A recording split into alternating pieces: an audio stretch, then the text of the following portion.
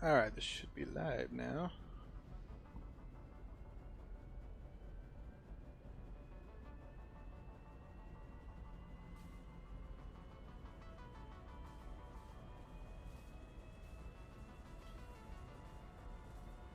Alright. Hopefully the game volume isn't too loud. Is that on 25?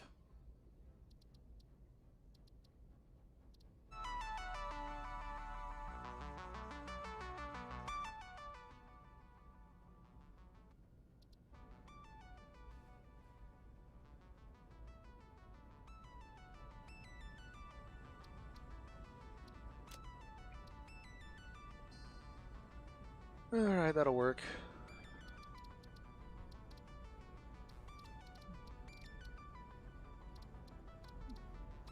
Being late is always fun.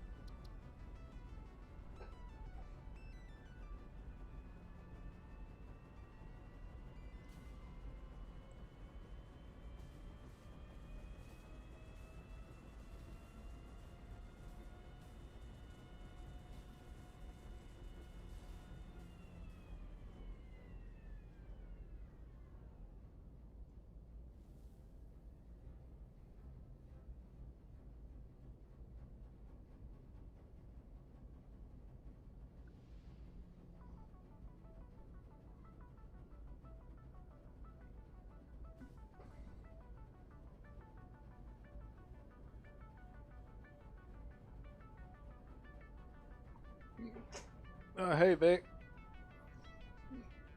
Thank you for the birthday wishes. This is like my child. This is like my first child. This channel. So I was gonna say something weird, like hopefully other people enjoy my child, but that just comes off as really bad.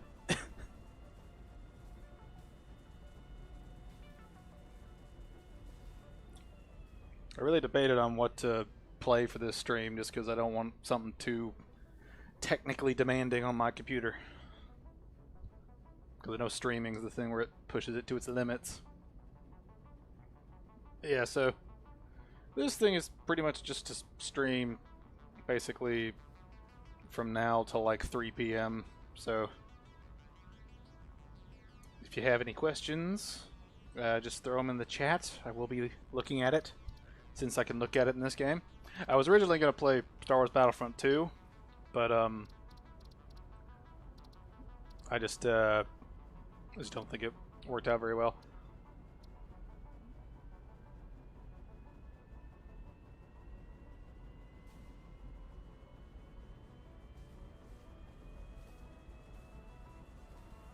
Alright.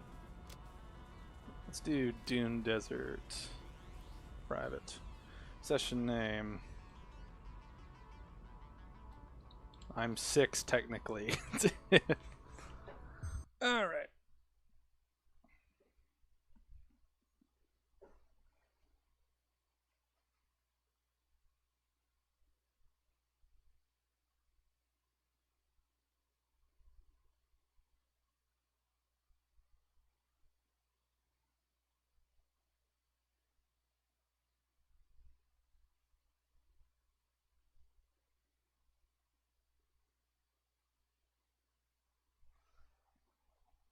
Got my soda, got my snacks. Very, very in huge quotations prepared. I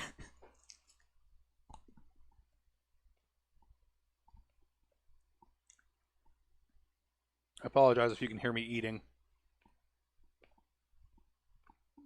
But I haven't eaten anything before the stream, so that might have been a terrible idea.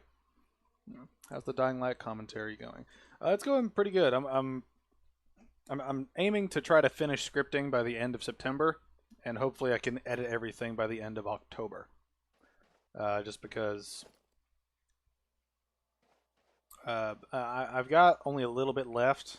Let me check my notes real quick, because I keep copious amounts of notes for this kind of stuff. If I'm correct, I think I have like 10 subsections to script left, which shouldn't take too long. I just have to sit down and actually script them. Yeah, let's see, I've got the second half of the story section to script, the mechanics section, the art and graphics section, and the conclusion. So that's probably going to be about maybe like 10 sections that I have to script. So that probably won't take too long. It's a thing where those parts tend to be a little bit easier to script because I don't have to go off of footage. So that helps get things done.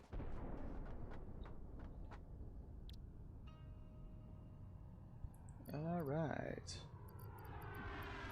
Where did I spawn in with all this stuff? I guess it skips some of the early stage stuff.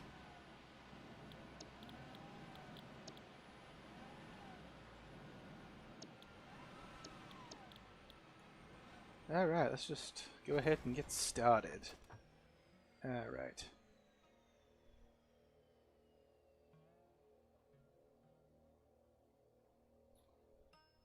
This might just be my streaming thingy that I might use for just whenever I feel like streaming stuff, is just take this game and stream it, just because it's real easy to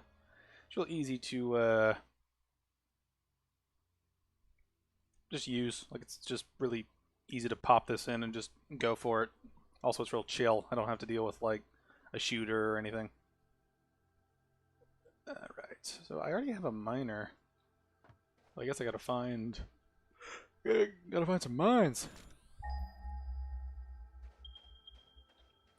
Oh good, one right over here.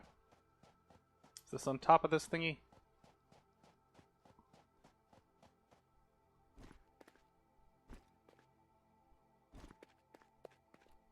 Aha, it is.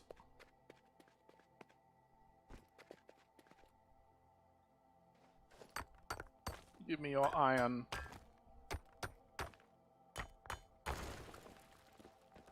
Alright, now we gotta put that miner down. Okay. Then I don't know how far we can take this. Let's see. That'll work.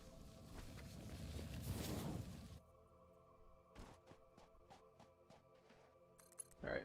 I'm gonna try to keep this relatively organized, that way I don't have a whole bunch of crap to deal with. Let's see, can I... When I use the snap function, it doesn't snap exactly where I want it to. It snaps in the way. It's not what I want.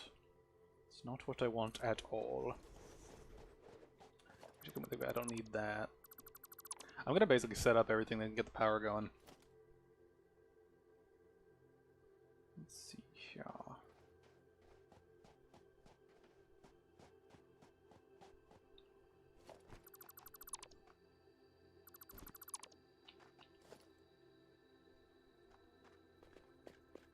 Use this platforming sort of thing to kind of help me get all this stuff structured.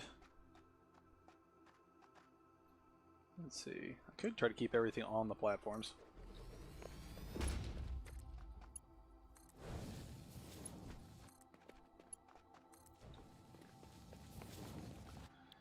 Alright, I need you to do that. Go ahead and throw that in there. Need you to do that. Alright. Now we gotta find some fuel.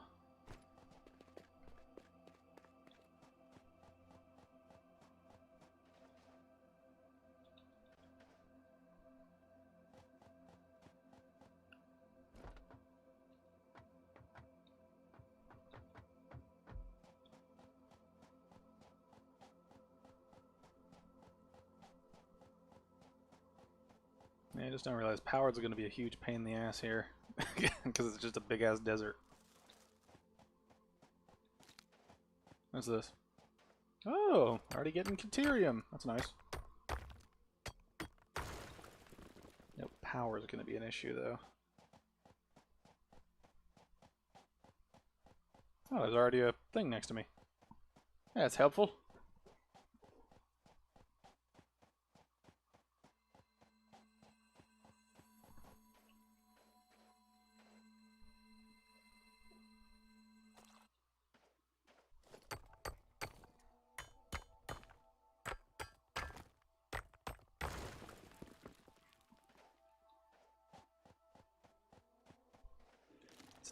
You don't see me.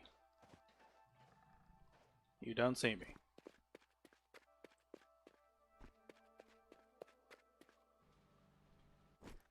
See, I need to gather a whole bunch of power. That way I can set everything up at once.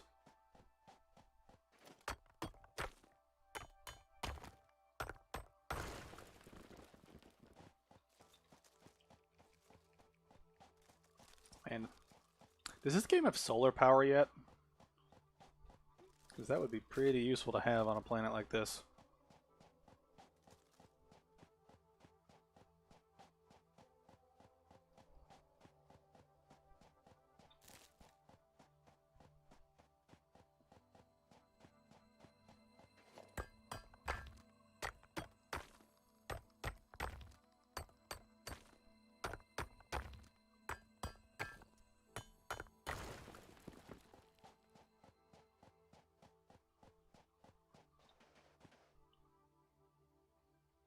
Woo. What did I pick up? Does that count as foliage?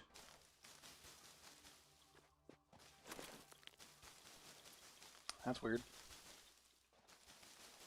Alright, I want to get like one stack of everything, or at least try to. Then I'll head back.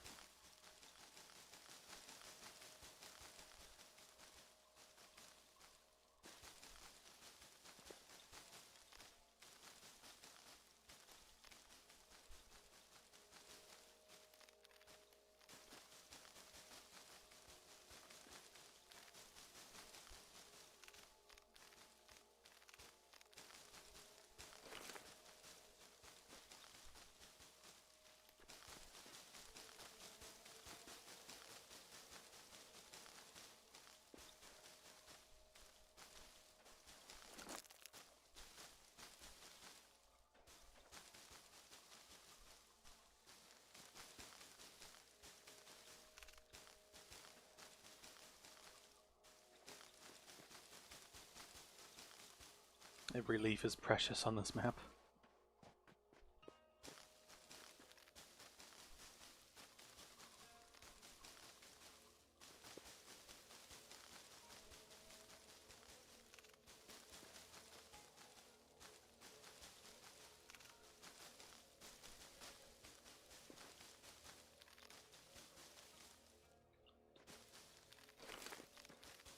Here's some more wood.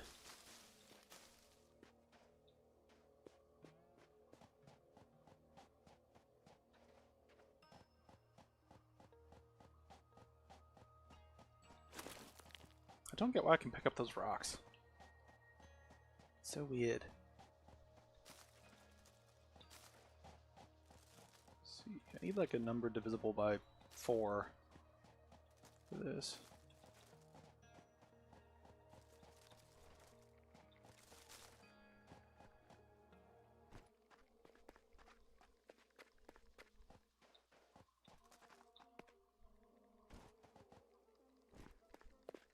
There's more iron around here.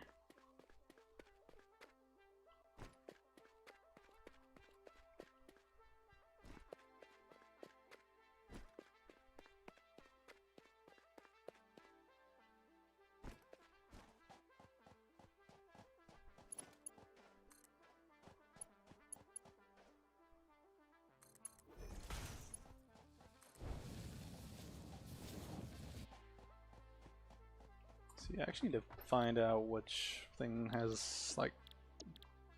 Because I know one of these things lets me craft stuff. Okay, so I don't know how to make the,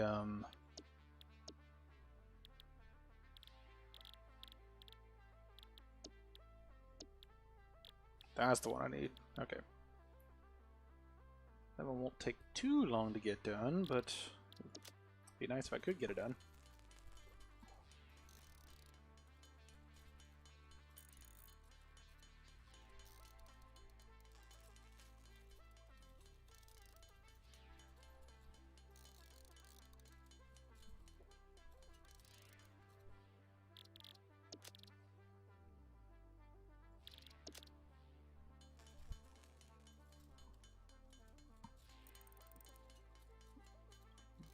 What games am I currently working on? I'm working on a. I just finished up a Evil Within no commentary, and I'm trying to get through the backlog of games that I've played but not done a no commentary for, just because I've noticed that there is kind of a market for people that don't want to watch games with commentary. So I'm gonna try to appeal to that as well as with the commentary.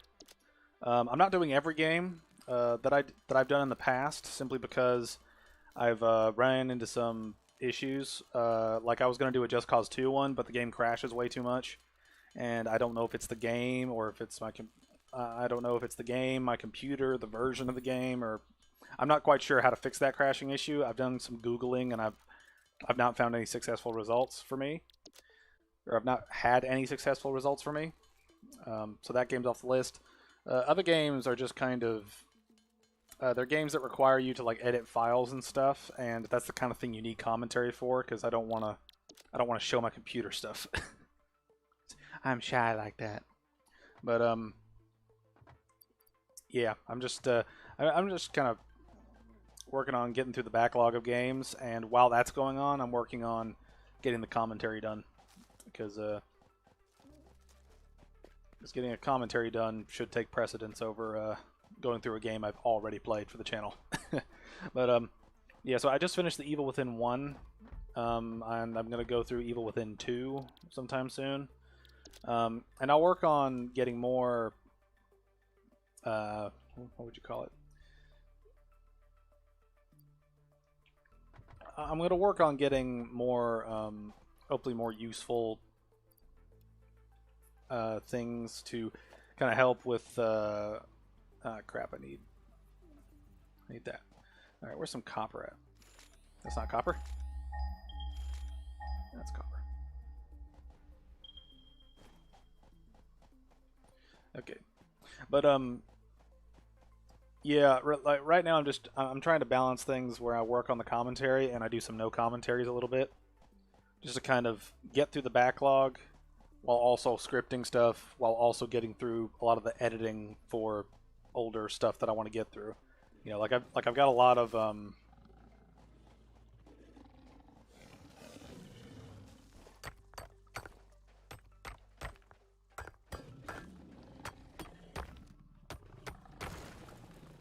Hey, can you not do anything to me?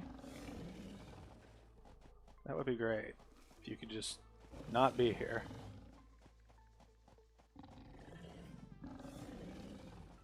Serpentine.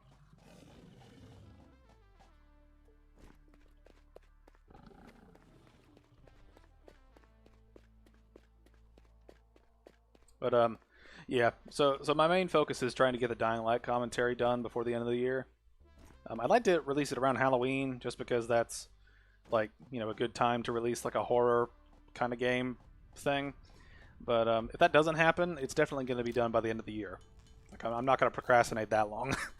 But yeah, my main focus right now is just to get that done, and the stuff on the side is mainly getting some no commentaries done for the backlog, and doing a lot of editing. Like I've been doing a lot of editing for just the projects that I'm for the best ofs. Like I've been working on a best of while editing, and just trying to get. I'm trying to bounce back and forth between a couple projects and not spend too much time on a single thing, because I'm trying to prioritize my time better.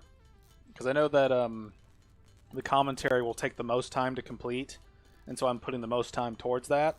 But I'm also trying to dedicate at least like 2 to 4 hours, you know, at least 2 to 4 hours a day, just to get something done besides that.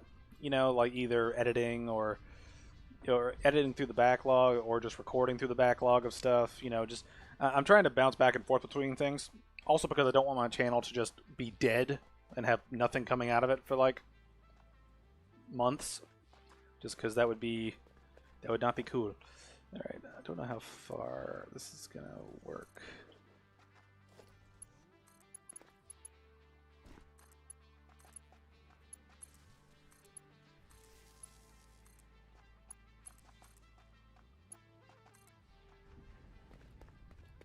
All right, let it begin.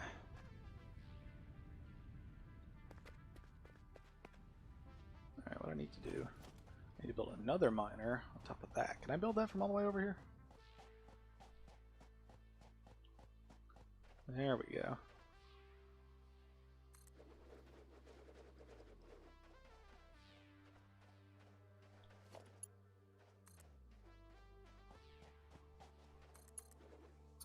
Alright, now I just gotta wait for that to do its thing.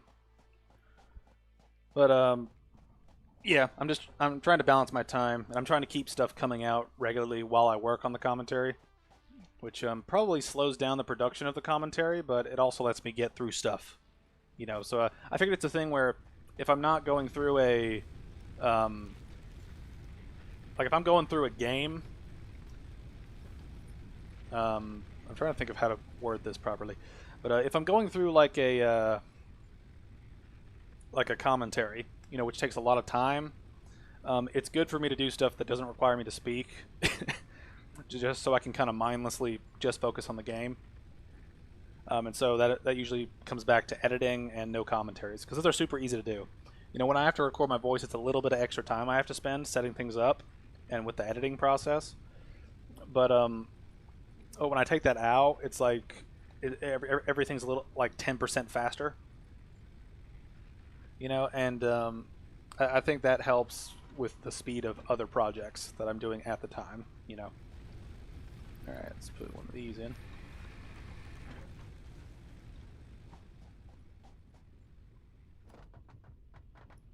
Alright. I'm gonna try to get a bunch of things going here. Smelter, okay. We need that, and we need that. Alright, I'm gonna put that smelter over here, so it's out of reach of those darn whatchamacallits that run around and boop you in the butt. Not fun. Oh, we're getting so close. Okay, then I need the constructor right after this.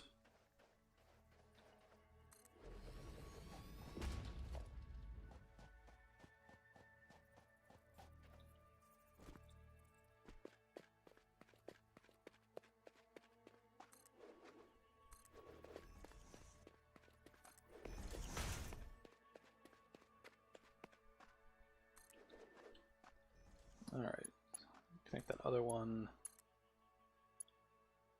Actually, no. Make sure I don't do the wrong one here.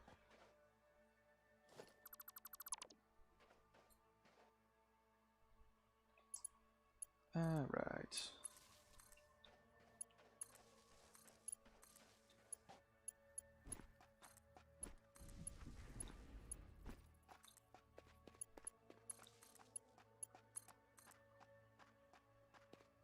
Come on, get in range.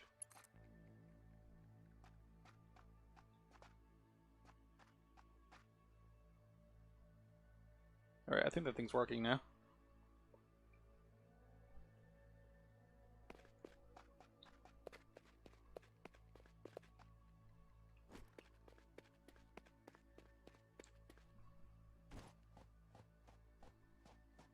One thing I've been kind of enjoying going back through is going back to the Evil Within was weird and interesting to me, because if I remember correctly, I think I played the Evil Within while playing Resident Evil, like, so I kind of mished and mashed them together. After going through both series and kind of like having some time to think on it, I've really come to like have mixed feelings about the initial Evil Within, just because it's so like it's like the first one. Like the first one has a lot of. It feels like a lot of good ideas that are implemented poorly, and a lot of bad ideas that are you know, implemented in a very annoying way. So it makes it very difficult for me to care, but about it. But Evil Within 2 I actually really enjoyed, and I wonder if it would be good to just, I don't know, just kind of maybe like, because I thought about making like little rant videos, like just a little like short, like, well, I say short, but I don't really know how long they'd be. You know, just little videos where I just kind of ramble about the games that I've played and what I think of them. You know, not like a in-depth review or a critical analysis like the commentaries are, but just something quick. Ah, shit, did I overburden it? Or does it need more? Oh yeah, my consumption's way higher than it needs to be. Okay, that should even things out a little bit. There we go. Alright. But anyway. See, that's my spiel on it. Is I thought about doing that for the Evil Within, just because the Evil, like a lot of games, some games don't really get a reaction from me. That's very strong. Like the Metro games are a good example of that. Like when I played through Metro 2033 and Last Light, I didn't really care too much about the story and about the characters that much. I thought it was an interesting premise, and I liked some of the mechanics involved, but it wasn't a game that elicited a very strong reaction from me. You know, like it was very like I just I didn't have strong feelings for it one way or the other. Like I think it was like I thought it was a good game, but I didn't think it was like a great game. You know, and I've noticed that a lot of games have been kind of like that, but some of the games that have a more I guess visceral reaction are games that I would like to talk about. So like the Evil Within, the Resident Evil series, because it's a thing where playing through the Resident Evil games, I've had like very, very mixed feelings on the whole franchise. Like the remake of 1, I thought was really good and like a really fun game, you know, even though the controls were weird. You know, but after I got over the controls and basically got good at the game, I actually really enjoyed it and really appreciate it and really like the design choices of it. The remake of 2 and 3 had problems that kind of annoyed me.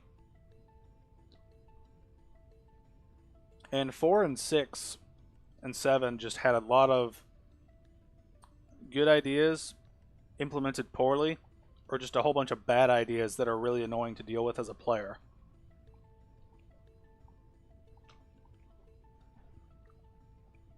You know, like and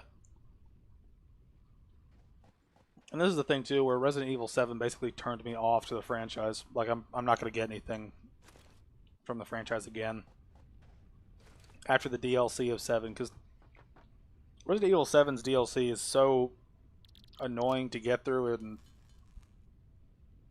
actually play, simply because there's so much. There are so many scripted sequences where, and so many sequences. Well, there's so many scripted sequences that kill you, that you have no idea will kill you until you get caught in the trap. Basically, like there's no way out. You know, it's trial and error gameplay, and trial and error gameplay in horror games is obnoxiously annoying, and that's why I had so mixed feelings about the Evil Within. You know, because Evil Within 1 has a whole lot of trial and error bullshit moments, you know, where, you know, if you do something wrong, there's no way out, you know. And there were a lot of times, as you'll see when the no commentary comes out, that there were a lot of times where I just, you know, it's like the game was trying to create a certain scenario, which I completely understand that horror games have to do that. But then there were moments where I would just get butt fucked by the AI just because of the way the AI works and the way the mechanics work, as well as just the way that certain systems work for certain boss fights or certain encounters. You know, like dealing with Shade, the high-heeled like fog light monster. Like dealing with that enemy is such a pain in the ass because it slows you down with the light, which makes no fucking sense to me. Like, why would the light slow you down and prevent you from using items and stuff like that? And also, just why can Kidman not use an axe when an enemy's coming at her, as opposed to when like she sneaks up behind them? Like, an axe is an axe. You can kill shit with an axe. It doesn't matter if they know you're there or not. You know, and just there's a lot of like annoying mechanical moments that make me sigh and wonder Like, why the fuck did you make this so restrictive? You know, like they restricted so much with that game. Now, Evil Within 2, I think, was a good step forward in a lot of aspects. I liked how it was a little bit more grounded in terms of the STEM system, like in terms of the actual world. I like the open world bit. I always think open world is a good idea if you can implement it well.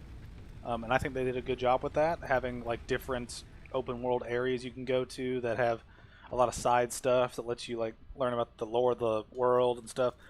You know, I just think Evil Within 2 was pretty good. You know, and I think the first one is a very mixed bag.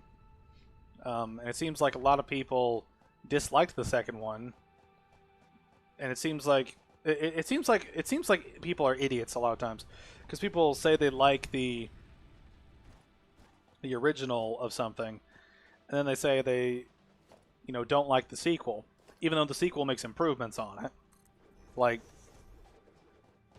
even though the sequel makes a lot of massive improvements on it and makes it where the gameplay is not nearly as trial and error bullshitty. You know, like, and that's my biggest complaint with the Evil Within. Like, the two biggest complaints I have with it is that the narrative is terrible. It's a game that loosely tries to stitch a whole bunch of things together via the whole nightmare idea and how it's all like a simulation and shit. And that's just annoying to me.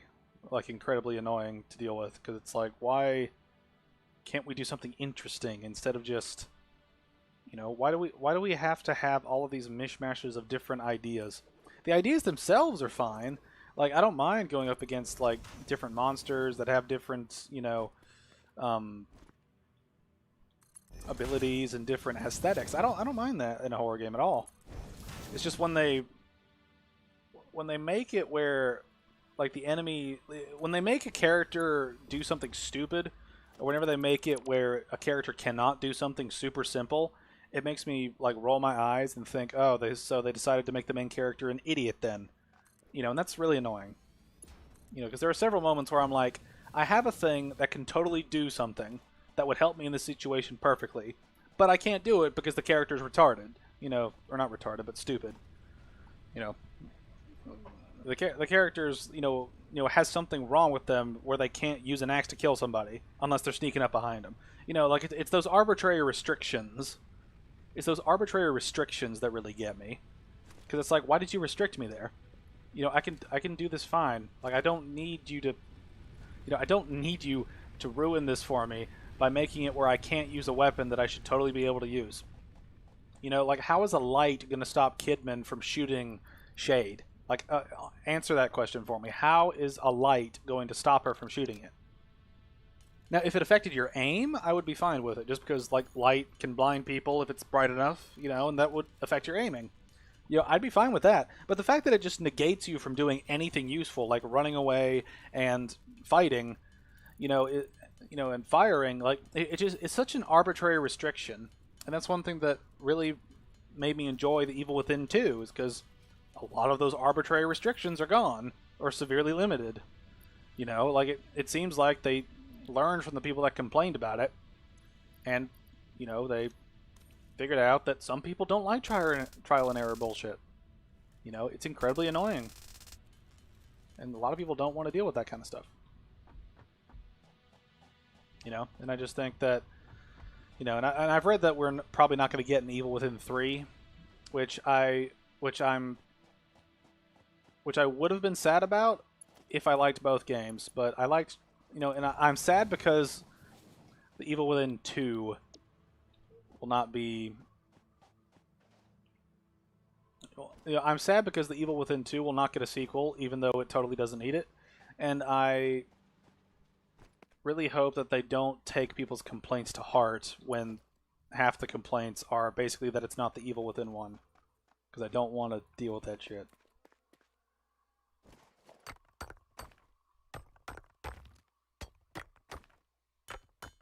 I don't know how much of that I need. But, yeah, just, there's been a lot of moments where I've been kind of sitting there wondering, like, why did you make this creative decision in the first game? And then I was like, wow, that's a cool decision in the second game. But apparently a lot of people didn't like the second game. So it's like, okay, so you want trial and error bullshit then. You want a game that randomly throws stuff at you that has no cohesion, and you want to get, you know, it boggles my mind how many people ask for games that have bad design choices, and they don't see the good design in it. You know, like, because to me, like, good design and bad design is simple. It's like, is good design, like, does good design create a fair situation that does not annoy the player? You know, because we're here to play games to enjoy them. You know, and it's a thing where some games have consequences, and I understand that. You know, like Dark Souls. You know, is like I say, Dark Souls is probably a really good example of how to do difficulty, fairness, and taking things from a predecessor and improving upon them. Same with Doom Eternal. Like, I think they're both really good sequels or spiritual sequels to what came before, and they understand what made those games great, but they also understood the problems that those games had. And I think it's important that, you know, developers, you know, and people in general, especially critics. Critics are terrible about this, where they will blindly hate on something because they didn't like it or because they weren't able to succeed at something, even though they simply weren't paying attention or they just aren't good at the game yet. You know, like the notorious people that shat all over Doom Eternal because they, you know, it's like they complained about Doom Eternal having a story that was much deeper than the first game, and it's one of those things where they complained about the game being too light in the original Doom. It's like, what kind of story do you actually fucking want? Because I found the story in Doom Eternal to be pretty solid. It was really good at world building.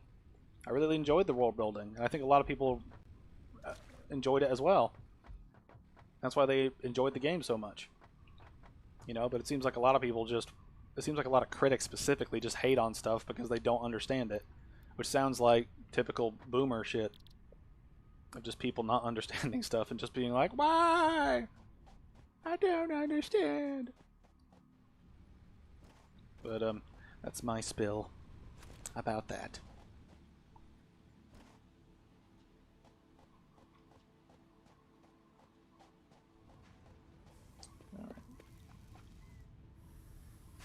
Alright, it's 30 per minute. What's this producing? 30 per minute. Okay, so that's not gonna change anytime soon. This, however, is doing 60 per minute.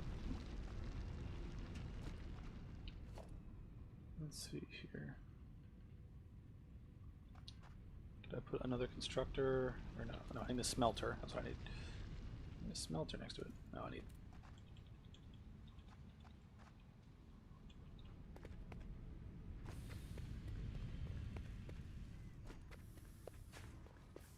Just the way some people criticize games is just confuses me. It's like some games I love, and people don't like them because they don't get it. You know, and even when I explain to them, you know, that it takes a little time. You're not gonna. This isn't an instant gratification game. But I don't know. I feel like some people are just like, the critical world is in a topsy-turvy place at the moment.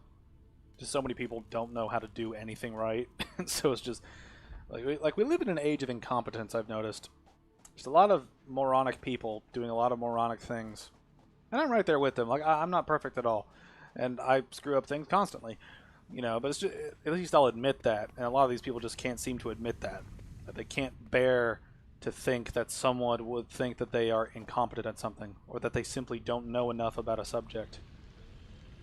You know, it's one of those things that just, it's such a strange situation to be in when you've got so many people that, you know, want to be a part of something or want to, you know, sound like they're smart even though they don't know what they're talking about. And also people just do a whole ton of gymnastics, not just to not be called one of the many isms that people throw around. You know, like, I don't give a. It's like if you're a good developer, you're a good developer. It doesn't matter if you're racist or not.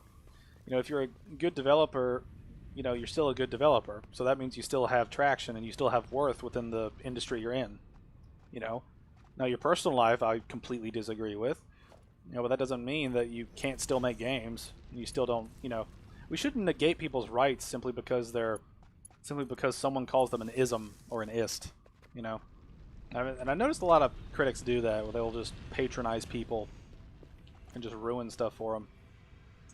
Alright, I need to figure out how to make the I need to finish this thing specifically.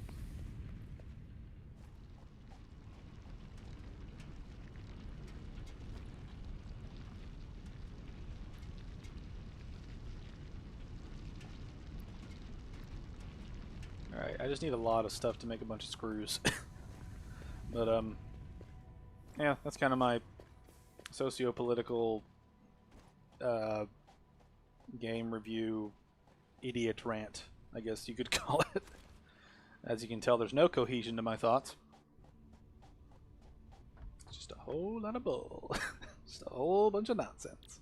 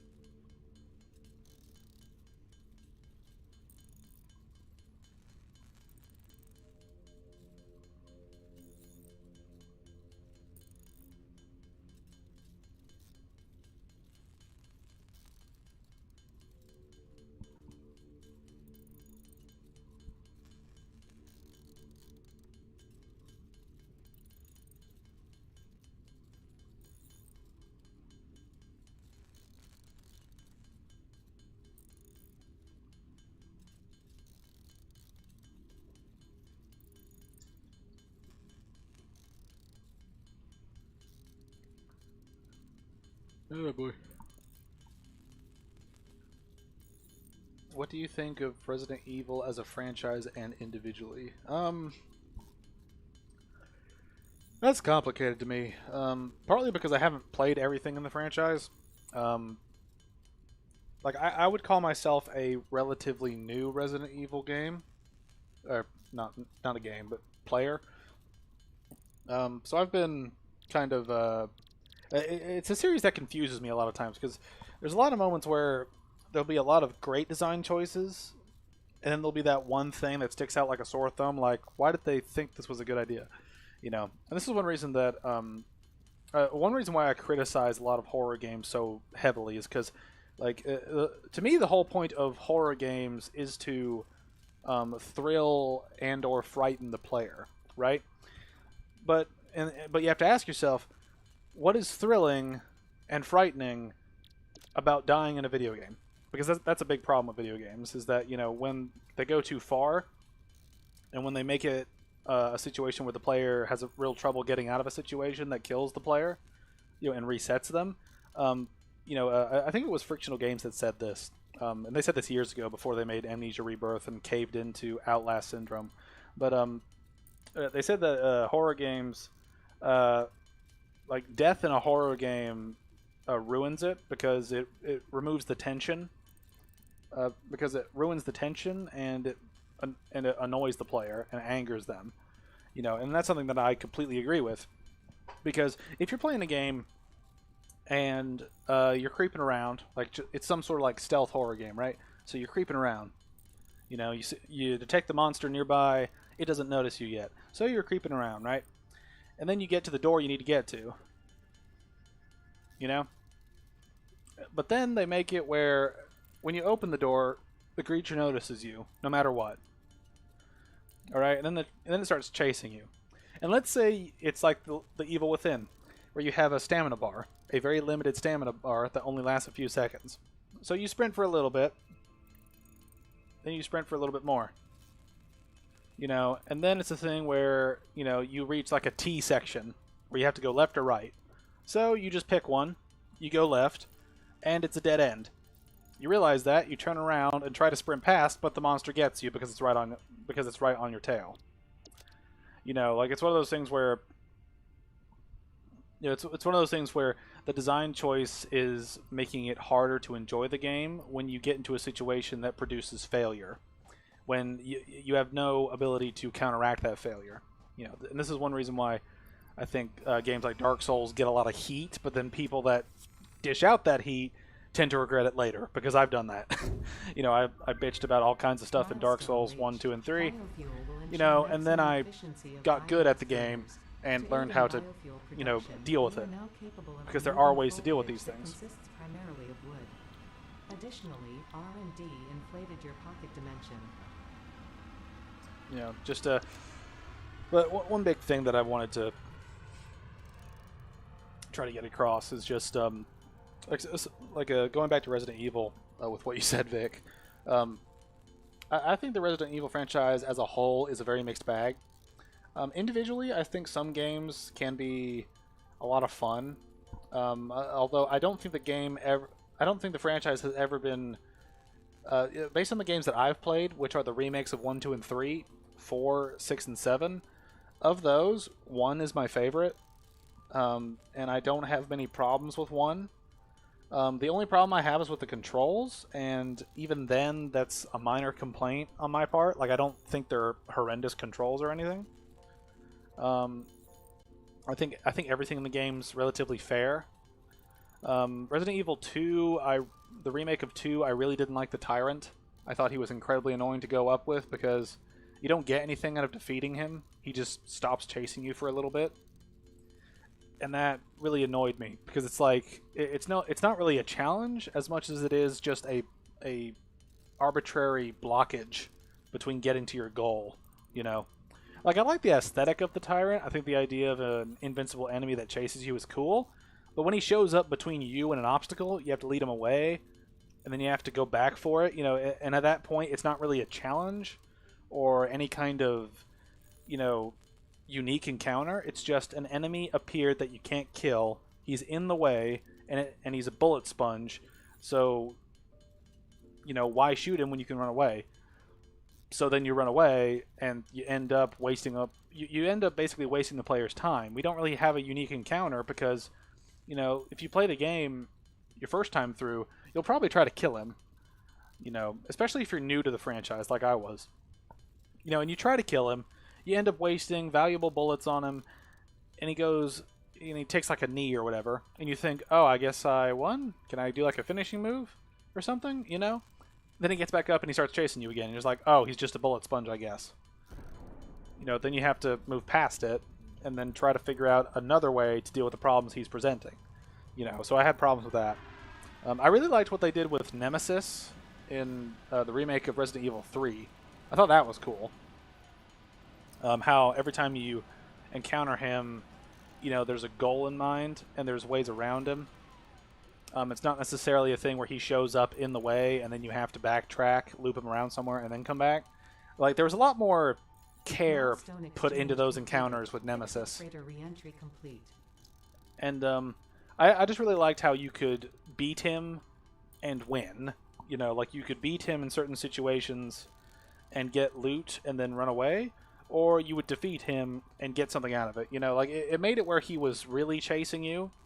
It made it where he was chasing you. He was a serious threat, but he also gave rewards, and it wasn't an arbitrary extension of playtime. You know, a lot of the times you fight him, you're running from him, and it's like an action-packed moment where you can avoid him, you end up slipping away from him, or you end up fighting him and getting something from it. You know, with the Tyrant, in the remake of 2, he just shows up and is just a bullet sponge. You know, and he doesn't die either. Like, it's just a waste of time, it's a waste of ammo. You know, and that's my biggest problem with game design, is that bad game design, in my eyes, is wasted time. You know, this thing is made this way, and you, because to me, the value of a game comes from the time that you enjoy it, not the time that you play it, but the time that you enjoy it. And a lot of games have a problem where they will create a thing, you know, and then they won't really keep up the enjoyment throughout it. You know, like Outlast, for example. You know, like, Outlast is just a gore fest at the beginning, but by the time you've played the game for like 2 or 3 hours, the game has gone through basically everything that it's going to throw at you. You know, like after Traeger, you know, kind of the halfway point of the main game, it's just a downhill spiral where you're just doing the same shit over and over and over. You know, find a switch, find a key. You know, hit a switch, find a key, open a door, avoid an enemy, avoid 2 enemies, avoid 3 enemies. You know, it's like, it's the same shit over and over and over mechanically, and that's one reason why people get bored with the game after a while, is because you're doing the exact same simple shit. You know, And it's a thing where a lot of games are, have those basic premises, right? Like Alien Isolation, which came out a year after Outlast. A lot of the time you're sneaking around, you're hiding, you're trying to detect enemies, right? Those are basic mechanics of the game, but you have so much else on top of that. Because you have all the different, mini games for hacking. You have to be careful of the enemies around you and of the alien. You have to be aware of, using certain weapons and using certain items. There's crafting involved. There's mechanical depth to that game, which makes it interesting and adds on to the basic mechanics of sneaking around, hiding, and distracting enemies. Outlast doesn't have that. Outlast is just you running around and trying to not die. And that's basically the whole premise of the game and all the mechanics involved. It's run here, hit a switch, avoid 2 enemies. Run here, avoid 3 enemies, hit 2 buttons. It's a very simple and repetitive way to design a game. And that's why I think a lot of people have had a problem with Outlast. Me especially. As I'm sure people know based on the best of and the walkthrough. Because it was a doozy. But yeah, that's my Outlast rant. Let's see, I need to. Man, I really need to get this other thing going. Let's see, can I put another constructor here? Floor is too steep. Another constructor on the ground. I threw it on the ground. Let's see.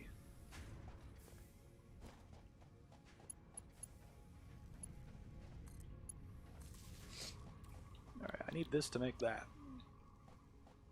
Alright, I don't have another container, do I? No, I don't. Yeah, I really need to get this pipe thing sorted out.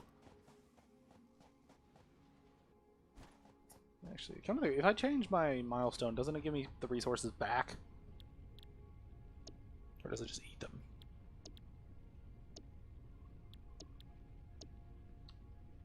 Because I really need to have that splitter so I can have these things being made. I mean, I don't really have to have it, but it'd be nice. Alright, so how much is in there? Plenty! Good for us.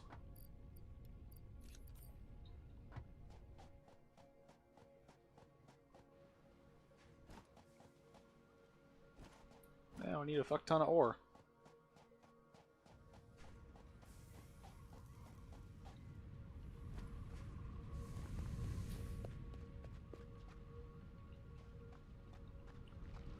See, I need 150 ore.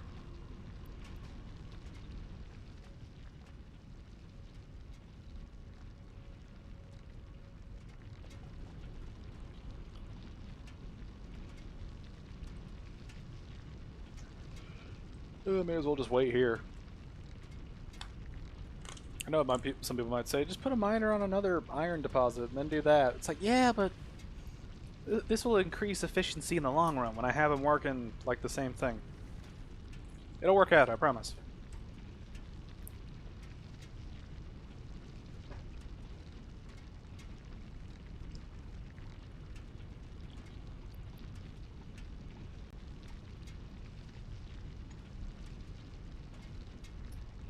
But, yeah.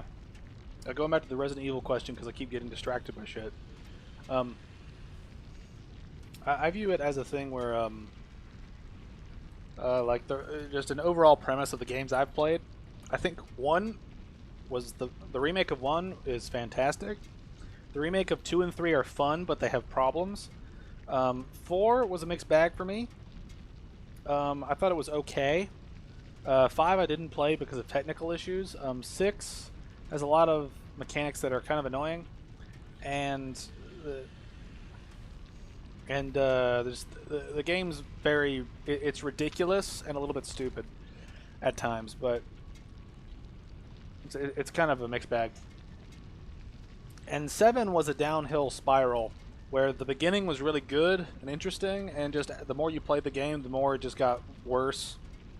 The story got worse. The game went from like survival horror to like action shooter, and it's like kind of takes away from the horror at the beginning when, you know, by the end of the game you have like you have like 6 different guns and enough ammo to like level a continent.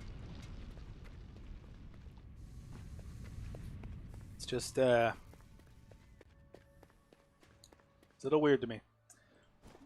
And also, Resident Evil 7 is the reason I did not pick up Resident Evil 8 and will not pick up another game in the future by them. I just the design choices there pissed me off so much to the point that I just gave up on the franchise. Which is nice to think about.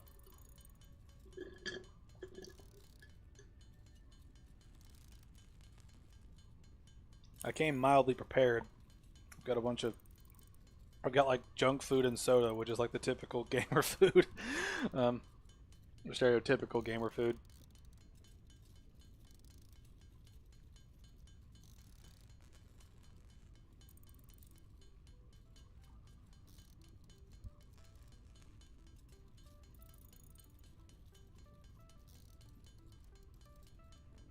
Once we get this iron rod thing going, we should be good.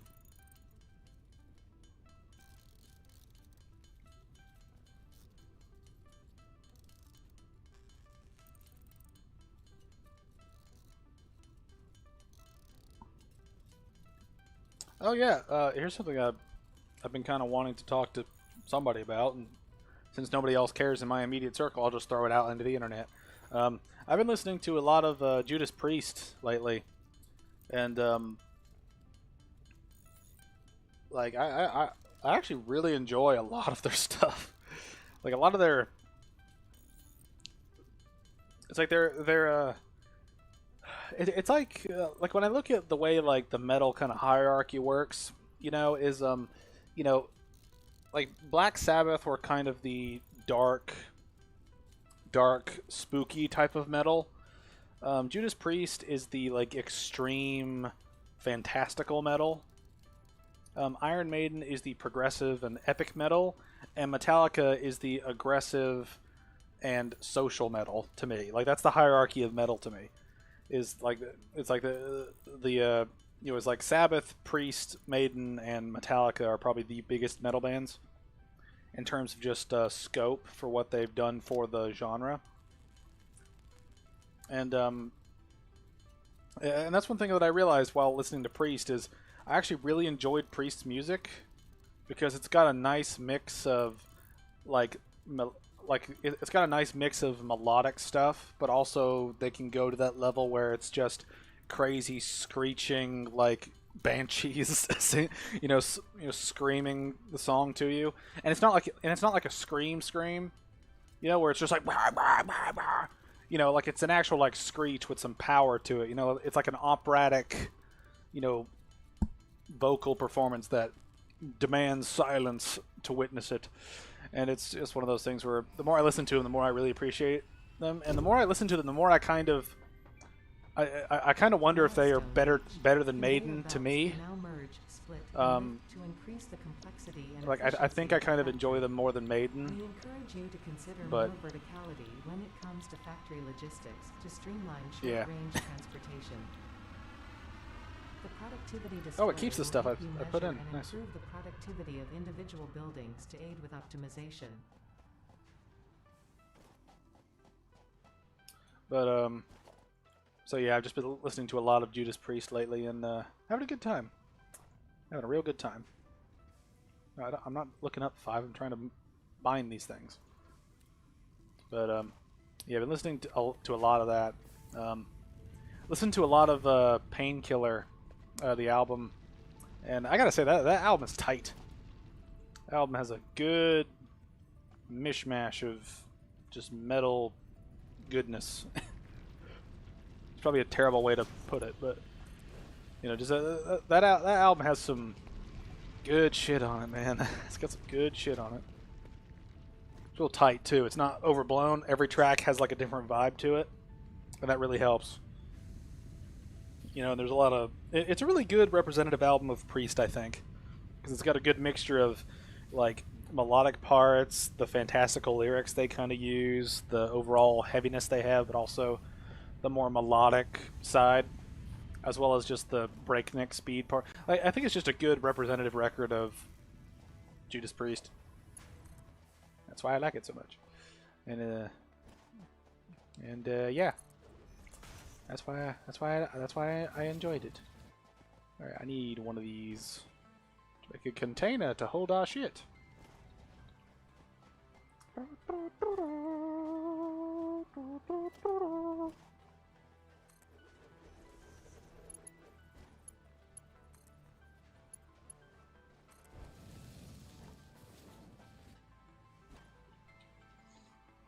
All right.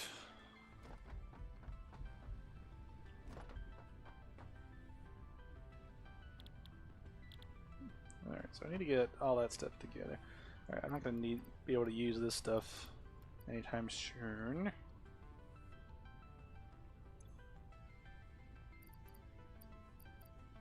Put food on my body. That'd be kind of funny. Okay, what else can I... See, I've got all these things.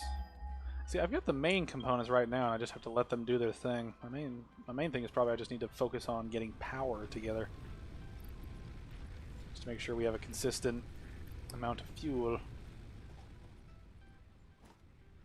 Also, we need a source that's not based in this stuff.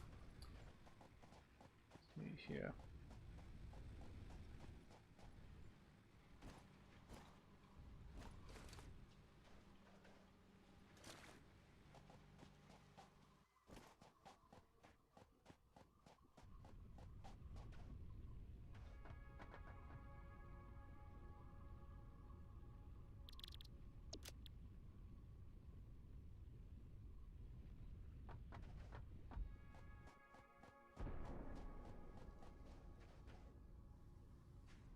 Yep, here it comes. Welcome back. Alright, I'm trying to figure out how to do this. Because I could just fuck off and do something else, but, I don't know, I wonder about that. Oh, shit.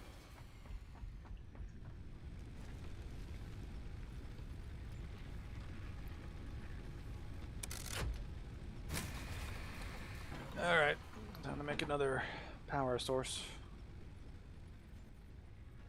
Oh, damn, I need more of those. I love how the conveyor belts continue to work even though we don't have power. It's a funny detail to me. Alright, let's just throw this down somewhere. Really need to work on getting more fuel.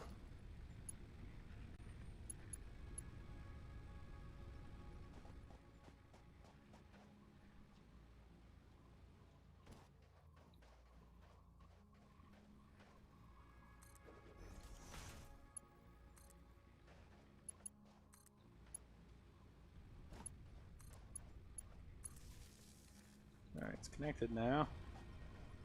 It should work, at least a little bit. There we go. Okay, really need to get more power going.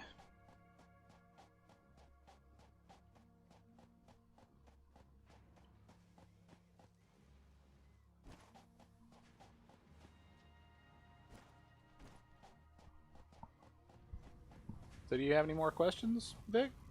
And whoever else is watching?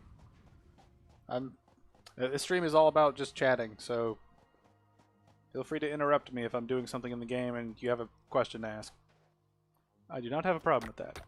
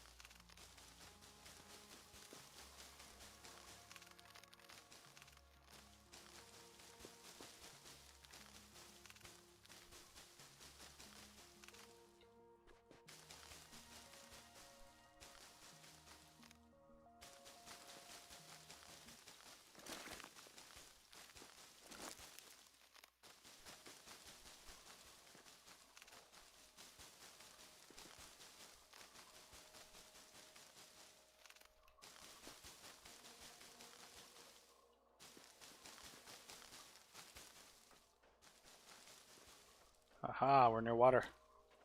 It's gonna be helpful.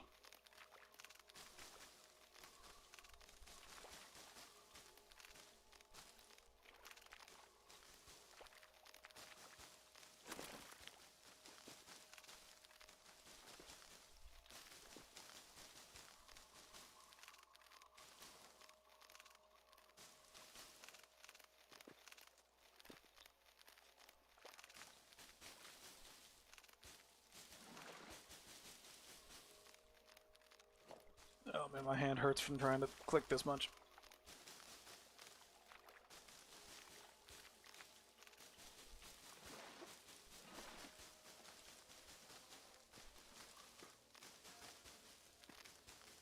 We'll stop once we reach 1,000 leaves and go back.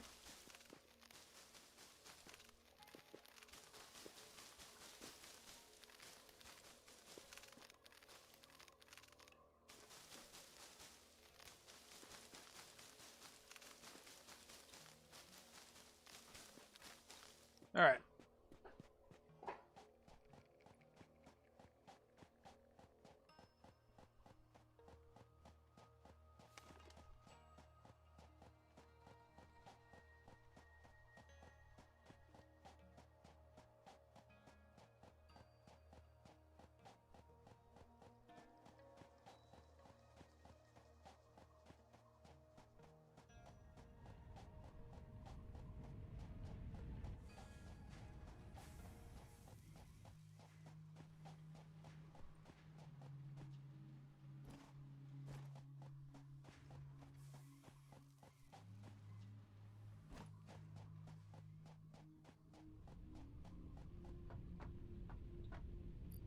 Alright.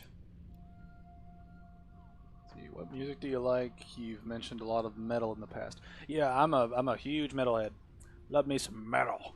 But yeah, I'm pretty open. Like I'll listen to anything. Some things I gravitate more towards for various reasons. Like I really enjoy stuff that has good guitar work. And like I enjoy stuff that has just good instrumentation, and that's typically metal, just because metal has a real emphasis on kind of the extremity of the music, whether that's the sound of it or the instrumentation itself or the musicality of it, you know. So metal really drew me to that, and also a lot of it is owed to Rock Band 2, because I played that game. And that game introduced me to a lot of bands that I would later come to love. And it introduced me to them because a lot of the songs that were the hardest in that game were from metal bands. You know, like I got into Avenged Sevenfold because Almost Easy. I got into Metallica because of Battery.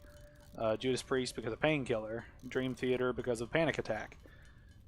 You know, Megadeth because of Peace Cells. You know, just a lot of the songs on in the set list, or not the set list, but in the list of songs in Rock Band 2 got me into a lot of artists, and I just had a great time with it.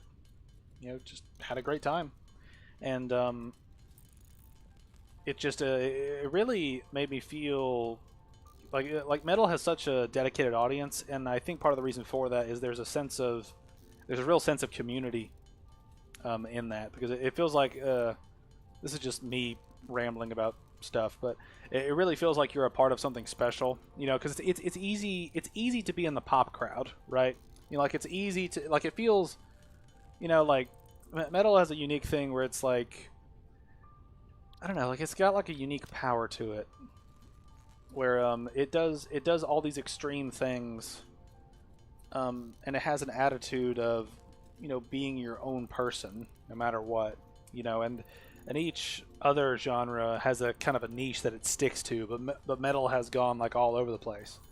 You know, like there's been pop metal, there's been rap metal, there's been country metal, there's new metal. You know, there's like punk metal. You know, there's classical metal, there's symphonic metal. You know, there's kind of, you know, then there's like straightforward heavy metal. There's like groove metal. You know, thrash metal. You know, there's all kinds of different metal out there, and that's something that really appeals to me as like someone who will listen to anything. Is I listen to metal a lot because metal's got a lot in it. You know, and it's a thing where metal as a genre has really branched out over the years, whereas other genres I've noticed tend to kind of stick to their kind of established types. Like pop and hip hop have become a lot more synthetic in recent years, and because of that, everyone can do it. But because everyone can do it, everyone's making the same thing. You know, and I just like metal just because it's usually got crazy instrumentation, crazy performances, and just I like the idea of it. Just you know, like metal is the genre that has balls. Like metal is the genre that has like some guts to it. Like metal will paint whatever picture it wants. Like you're never gonna hear, like you're rarely gonna hear any kind, like metal will cover everything, right? Like it'll cover war, prejudice, death, life, fantastical journeys, monsters, creatures, love, life, feeling invincible. Like there's so much in that genre that can transcend and you can do so much with it. And that's one reason why I just love metal so much. Is just it's a really good genre that lets people kind of do what they want, and also it's got a lot of good metal records have like a razor's edge sound to it. You know, it's music that's meant to pump you up, and a lot of metal does a good job of that. At least in one way or another, I guess I should say.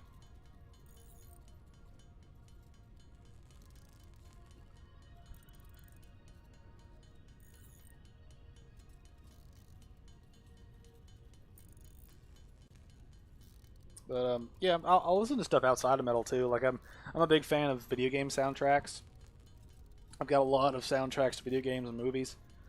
Like I just recently picked up the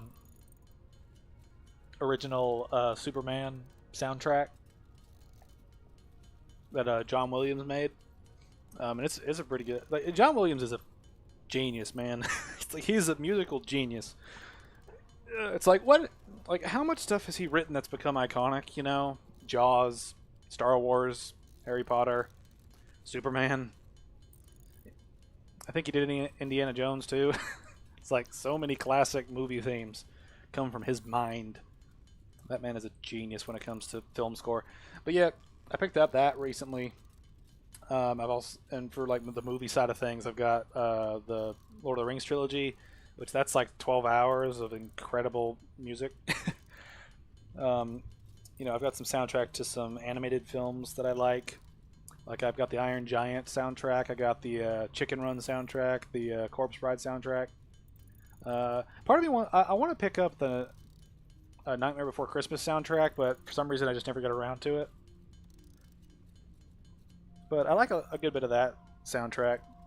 I like the musical soundtracks too, like I like the Sound of Music, Fiddler on the Roof, 2012 Les Miserables. And I enjoy those a lot. Like movie soundtracks, and some musicals I really enjoy. Other musics are a little too gimmicky for me. Like one reason why I enjoyed Sound of Music but not West Side Story was because like Sound of Music is like it's fun and whimsical, but when it's serious, like the singing doesn't have to deal with the seriousness, But then you get to West Side Story, and these gang members are, about to fight, and they're like tap dancing at each other. It's like there's nothing takes you out of this moment more than when a fight's about to break out, and these dudes are like dancing. It's one of those things that just doesn't mesh well to me. But yeah, when it comes to video game soundtracks, I've got a lot of soundtracks actually. I've got Amnesia: The Dark Descent, Bloodborne, Modern Warfare 2, Black Ops, and Modern Warfare 3 soundtracks. I've got the Dark Souls trilogy of soundtracks. I've got Doom 2016, Doom Eternal, and its DLC, which I had to find on the internet because they're not they're hard to find apparently. But yeah, I got those. I've got the World of Warcraft soundtrack for Classic, Burning Crusade, and Wrath of the Lich King. I've got the Dying Light soundtrack. I've got the Soma soundtrack, which is pretty good.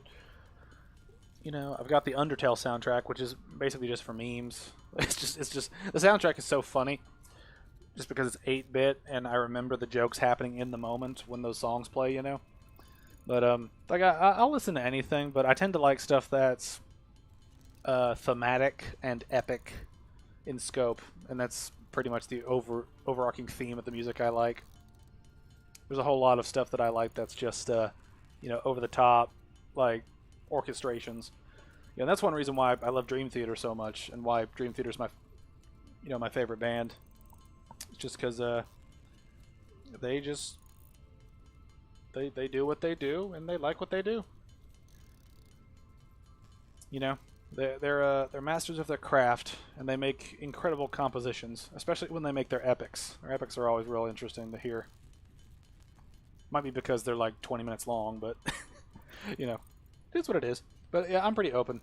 The only genre that I haven't had any interest in is country, and the only reason I haven't had any interest in it is just because I don't really, I don't get anything out of country music. Like when I listen to it, it's like, yeah, it's, you know, it sounds all right. You know, like I don't have any strong reaction to it.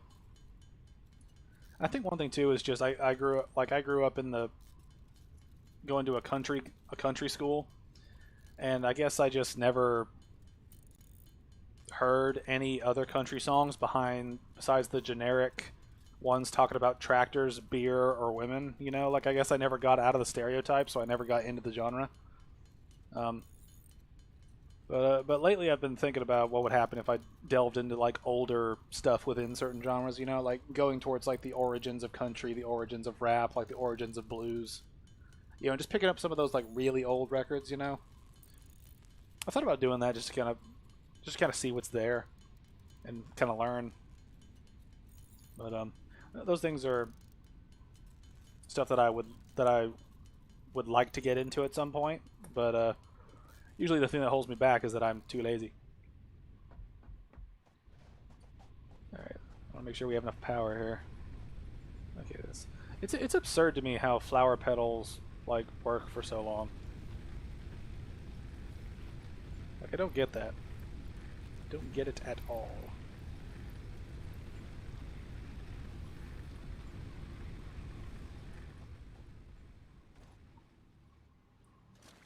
Alright, let's send this base building thing up.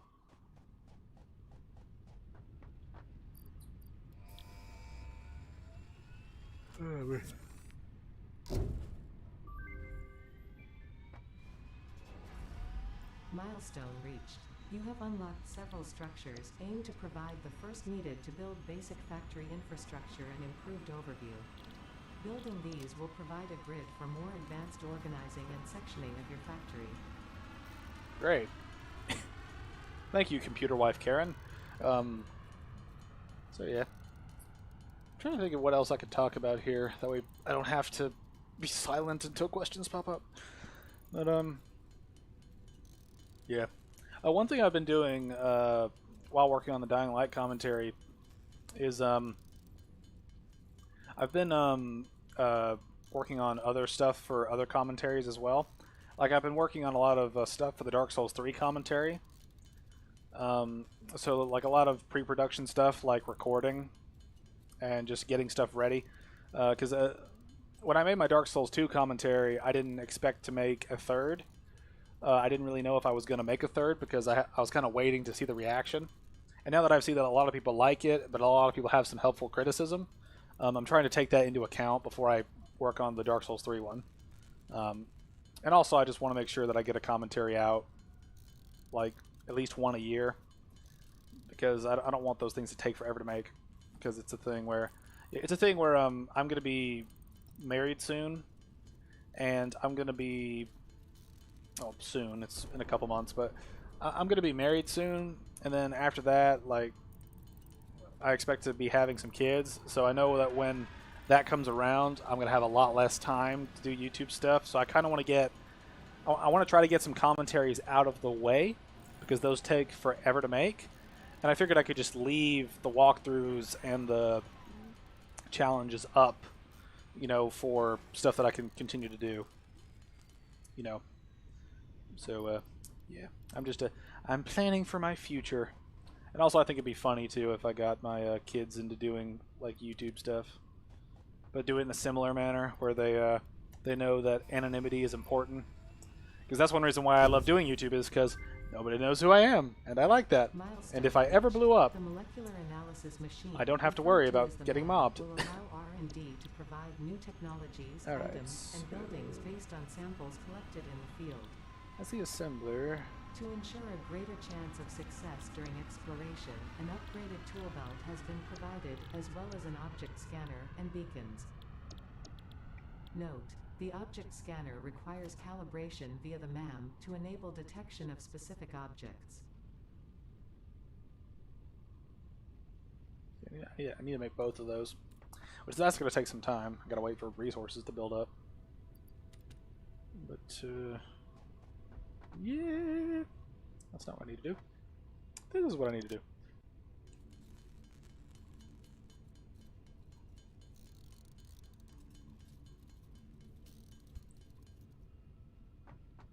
Alright, where am I going to put this MAM?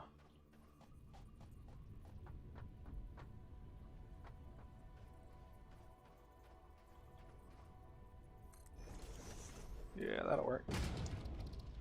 Alright, I have Caterium. I said I have Caterium. Which that will help in the production of stuff.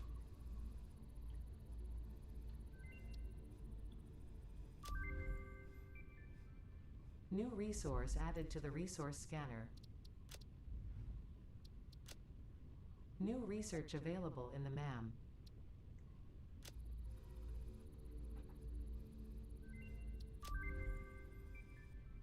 I don't know why I go down this tree. I New never do object anything with it. added to the object scanner. Let's see. Grab that real quick.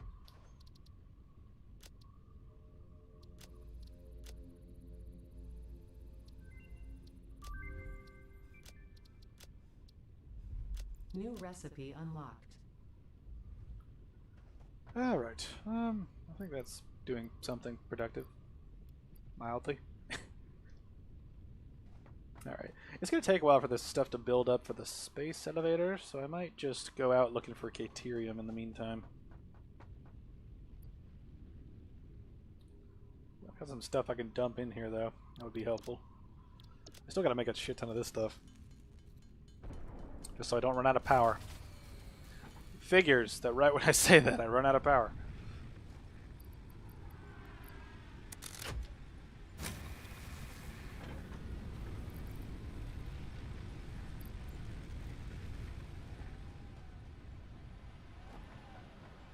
Alright, let's find some Caterium.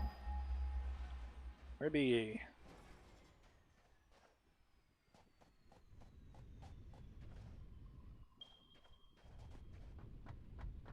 Alright. Actually, wait, before I do that, I need to make... Let's see, what's this? That's the thing I need to make. I didn't see it for some reason. Alright, let's build this thing. Build it right here.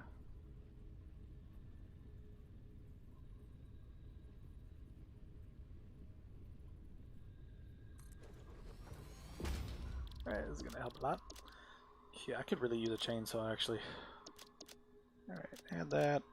Add that. Alright, I need beacons. I can make beacons.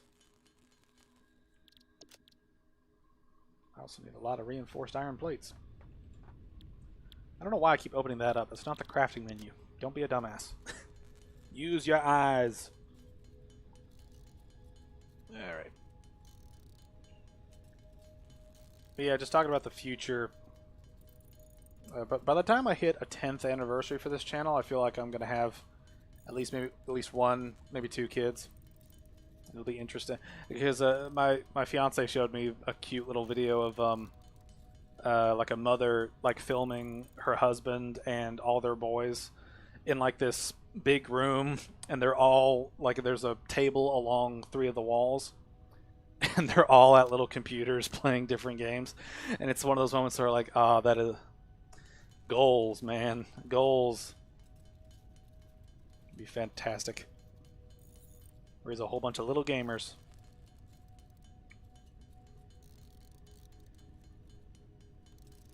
That's one thing though, is like I'm never gonna make a family channel.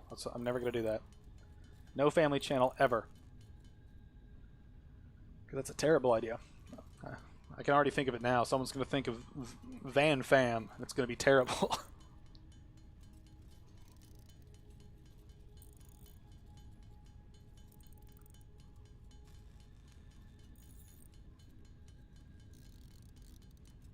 Alright. Got all those. Alright. We can make one of those now. What did we need for the chainsaw? Cable. Need cable.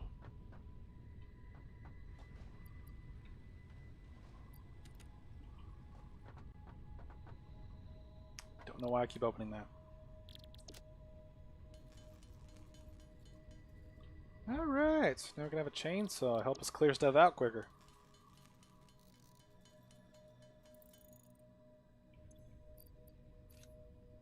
Alright. That's a nice chainsaw you have there.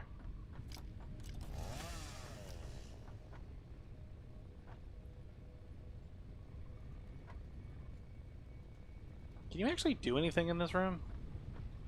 It's a nice detail, but I kind of wish there was an actual, like, you know, function. Like we should prepare meals, like a realism effect, you know? Like have it where you can like sleep so it's daytime, you know, or have time pass. That way you don't have to sit here and wait for stuff to develop, because that's a lot of what I've been doing in the series I've been doing for this game.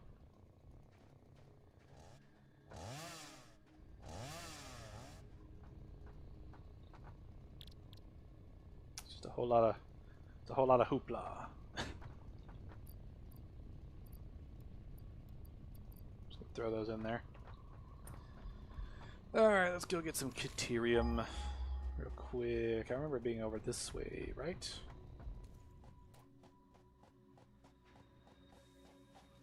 Yes. Okay.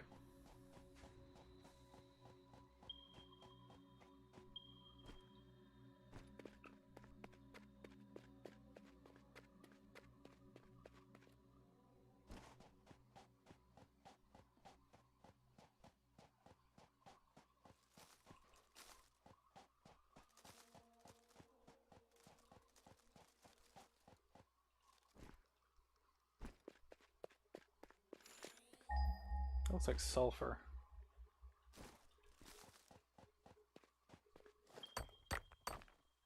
Data shows this as a mix of sulfide and sulfate minerals. It could be an indication of recent volcanic activity. A new research tree exploring volatile self-defense applications can now be accessed in the MAM. Nice.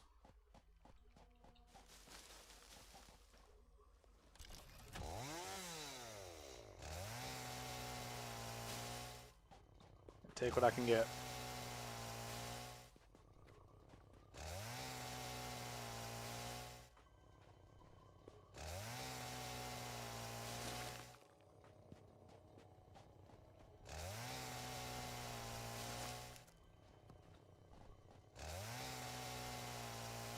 Damn it, I was trying to avoid waking you shitheads up.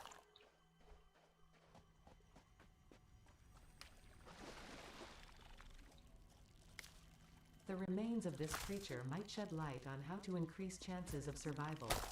A new research tree can now be accessed in the MAM.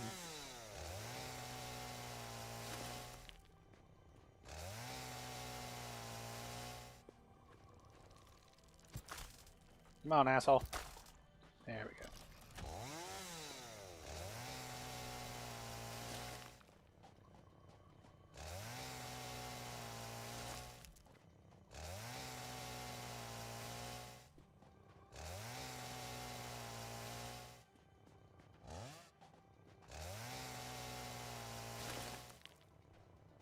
I like how I came out here for Caterium and I'm getting completely distracted by this.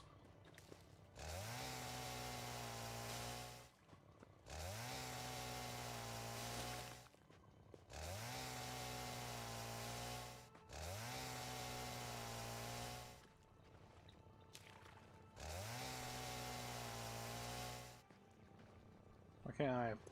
Oh, my inventory's full. Well, shit.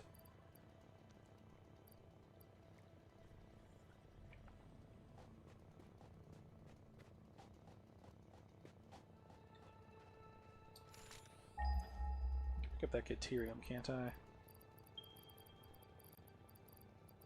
Thought I had some in my inventory somewhere. Apparently I don't. Well, shit.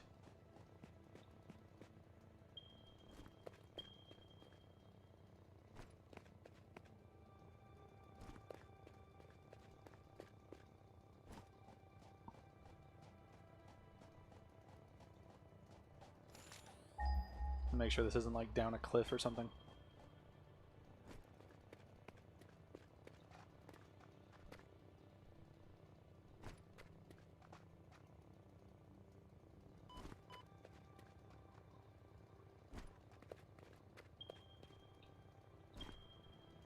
There was a big ass ocean looking thing over here.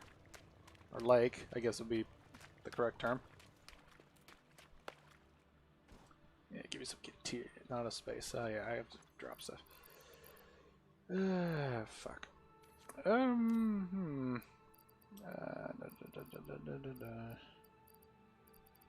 I have a tiny batch of leaves somewhere? No, I do not.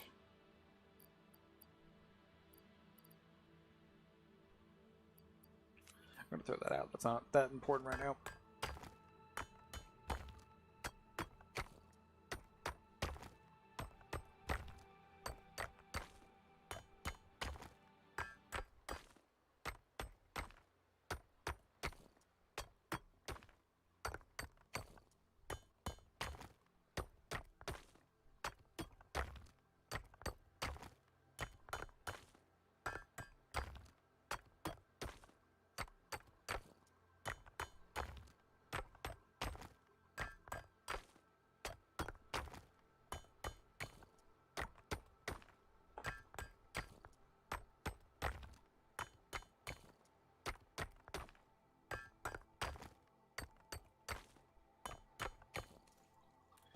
Alright, that's enough.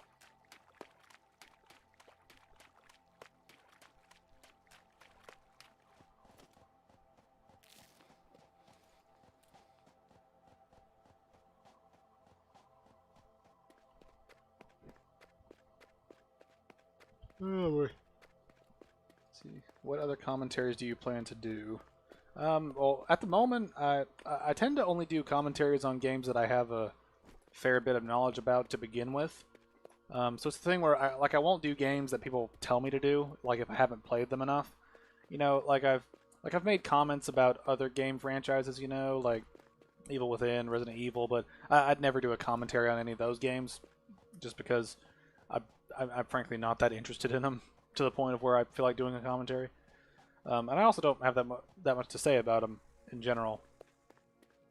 But like in comparison, you know. But the other commentaries I've got planned are I've got the Dying Light one. That's the next one I'm going to finish. Then Dark Souls 3 will be another one. And then after that, I don't know what I'll do after that, but I would like to do one for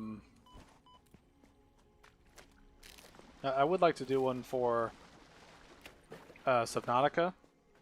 Maybe Below Zero if I find Below Zero worthy, because I played Below Zero and got most of the way through the game, but near the end, like, the game bugged the fuck out for some reason, and I couldn't get to a vital, like, quest location, and so the game basically just shot me out of it, and I didn't want to have to create a new game to be able to experience that. And also, I was recording at the time too, so I looked up a whole bunch of different things. I spent like 4 hours searching for it because I thought I missed it, you know. And then I looked up the console command to teleport me there, and it teleported me to an ice chunk that didn't have a base on it. So basically, my playthrough was ruined, you know. So I was like, I'm gonna have to make a whole new thing to be able to find this, you know. And it's the thing where someone said you could delete your cache, and it's like, yeah, but you know, I found that out after deleting all my progress. So I'm gonna start fresh. I don't know when, but hopefully sometime in the future. And at that point, I'll, be able to go through the game, and hopefully I won't run into any bugs. Because I got through a fair portion of the game before I actually ran into that problem. So it was a little sad because I was so close, and yet still so far away. Because now I have to redo it all. But I'm gonna do a commentary for Subnautica because I really enjoyed Subnautica, and I think it's a fantastic game.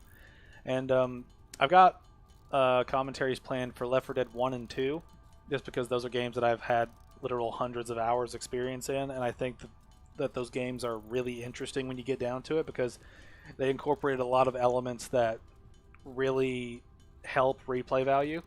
And people still play it. And a fair amount of people still go back and play Left 4 Dead and Left 4 Dead 2, even all these years later, And I might combine those two. I might combine the two commentaries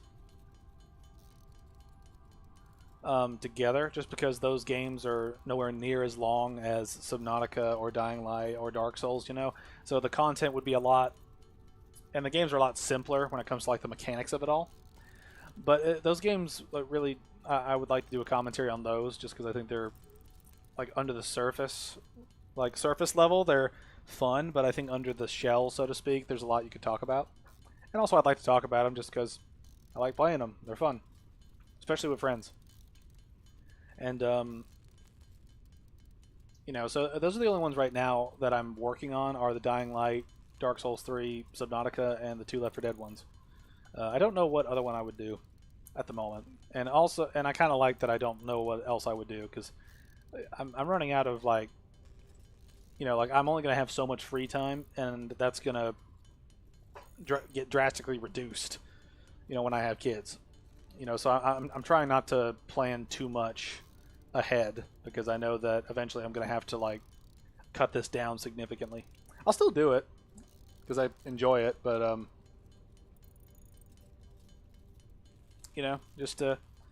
looking forward to the future, but I know that the future is going to be very time consuming. Which makes a lot of sense.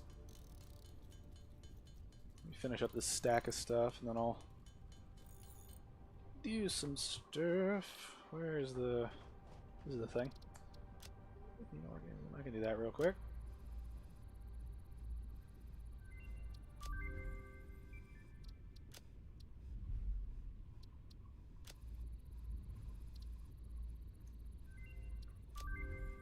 Great.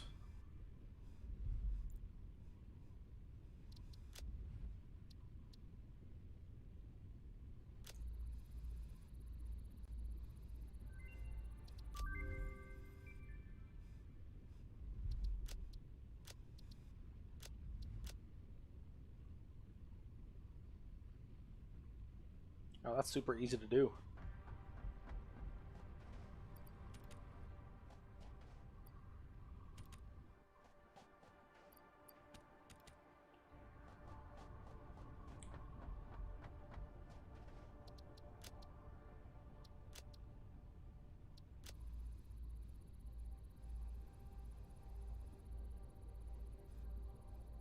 Alright, that'll take a bit. Alright, I believe I'm going to be one short because I only got 99. Oh wait, no, it takes 3.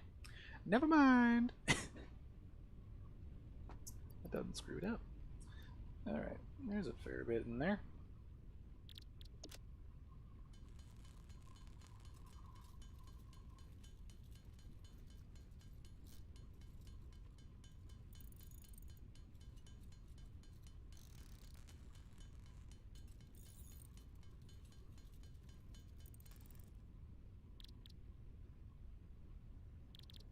See here. There's a lot of that I can get rid of.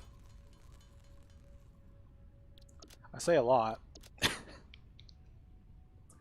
not quite a lot at all. Alright, I might have to make another one of these.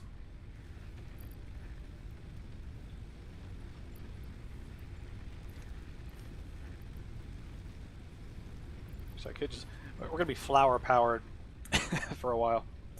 Alright, how much does it take to make another one of those? Okay.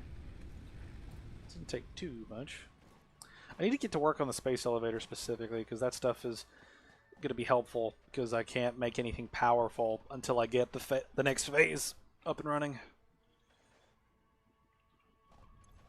So I really got to wait on a bunch of stuff. Oh, I've got more in there. I forgot about that.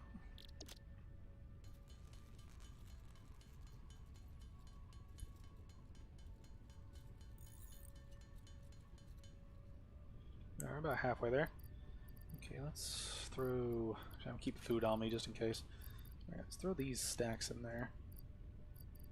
Don't need that many. Let's craft up all this junk.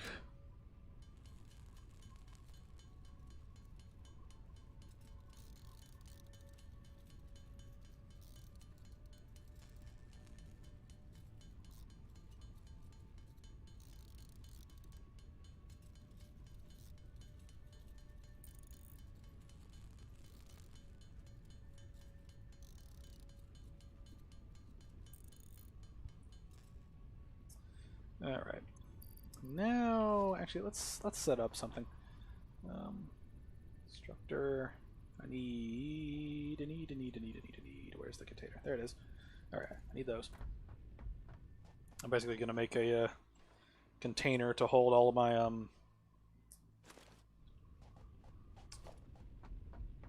I need more steel plates or iron plates. I played some Space Engineers recently, and so I'm getting things confused. All right, so I'm just gonna throw that over here.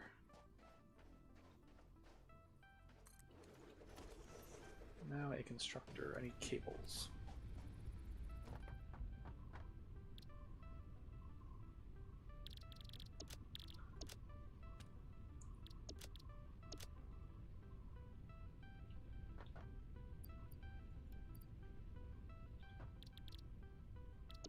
Just need some cables.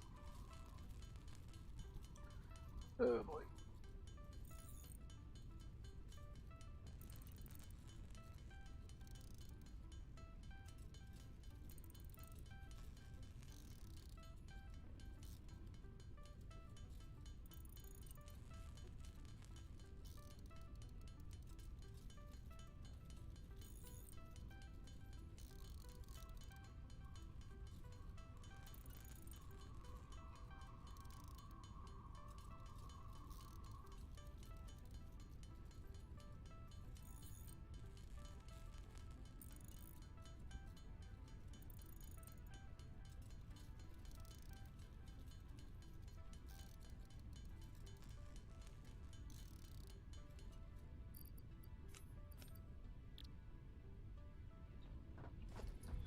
Alright, let's build the damn thing.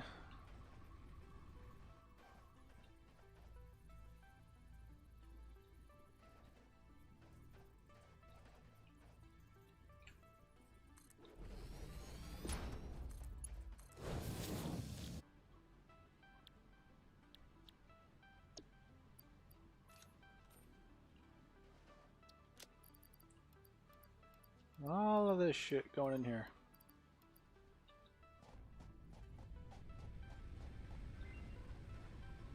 Oh, nice.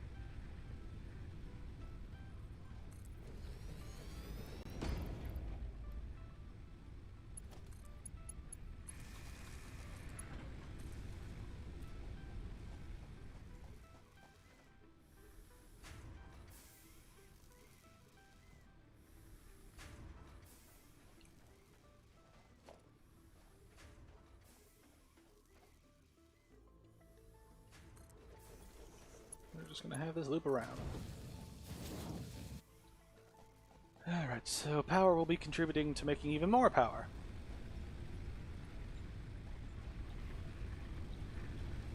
These flower petals are gonna last a while.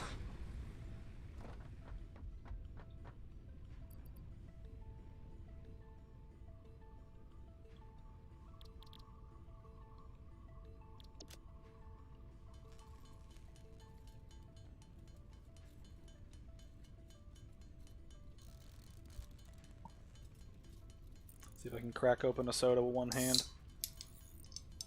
Oh, yeah! Badass over here.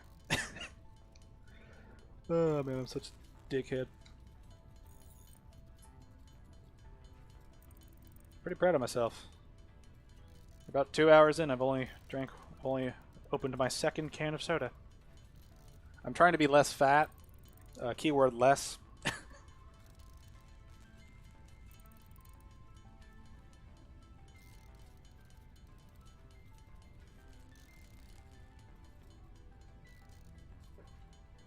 I don't mind being a little chubby, but I still want to be able to do things.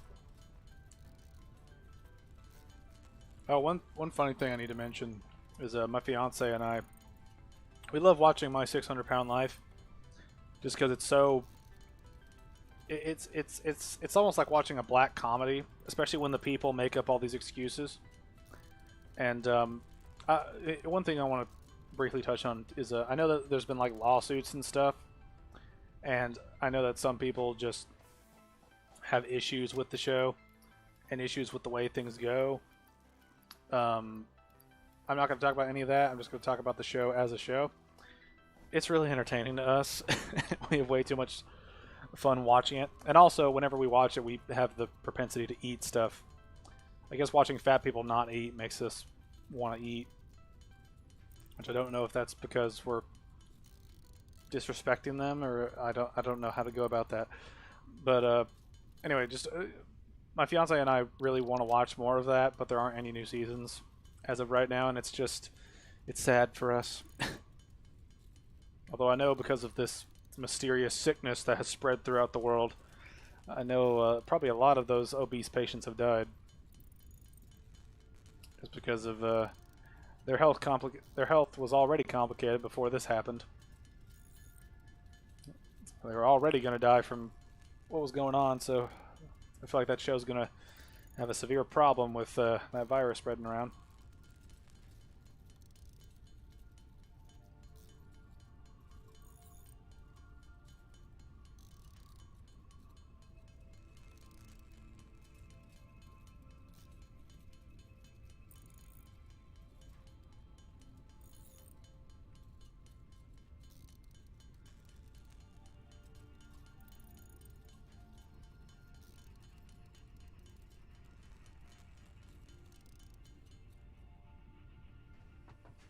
Alright.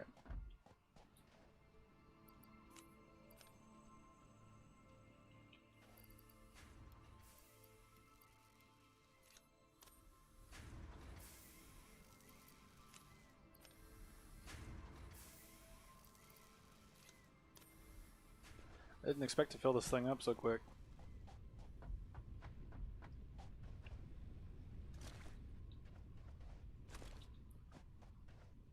So we're still waiting on these resources. I guess we'll keep crafting. I really need to make the space elevator. Like, I really need to make the space elevator. Just because I need to really need to unlock that thing. Yeah, but one thing I have been doing, this is kind of the advantage of the way I've decided to do things, is that once my schedule gets real kind of busy, I can still fall back on editing old stuff. So I can, like the best ofs, for instance. Like, I've still got best ofs to get through that are like 4, or I guess almost 5 years old at this point.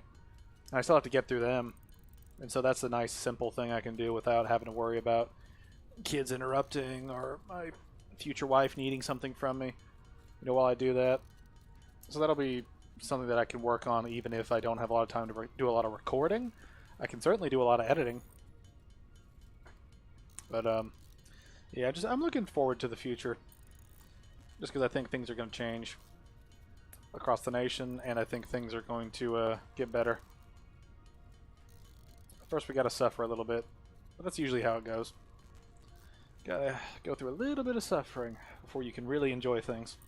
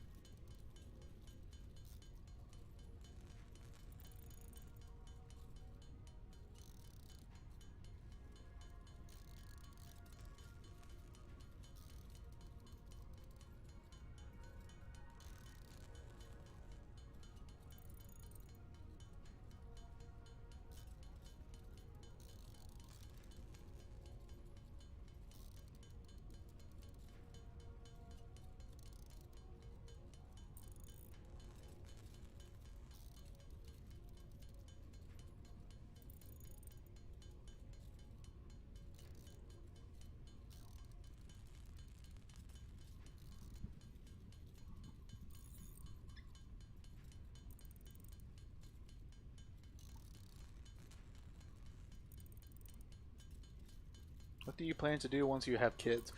I really don't know. That's the kind of thing that's really going to take. I can't really map it out, and I'm just going to have to roll with it whenever it happens. But I, I still intend to like put some work into YouTube every week. You know, just to keep the ball rolling.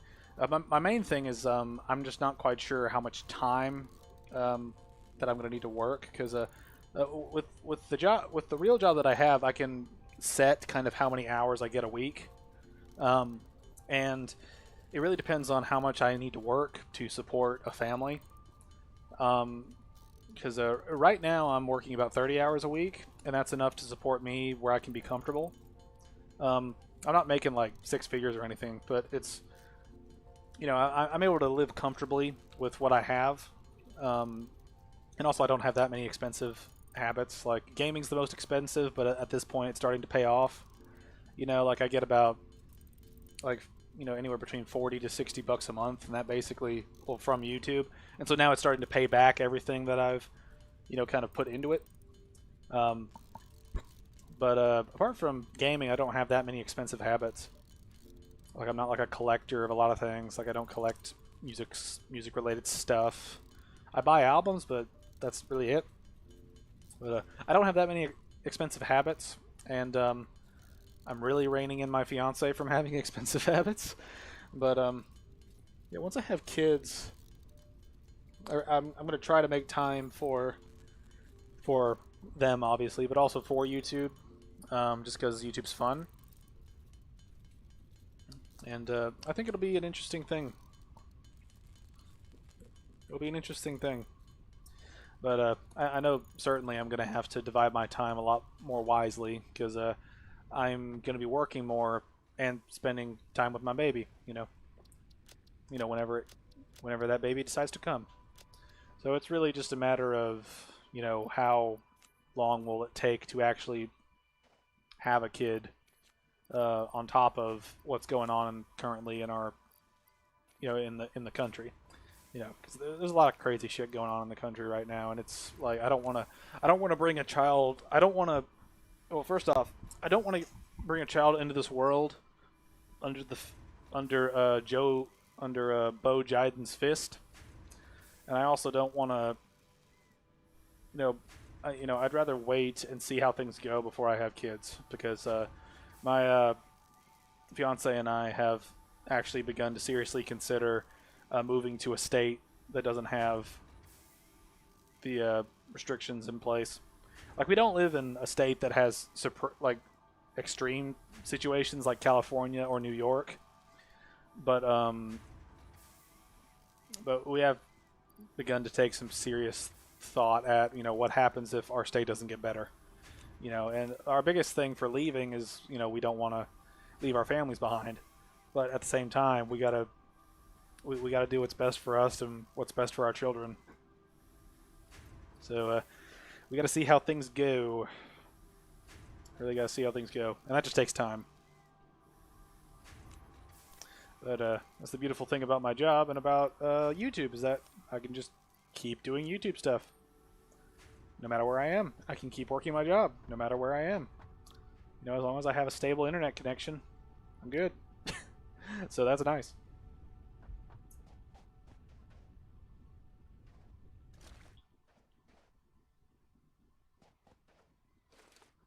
Alright, we're getting there.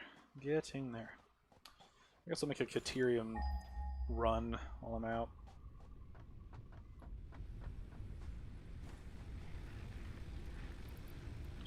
Let's top everything off before we go.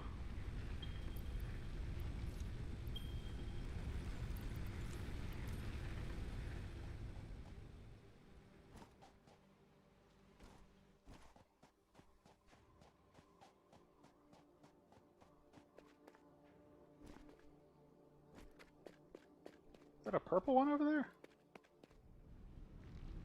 Oh, hello enemies. I wish to not deal with you. If I could grab that purple one, that'd be great.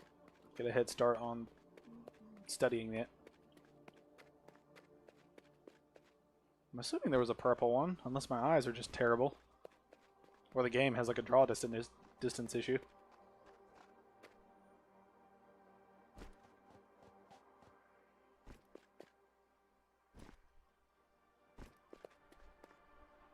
More bauxite.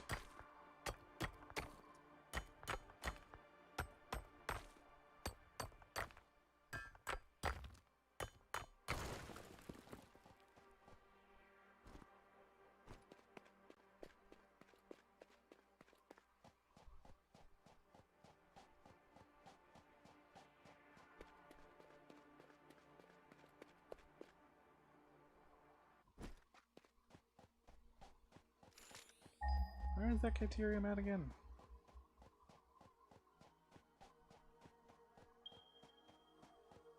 Ah, yes. If I can run over there and put a miner up and just start hauling it back, that would actually be pretty sweet. I'd have to get power out here though. But if I could set up the machine and then just lead it back, it'd be pretty easy to follow and set everything up.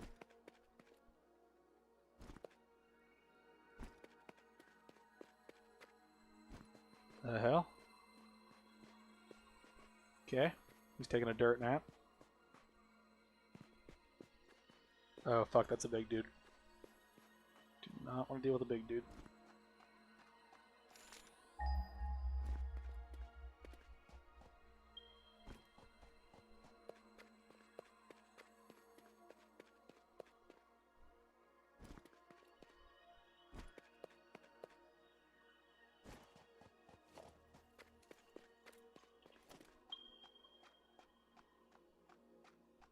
I don't have a portable miner. There's a problem there. Oh, also I have to blow that up, so.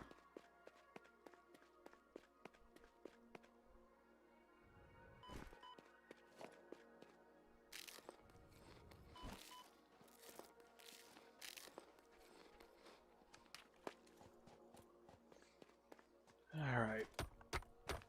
I needed 50 of them to unlock the wire stuff.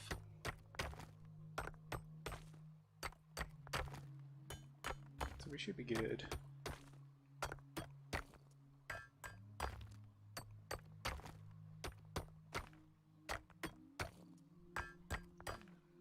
Alright, let's see. We needed 50, so that means we need like 150 of this. I already have some back at the base, but I'm going to make sure I get the right amount.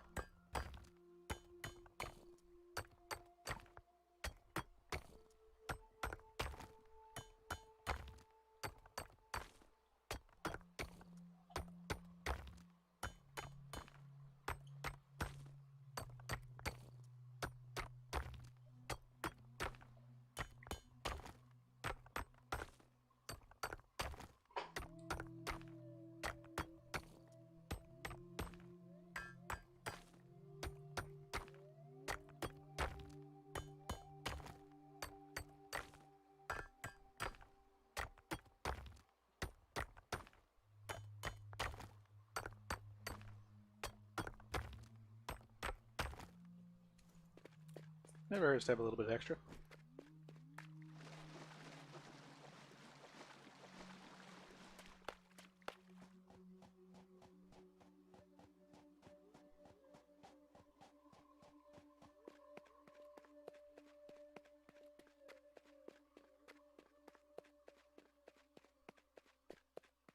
See you. That's weird. Vic, I can see your comment on like my screen thing, but I don't see it in the chat. It's kind of weird. It says, when's the next FFF? That shit was gold. I don't know, to be honest. I've already got like the clips organized where I can edit them. I just need to sit down and actually edit them together. Like I haven't done a lot of editing on it. Like I think in the last like month I've done like a total of like 10 minutes worth of editing on it, which doesn't do shit. You know, it basically gets like one clip, like a couple words over the screen. But I'd like to catch up on those because those are fun. and they're akin to the funny moments, but they take a little bit longer to make, just because of the way they work. Because they're edited a lot. They're a lot more edited than my old funny moments were. And I've kind of had this debate of getting rid of my old funny moments, period. Because I got rid of the playlist, but if I remember correctly, I think the funny moments videos are still up on the channel. They're just really far back, and they're not easy to find. Well, not easy in quotations, but I like doing funny moments, and it's also, my friends and I have a lot of fun just dicking around. And it's fun to look back on those things and re-experience that fun, through the funny moments. But at the same time, it takes a lot of time to edit through that and record it, and it's a thing where, with how often I play games with friends, I just would not have time to sit through it and edit it. Like if YouTube was my main thing, I could totally do it. But because it's not my main thing, and because I'm gonna have and because I'm gonna have to think about what I need to do to support a family, in the next like 3 or 4 years. I've really got to, I've got to keep an open mind about doing that type of stuff, and I have to rein myself in whenever I think I'm gonna have too much to do. Like I don't want to overdo it.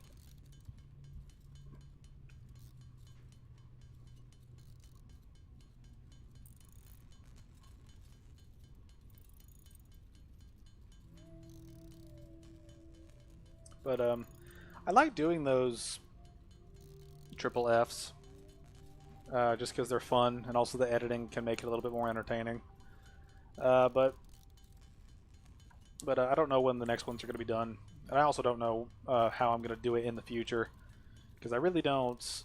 I'm not quite sure how to do it in the future, because all the stuff that's in the FFFs I have now were pre-recorded like years ago, right? They were recorded years ago. They come from the funny moments, and so I have to like work on that and be like, well, what do I? It's like, well, how do I do this? Like how do I move forward with this? That's just going to take a lot of time. It's going to take a lot of time just to figure out how to do that. Because I like doing them, and it's fun to re-experience funny moments with friends. Also because it makes other people laugh. But there's only so much you can do before it takes up all your time, and that's one reason I don't want to do it like that. Because I remember there came a point where I was editing through hours of just my friends and I just screwing around, and I was just so like bored with what we were doing that I just stopped doing it, because I was just getting burnt out of editing through it. Because you have to realize, of those funny moments, like those funny moments in total probably equated about maybe like 12 hours worth of funny moments, but that's 12 hours over the course of like several years, and a lot of nights editing things together.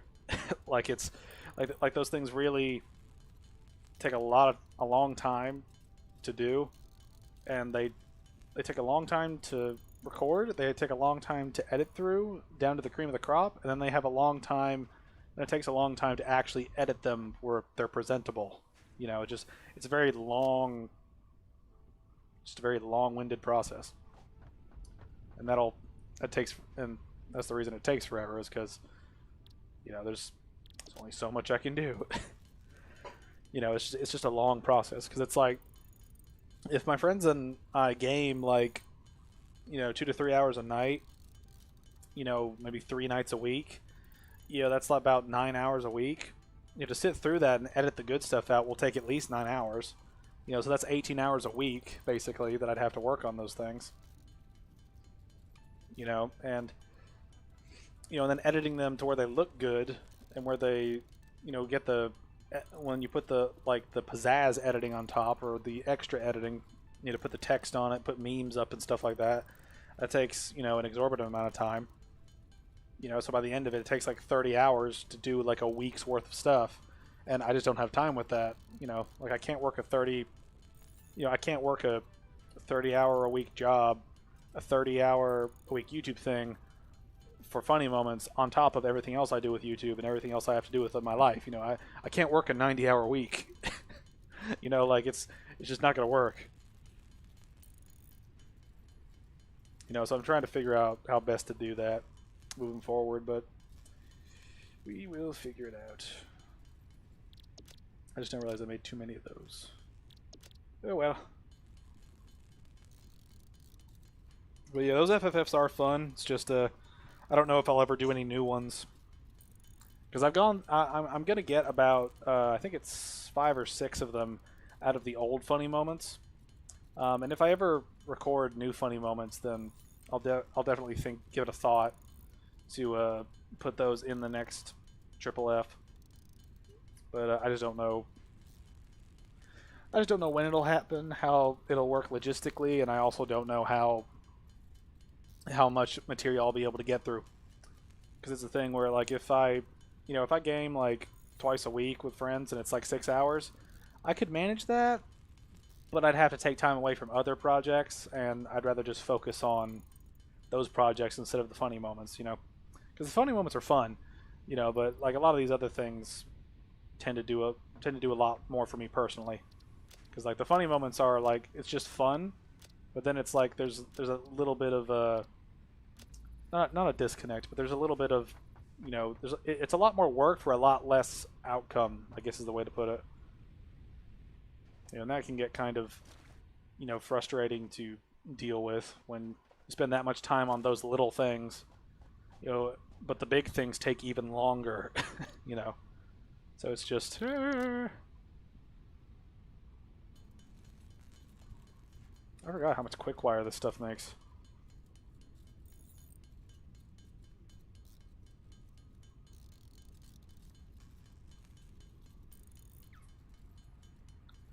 Damn.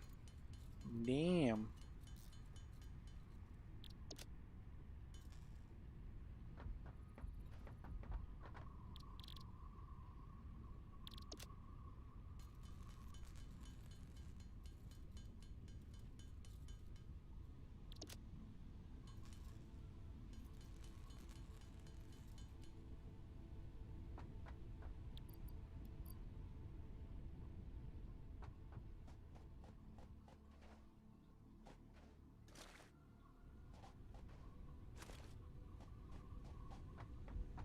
This is the day. Do I just wait for these things to make stuff, or do I just keep going about my business and just hope that these things eventually even out? I don't know. I don't know.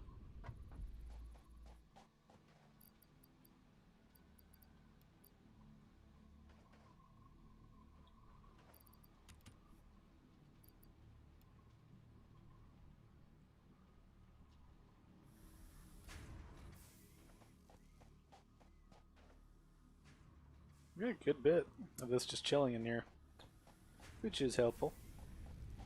Now, which one of these is the flower generator? There we go. Ma'am. Pocket dimension has been inflated. Nice. Alright. Tier mode. Oh, I think that'll unlock the second tier of the power pole. I think. Dusty keyboard.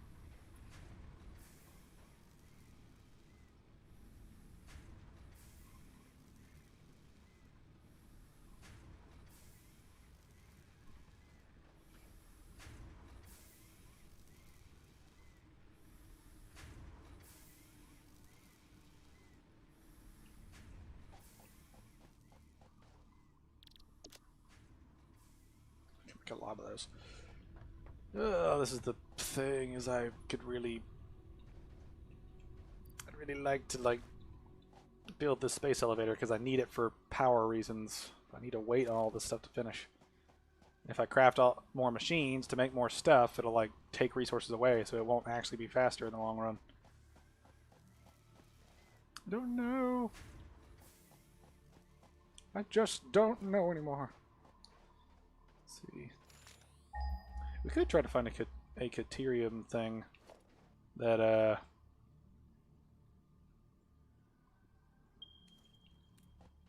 That doesn't have something we have to blow up on top of it.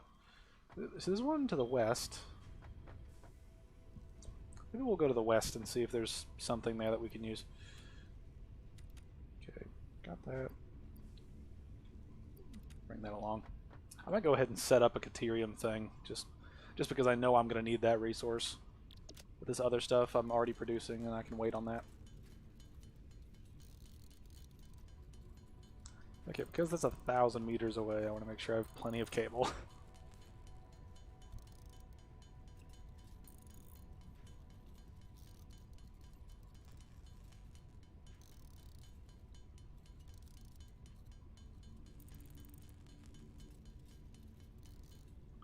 $100 cable should be enough.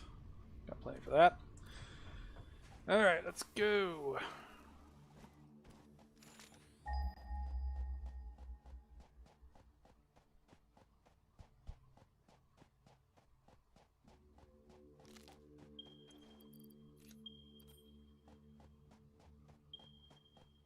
See, that one's closer. No. Yeah, fuck it, I'll fight him.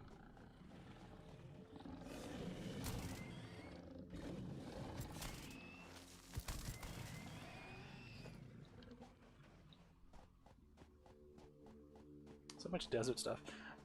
I bet this map would be fun to drive around on.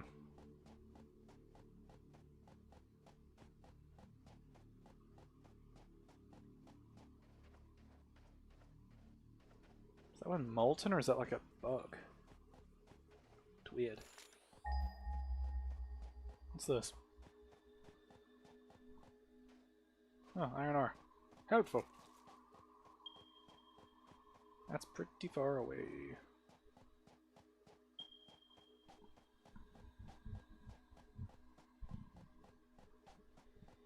Now that I have everything to make what I need, I should be able to take this, bring this back to our base in one go and not have to worry about setting up power and such.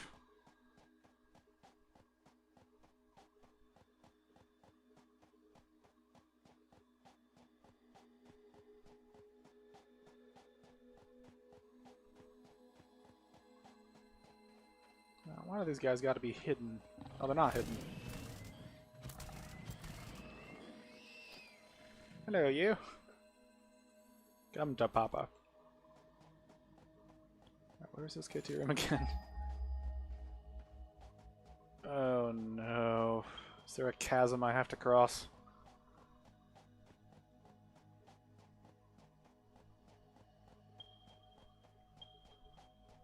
It looks like there's a chasm I'm gonna have to cross.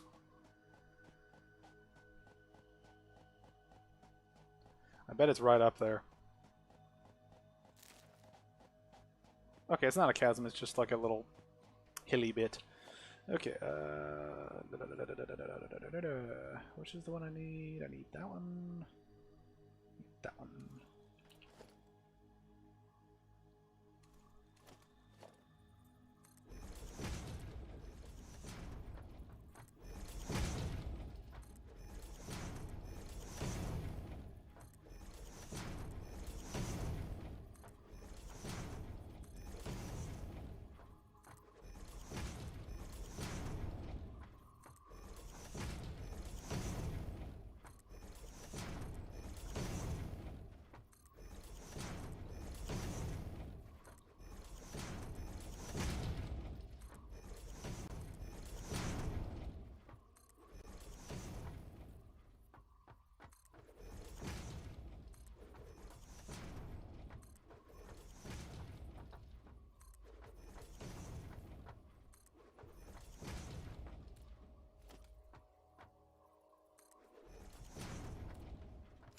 Caterium?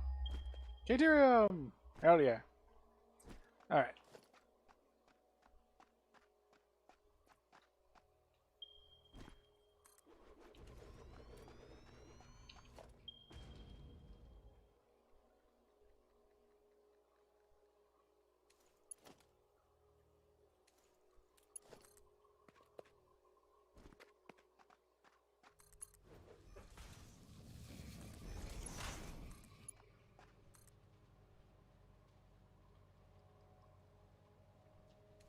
Actually, the longer the...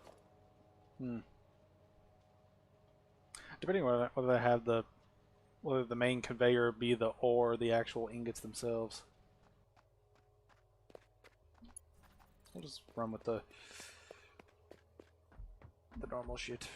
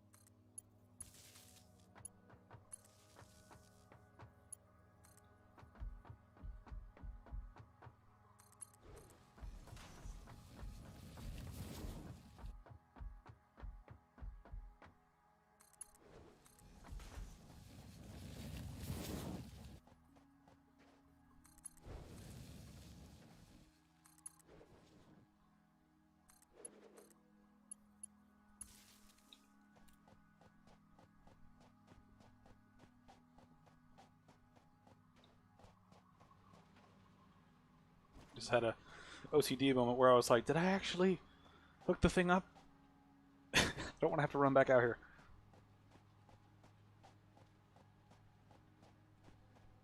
Okay, it's hooked up.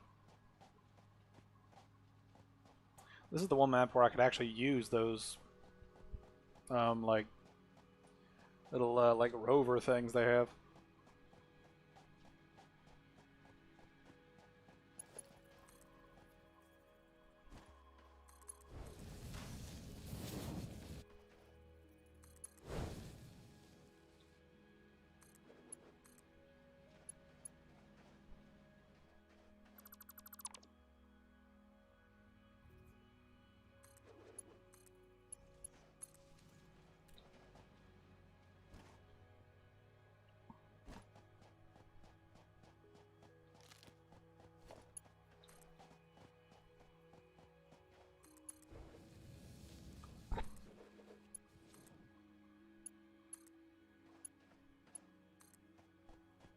Once I start this up, I might just take a little break, go to the bathroom and stuff while this stuff gets resources for us.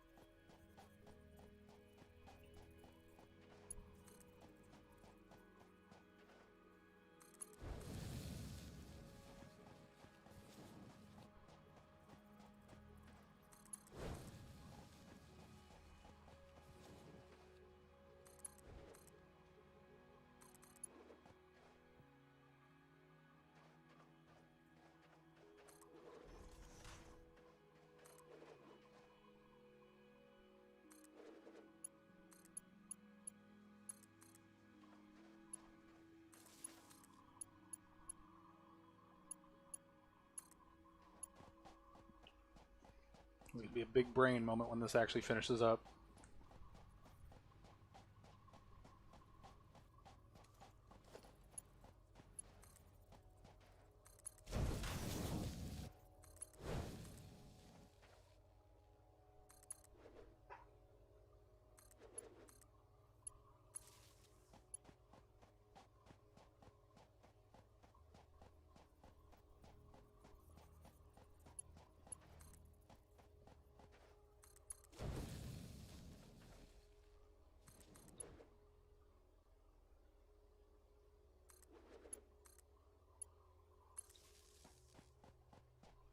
So close.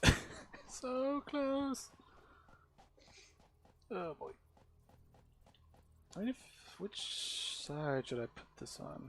So I'll throw it over this way.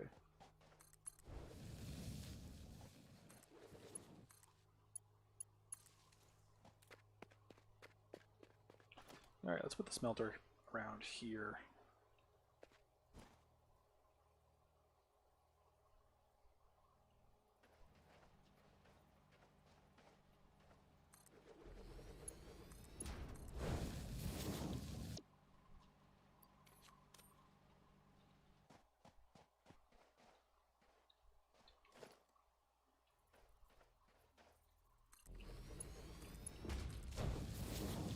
I think that's all this makes. So I think we'll be good. Alright, let's connect you buggers.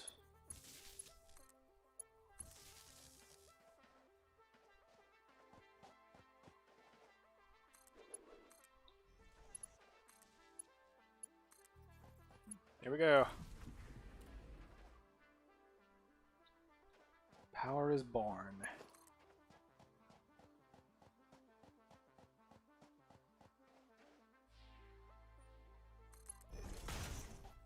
Trying to keep all my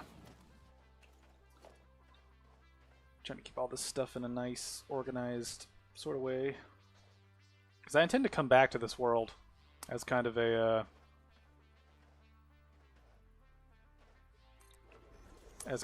place I can go to stream. Just because this game's really easy to stream with, just because I can leave things however they're doing, and things should be fine.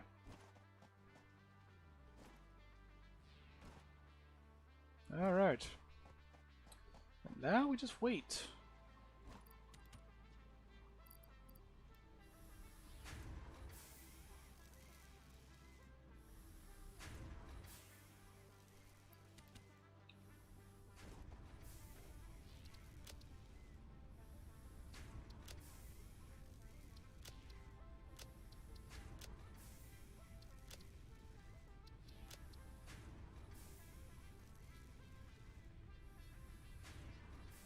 Grab that real quick.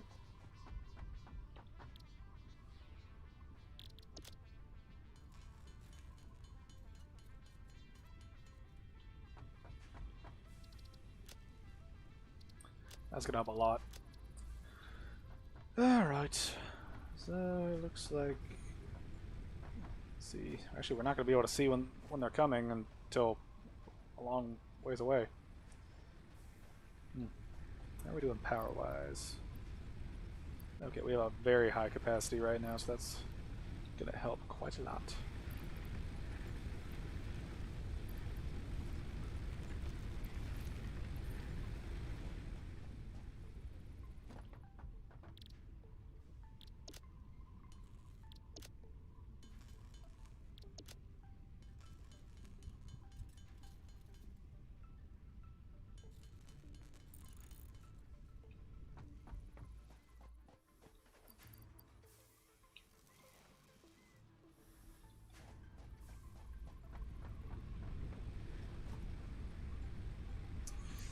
Well, I really wonder where I should put this power shard. Because I've got enough power as is, so I don't need more. I could use higher production, that might help. Let's see, that's 15 per minute. This is producing 30 per minute. And this is, I remember that producing 60, so these two are fine. They're not going to overload it or underload it. This, however, might make a difference, because I do need a lot of iron rods. Yeah, 22.5. If I could get 200% a minute, this would be an actual perfect, like, they'd come in, they'd go out at roughly the same timestamp, or time speed, and it would really help. Let's see, I could start making cables, just kind of slowly industrialize things. Let's see, splitter. Need another constructor. I need cables for that. Give me cables. Witness my cables. I thought about recording some stuff for the channel. So like do more commentaries, do more like rambles where I just talk about stuff. Part of me wants to do that because it's a nice release just to get things off my chest, as well as just to point out things I find interesting or weird. Another part of me is like, but then there's no structure, and then it just falls apart. And it's like, yeah, I'd probably have to find a script for it and try to make it work, and a bunch of jumbled up stuff. We're actually pretty close to this. Wow. Okay. Do I have what I need for the constructor? I think I do. And I'm gonna need another container. So we'll put it right on top of this one.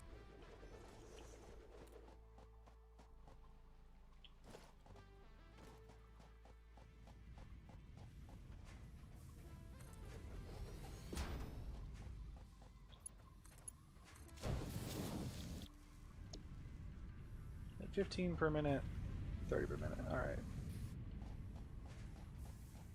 I'm gonna put another one down. Can I put this right next to each other? Yes. You will make cables. Lots of cables. Alright. See, I really need the second power thing just so I can do what I need to do here.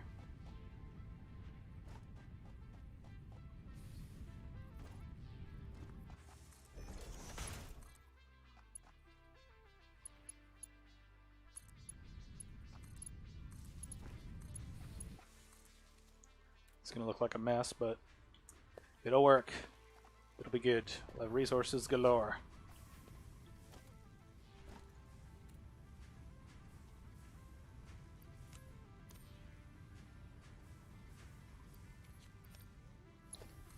Alright.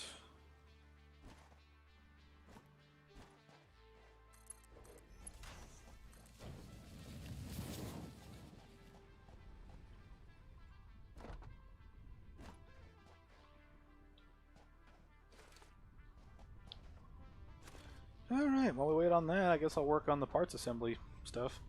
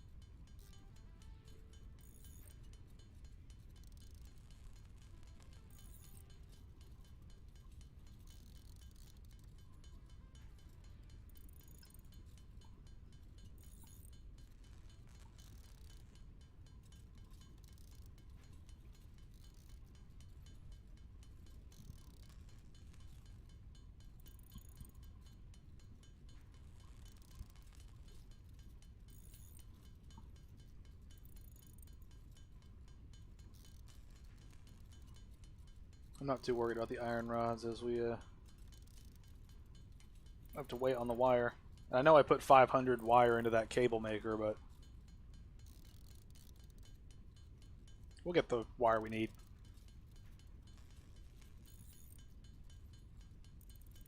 It'd also be nice just to have something making cables. And to have an extra bountiful amount of cables. That'd be nice. It would be good. I overmade screws because I was rambling about bullshit. Sorry! Milestone reached. More complex assembly of parts can now be automated. Project assembly parts can now be constructed and sent up via the space elevator. Note: project parts are too complex to produce by hand.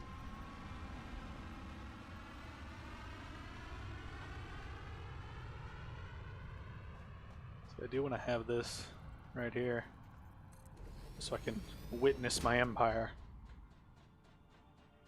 My empire of industry. Humble beginnings. See, are they actually here yet? No, they are not.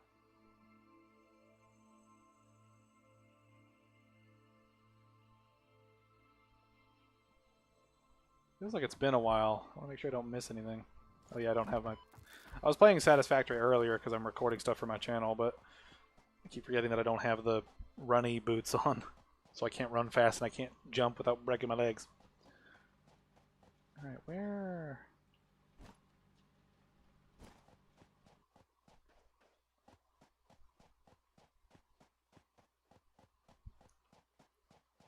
They are connected, aren't they? It looked like they were connected.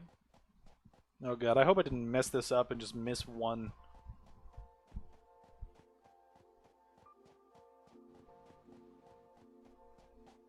These are all connected.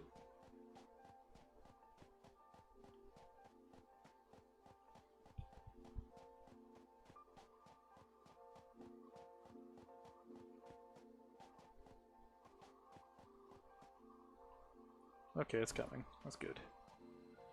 I was so worried.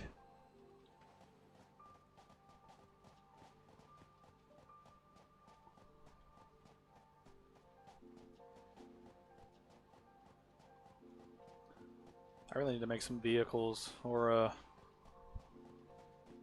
get those boots. Those boots would be helpful with how long and dune-ish this terrain is. I also need to take advantage of the water that's nearby. Use that for power. I need to unlock the power stuff first. I think about it, I might just take some of those take some things out of that cable maker just so we can get the space elevator done. Because we really do need to get the space elevator done.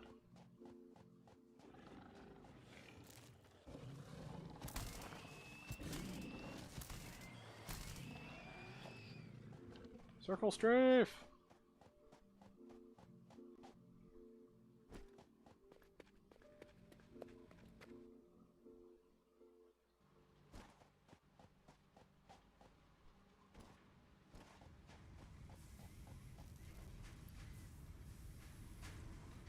It's dwindling down.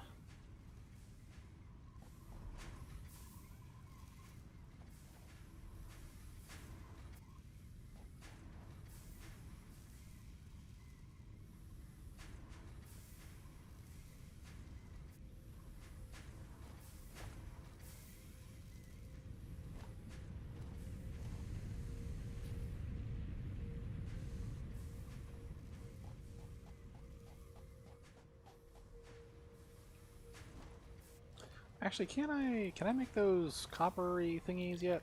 I can make them. I probably should start making them.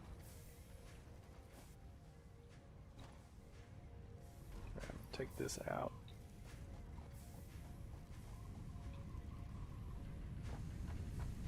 Let's see. Let's make another. Let's see. I think I just need the constructor, I believe.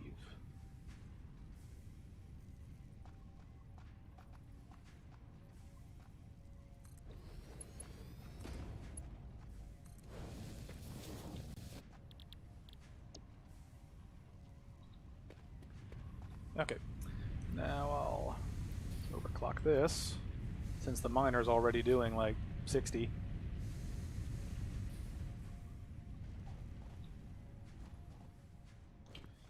Alright, now you need power.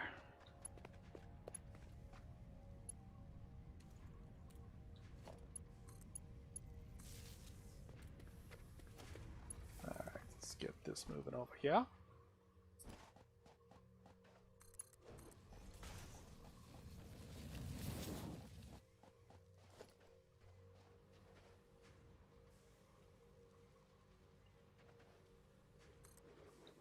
Trying to keep things relatively organized.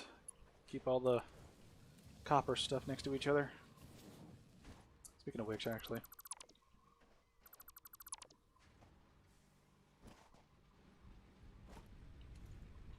Put this up there.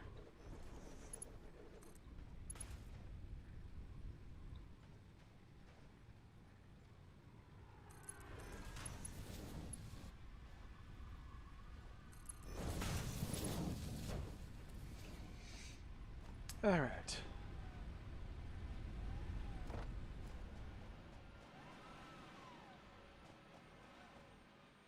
Alright, let's see if this ore has made it yet. Does not look like it. The first Caterium ingot crafted. I'm very proud of it. Okay, how close are they? Okay, they're really close. We're doing well, my friends. We're doing well. I think anyway. I wouldn't know. That's one thing. This thing's gonna fill up pretty quick.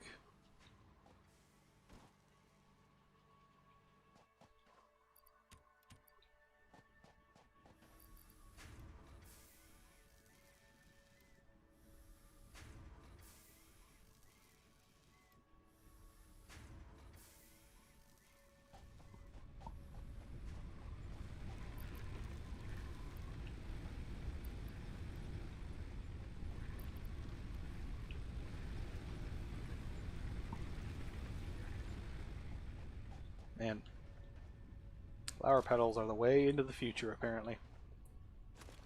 Oh, we're very close. We're very close.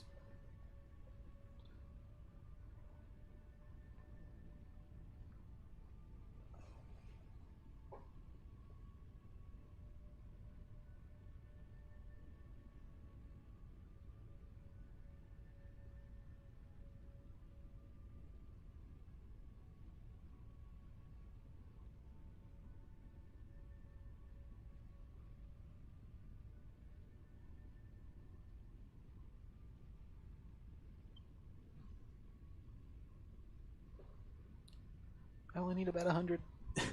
Come on.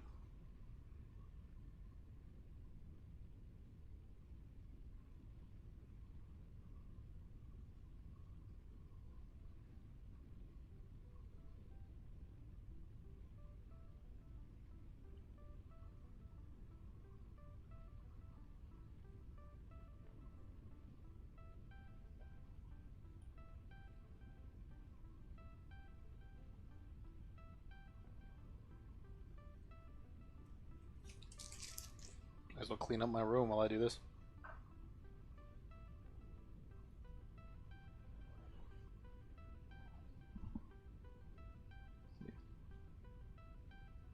Will you stream other games like Remnant again? I might. The only thing about Remnant is that I've got like 2 characters on it right now. One of them is the dude I did just for fun, and the other one is for the Road to Commander. And I don't want to make a third for like for streaming purposes. You know what I mean? Also, it's a thing where Remnant is one of those things where I wouldn't do that for a stream where I'm trying to like be open to questions, just because Remnant kind of demands your attention. Not all the time, but sometimes. And I might stream it again. I thought about streaming the survival mode, just because I think that mode's pretty interesting. But I wouldn't say it's. I wouldn't say it's off the table, but it's not really my top pick either. Like the only reason I picked Satisfactory is because it's a real easy game to kind of chill to. You know, the music's real relaxing. It's simple. It's easy to, you know, these are lo-fi beats to chill to. But yeah, I'll probably play Remnant in the future.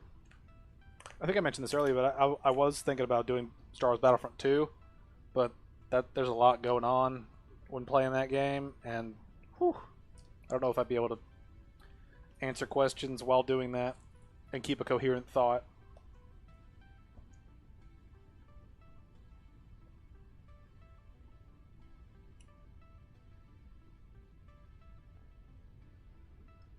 Truth be told, I thought there'd be more people watching the stream, but I now realize that I'm basically doing this during the workday, so nobody's gonna see it. So, ain't the first time I screwed up.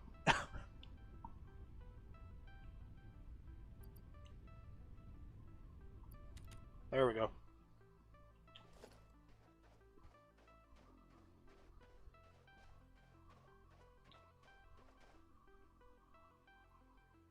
That'll work.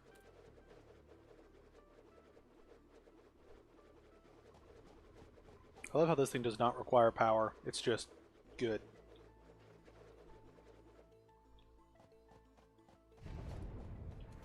So now, what do I need for an assembler?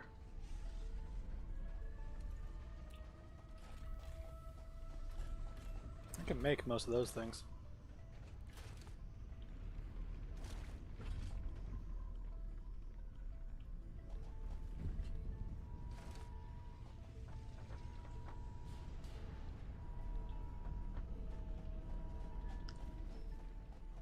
One thing I could do actually is make another constructor.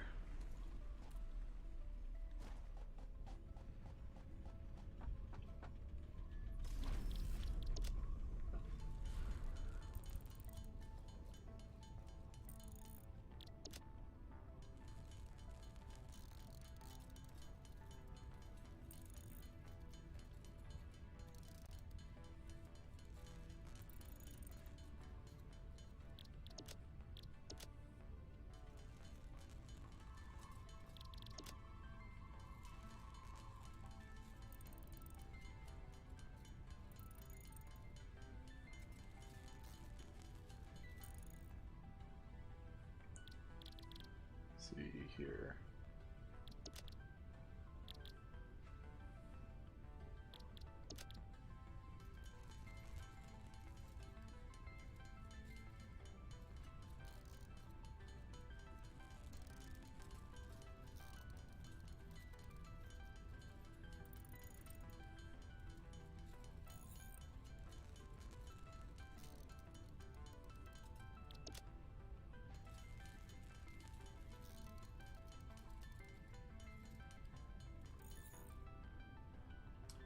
Alright.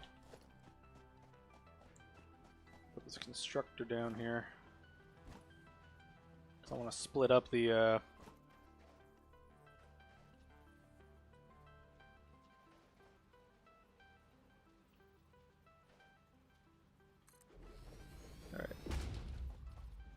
So I want to split this up.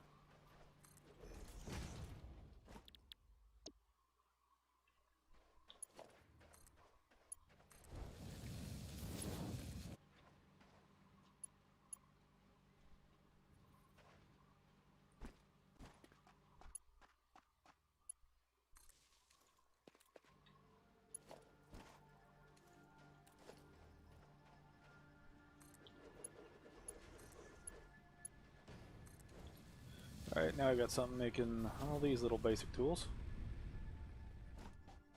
Alright, now where am I going to put this assembler? 'Cause I'm kind of designating this little pocket for, like, construction materials and such.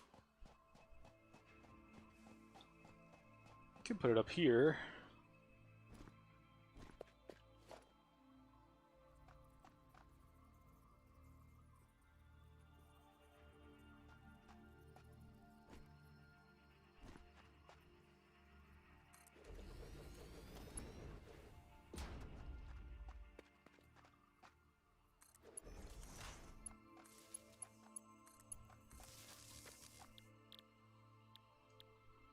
Alright, he's making both of those.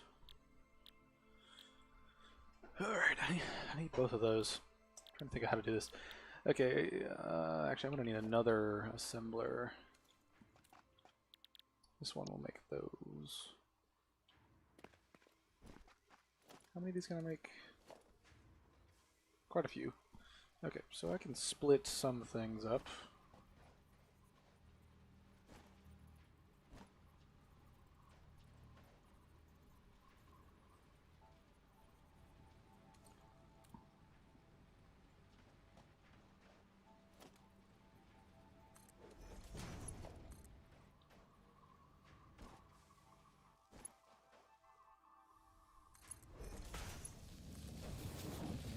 Alright. So now it's going to get the iron plates. Screws are what I need to work on next.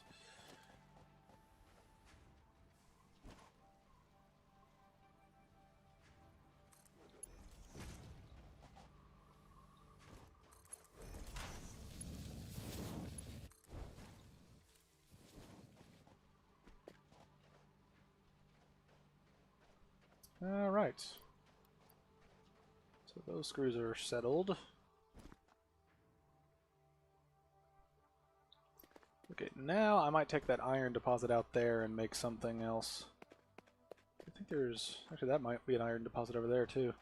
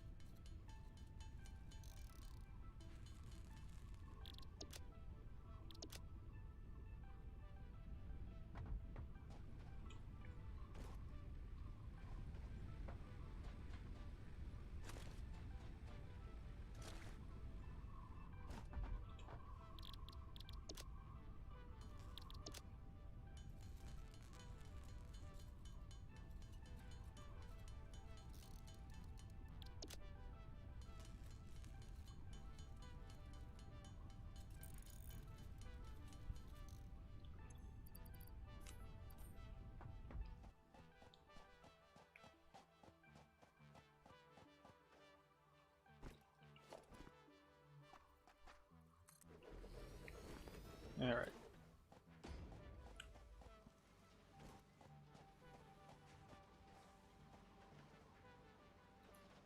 Okay, so that one is going to be making these two. Let's see. Let's see, I need this. Alright, I need both those, which those are both going to require... Let's see, one... Okay, those are going to require two constructors. Need one of those, gonna need one of those. Okay. Just trying to keep things rolling here.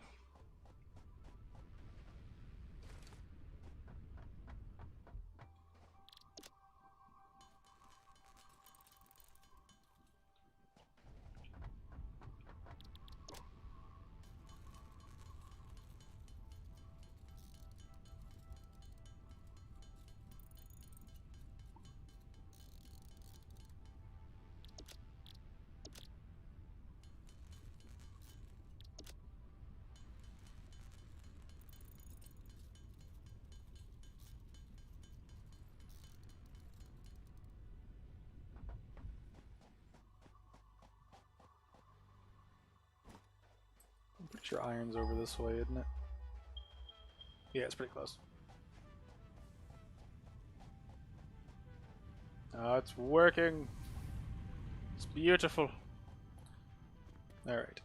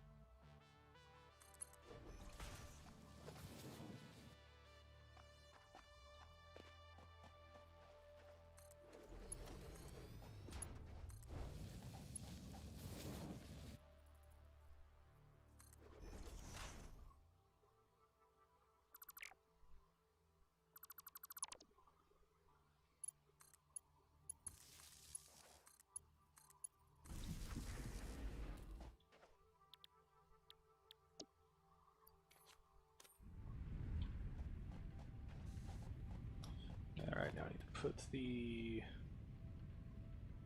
constructor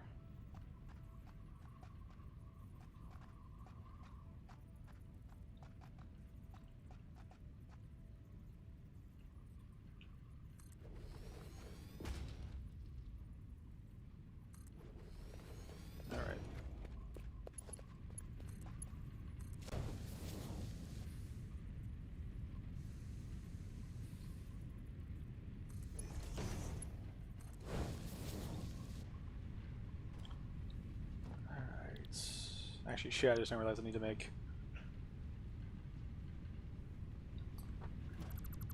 Split does not need to be here. It needs to be farther up.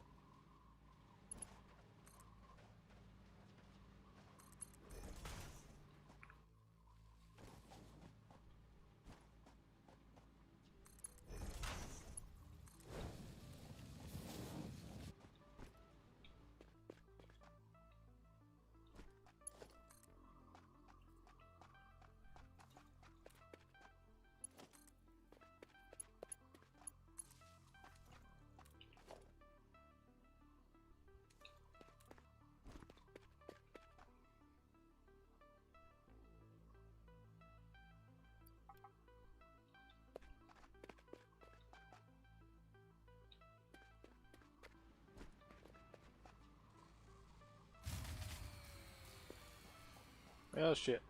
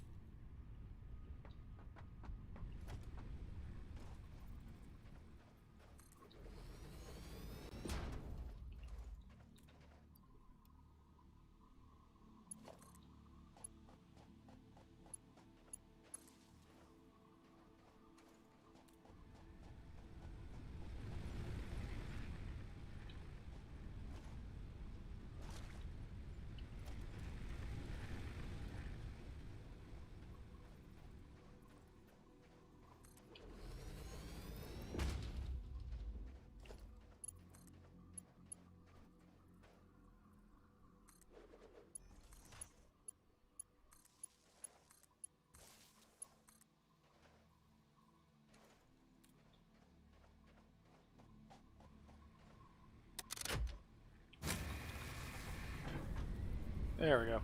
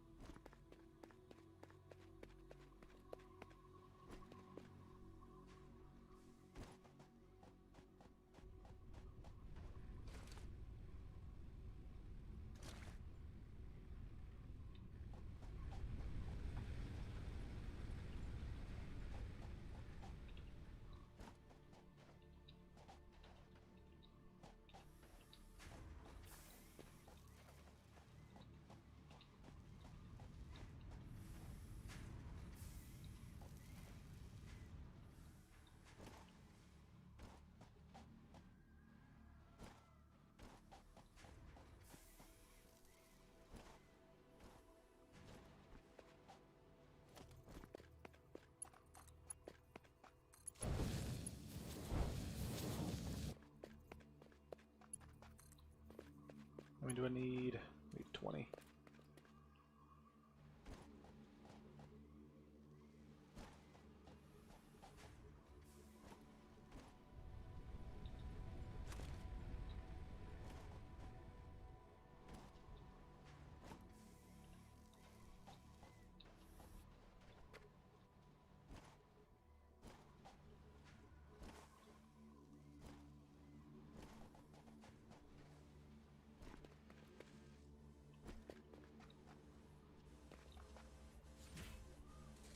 Nice.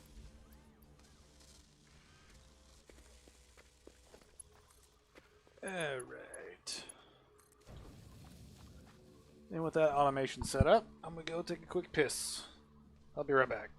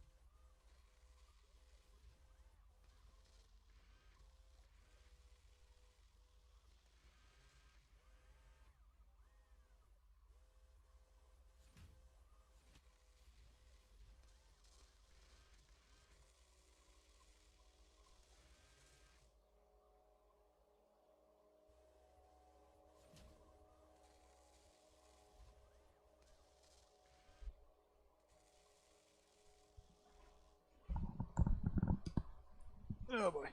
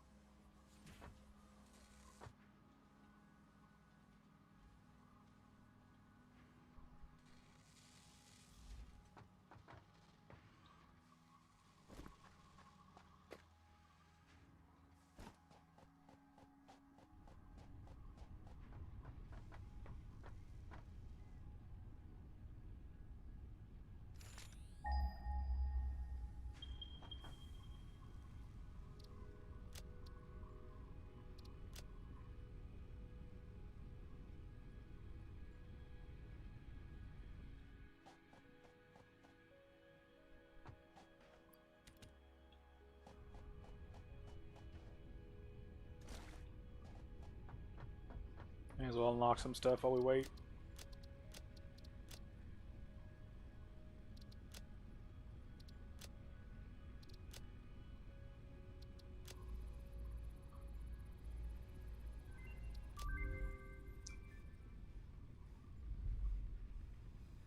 Oh, I need those so bad.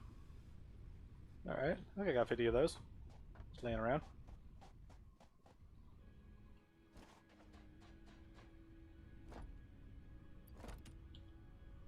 There we go.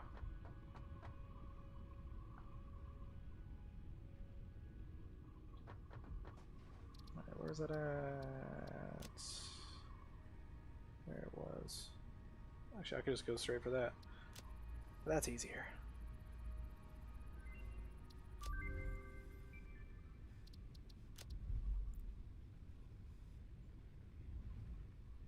Alright, that's actually pretty easy too. Alright, I need 10...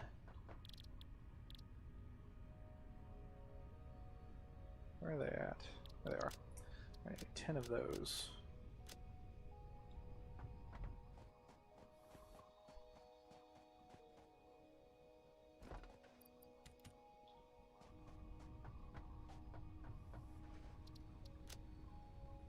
May as well research some of this other stuff while we wait. Alrighty then.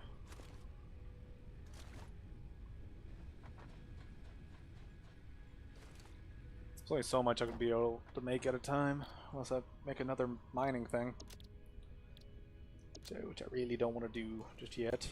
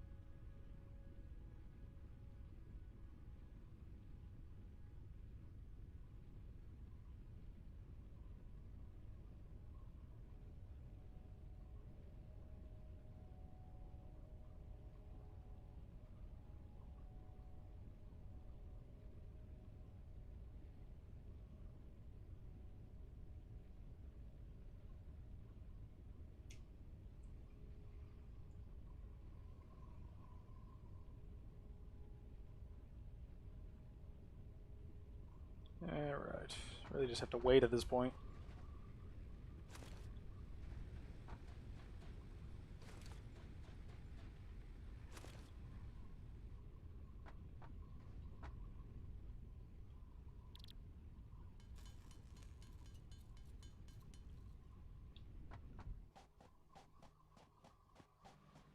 I just run over and mine the stuff myself. Actually,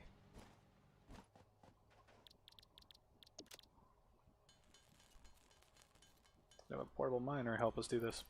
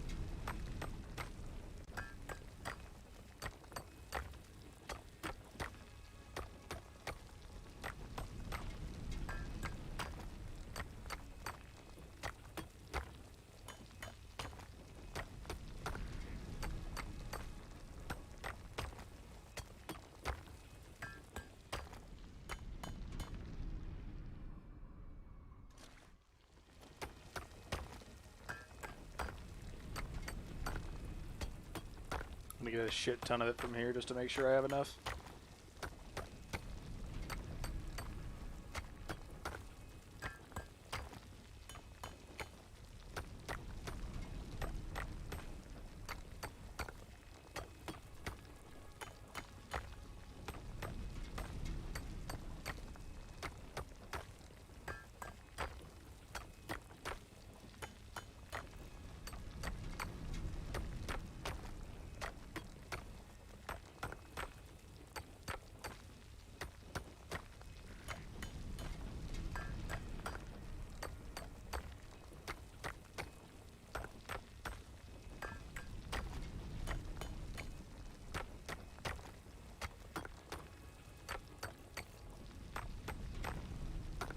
This game seems peaceful but kind of boring. Yeah, it's a pretty relaxing game for the most part. This is one of those games where like everything's about automation, and since everything's about automation, it kind of makes it it kind of makes it a game where it's kind of a start and stop if you play it right, you know, because you'll build a bunch of stuff like I am, and then you just kind of wait on stuff to get built. I mean, and you can venture out and explore and stuff, but there's a point where you kind of can't do a lot just because you don't have a lot of gear to help you deal with like radiation, gas, or poison gas and stuff like that. So this game is pretty relaxing, but it can be kind of boring because you know there's not that much to do early game. You know, late game, by that point you have a bunch of stuff, so you can go out and explore and grab a bunch of resources. And also, just the more time you spend exploring, the more time your machines have to kind of build up resources. You know, so it's a very slow grind kind of game.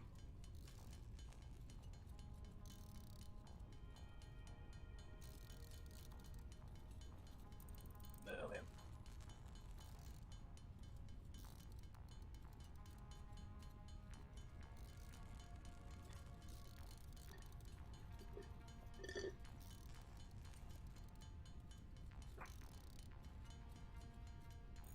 I thought about playing a Dark Souls thing for this, doing like a challenge or something. Just like a like a punch only run or something. You know, something real stupid over the top. But the more I think about it, the more it's like, I don't know if I want to do that. I might do a daggers only run of Dark Souls 2. That could be fun. That'd be pretty funny. I'd make every assassin character very happy.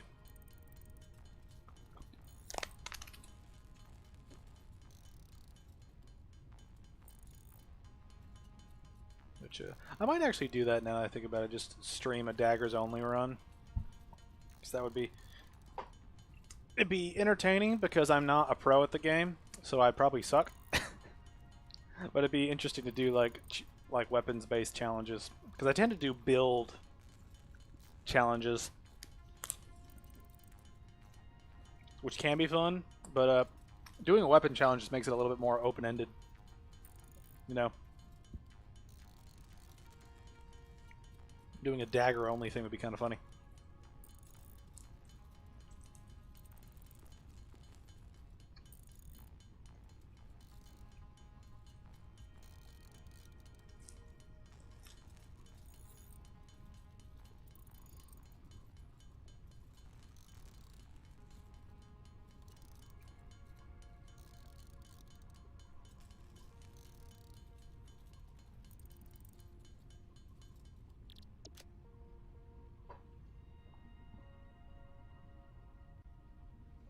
If you have any ideas for challenges I could do, please feel free to leave them in the chat or in a comment. I do read most comments, and I try to give the people what they want for the most part. Although make sure you're very clear with what challenge you want me to do specifically, because some people have like left comments saying something that I can't really understand because the English is a little broken. And I'm not saying, you know, that they're terrible at English or anything like that, but just try to make sure your comments as clear as possible, because I might not understand what you mean by what you say. So I apologize if you've left a comment and I haven't understood it.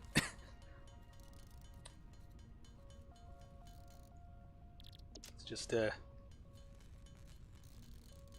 takes a bit to do some things.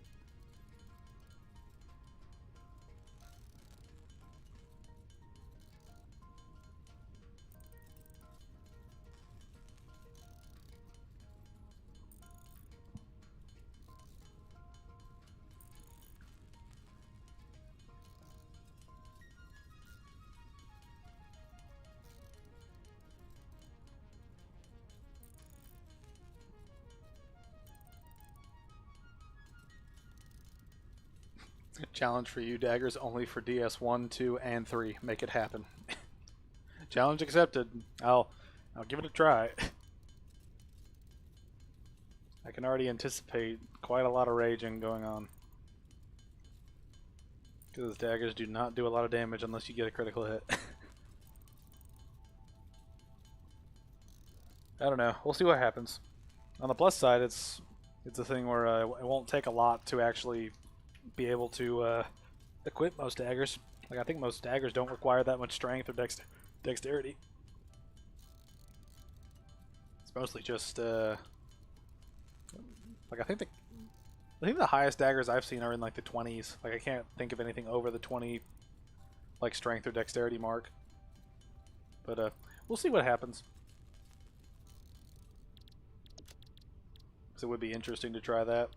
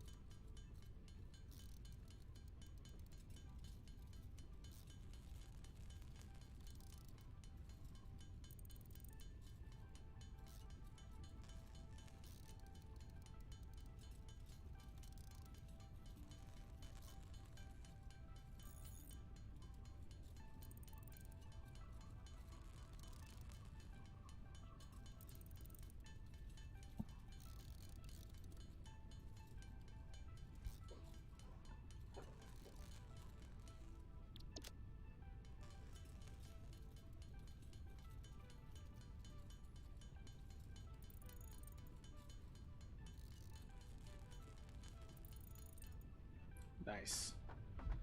Alright. Oh no, I actually need to make the modular frames now. Completely forgot about that.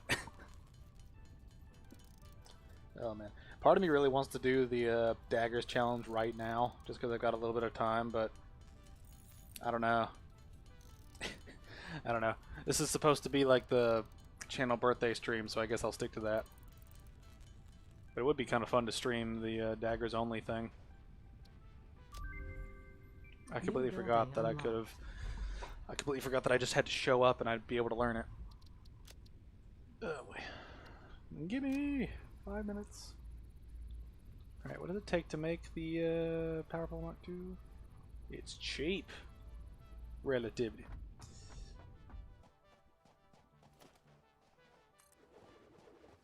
We're gonna upgrade all of them.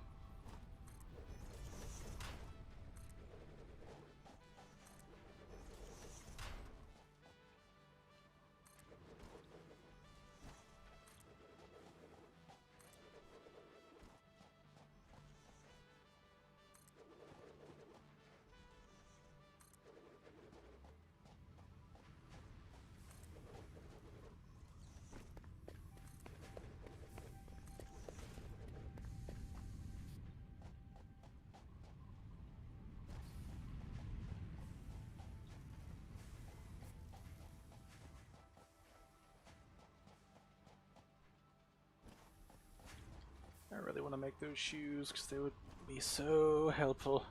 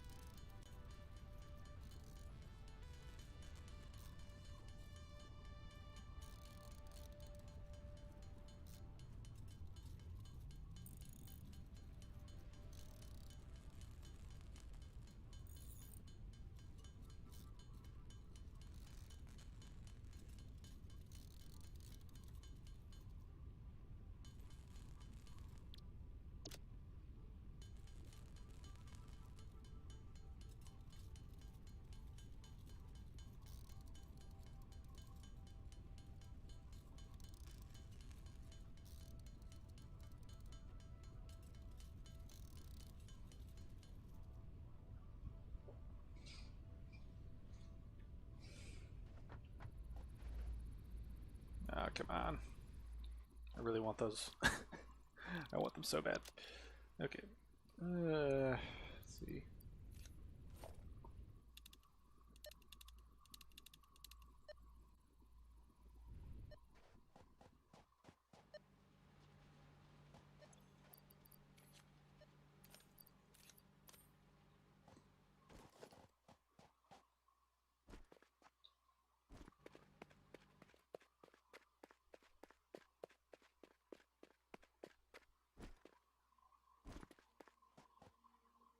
Oh, there's one over there.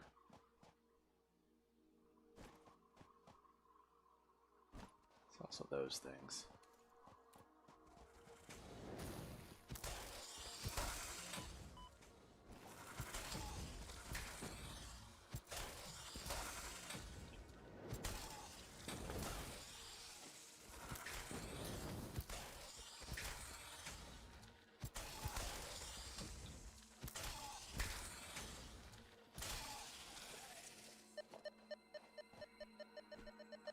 That's a yellow one.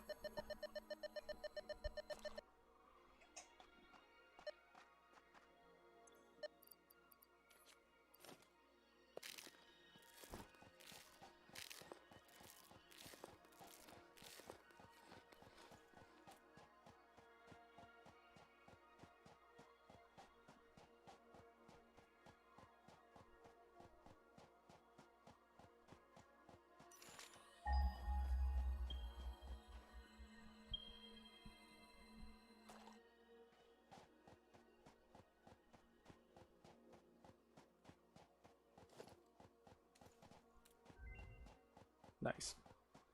Yeah, let's grab this purple one. I did see a purple one. I thought I saw a purple one.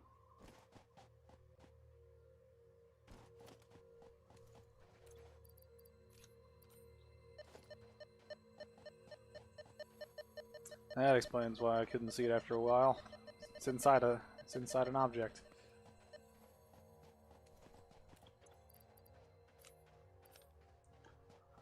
Yeah, well. Actually, I probably need to work on sulfur, actually, so I can blow that stuff up.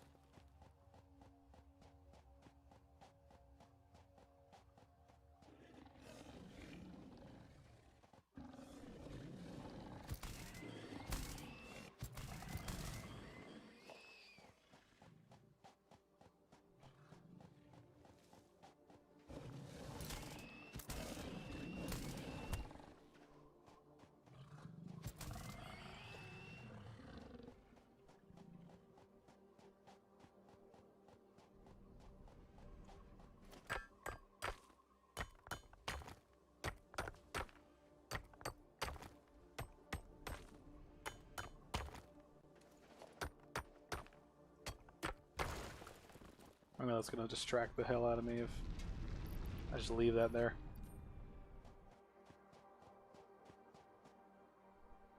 I'm gonna be like, what is that? And it's like, oh, it's lame. It's limestone. Yeah, I'll shut up. Alright, oh, that's almost done. Nice. Once that's done, we can unlock stuff.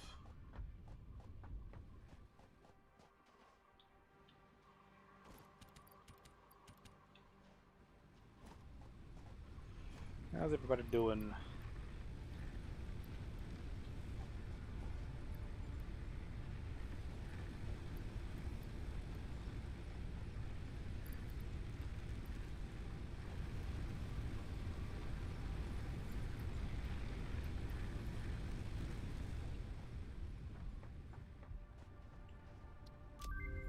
Nice. New equipment unlocked.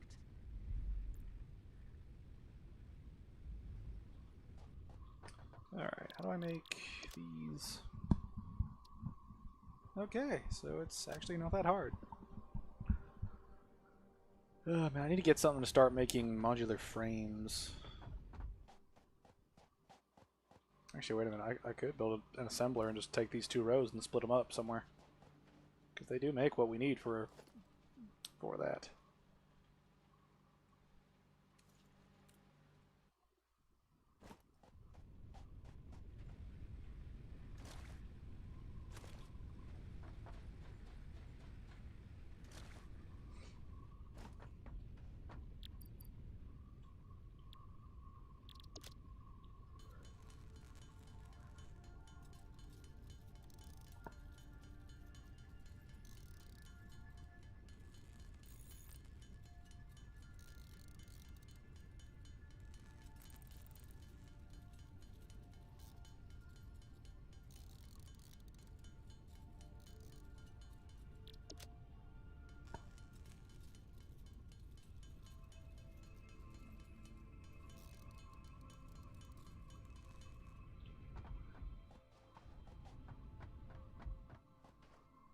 Hell yeah.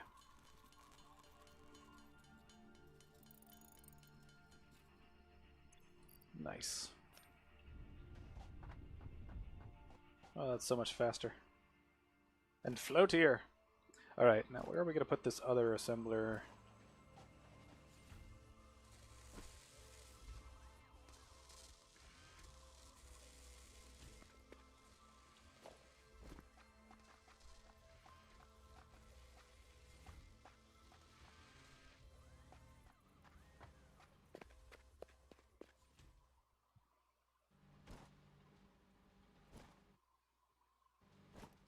Just throw it over here.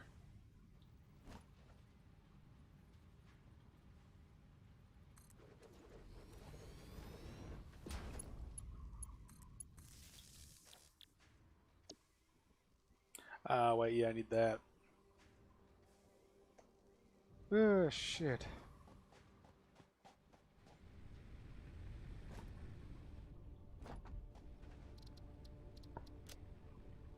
At least we thought about it. Let's see, yeah.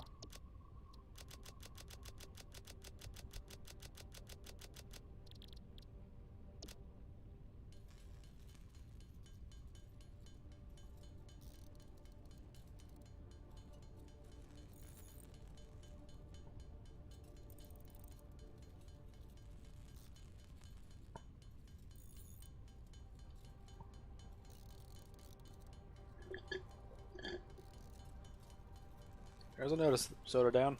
Doing pretty well. I'm only getting about 1 soda every 2 hours. Which still isn't good, but... eh.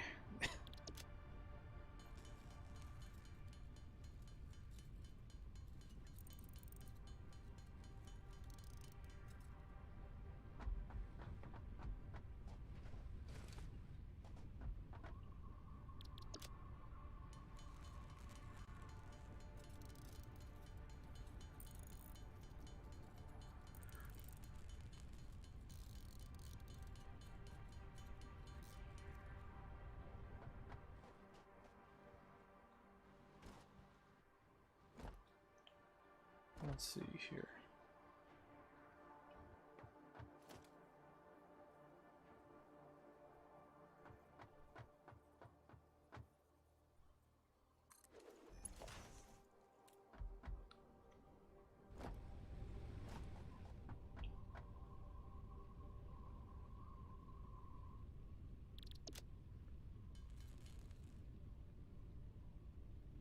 Alright, I need the thing that makes the steel to be a little bit faster.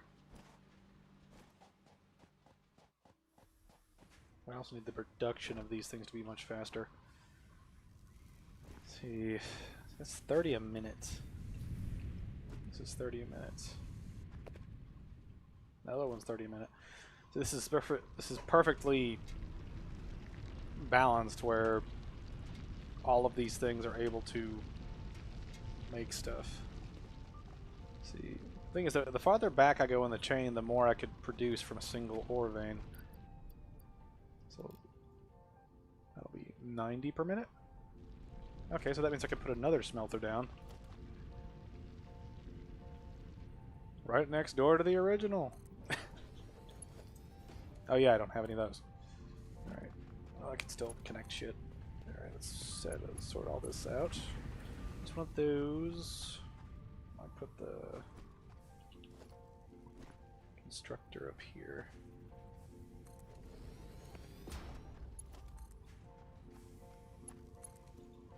Alright, this thing's gonna make those.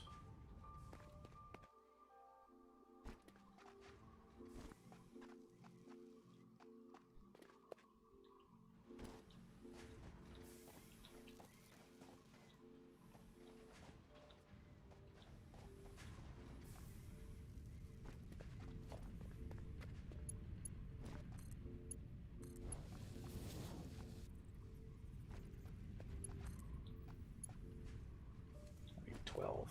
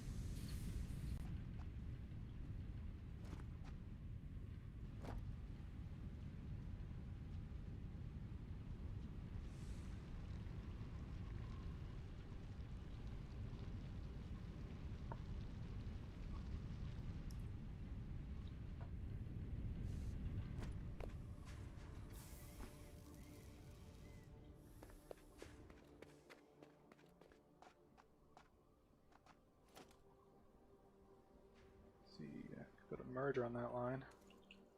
That would work. Let's see here, I'd actually need a splitter. So I want half this to go towards making those rebar-y thingies. Whatever they are.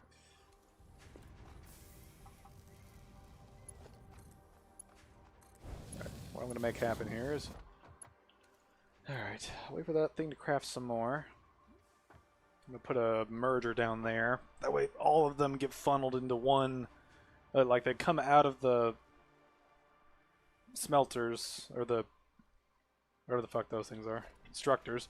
Yeah, so all of them will come out of the constructors.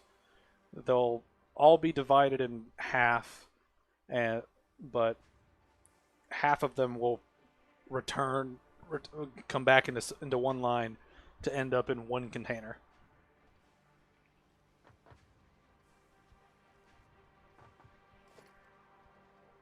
All right. Okay. Okay. What am I gonna do? What am I trying to do? Okay. That thing. Okay, that thing's got what it needs. I need a assembler.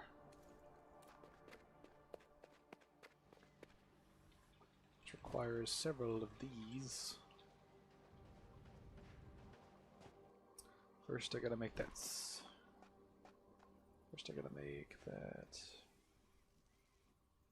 Actually, if I push that down here, then that will. Actually, no, that'll get in the way later. If I do that, because I'll increase the speed of those things, and I don't think. Actually, it might be good to put them in one track.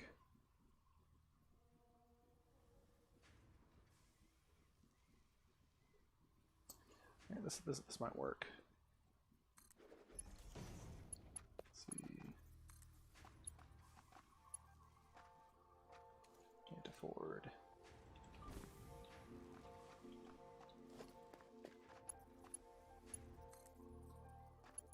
Trying to make the most with the land as well. So I get all that to work together. And I get this next one to head out this way.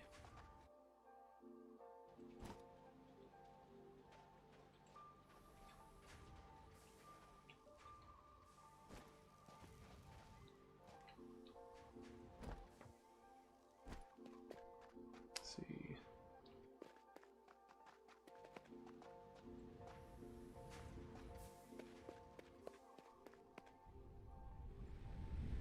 It's officially out.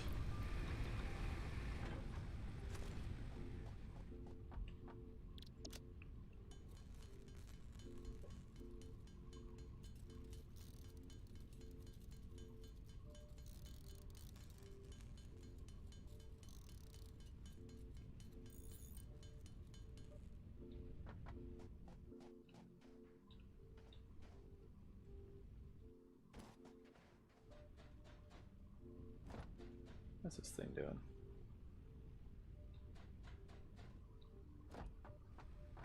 Right. Production is slow, but consistent. That's good. Because I can track that shit. Alright, now... pick up some more of these.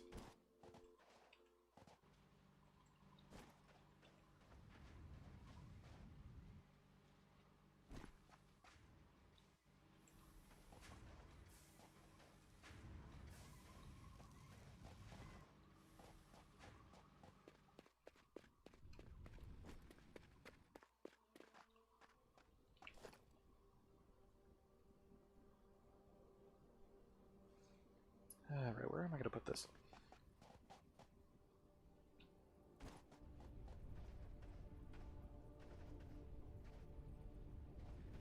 Could put that here. Maybe up there. Is there room up here?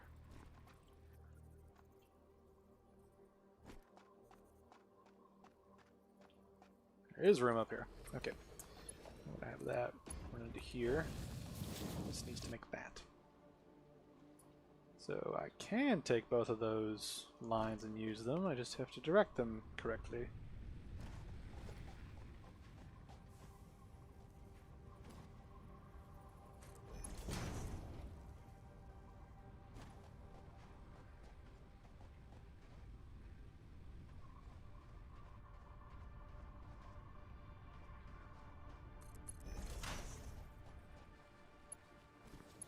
I don't have enough.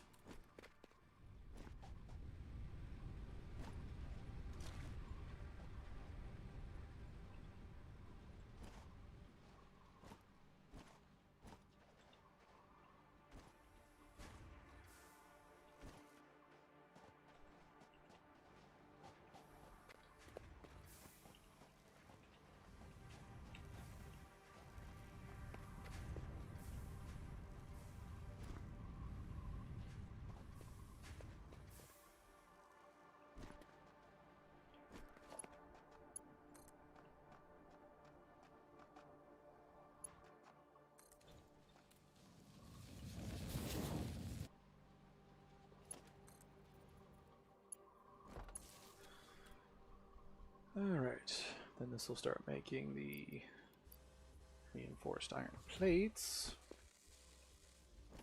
Then I can lead them back down. Or lead them down. I don't have enough. I can lead them in here. Let's see. Oh yeah, I still gotta do that. Ah, damn it. I just need like 2 more every time. I just need 2 more. Alright.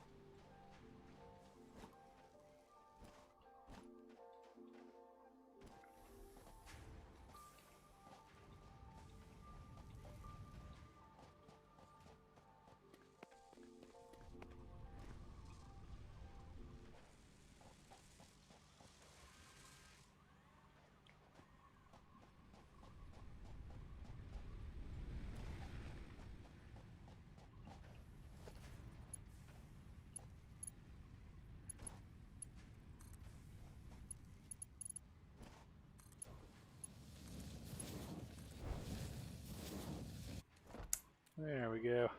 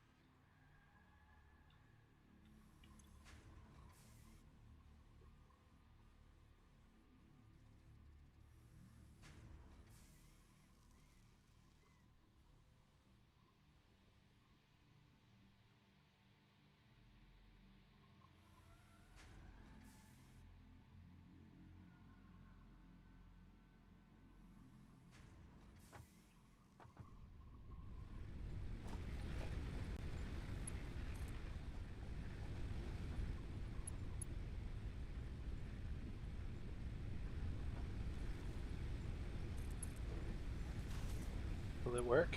Sweet.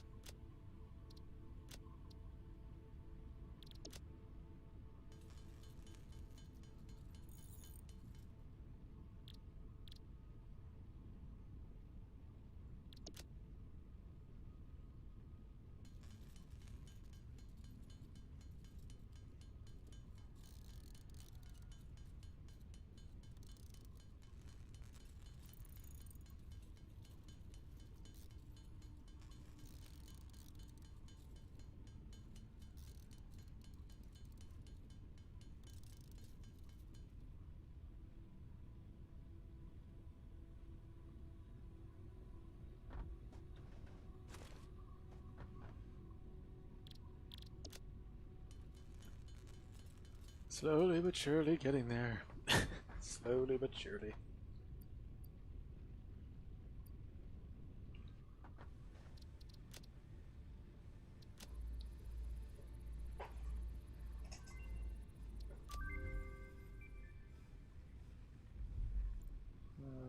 Oh, good. I have both of those.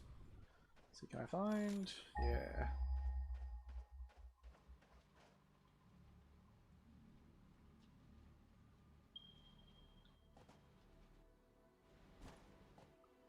Oh yeah, this is done.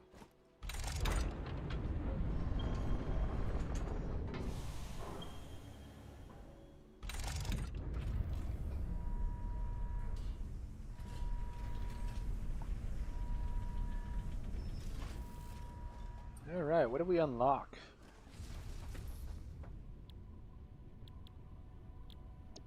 Coal power. That's what I really need.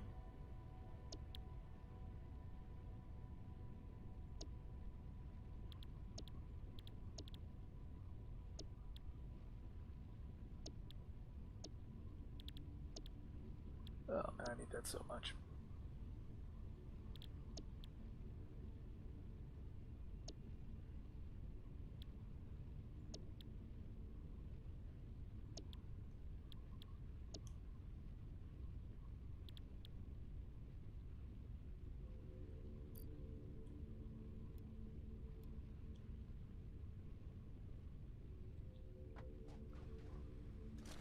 Man, I need coal power bad.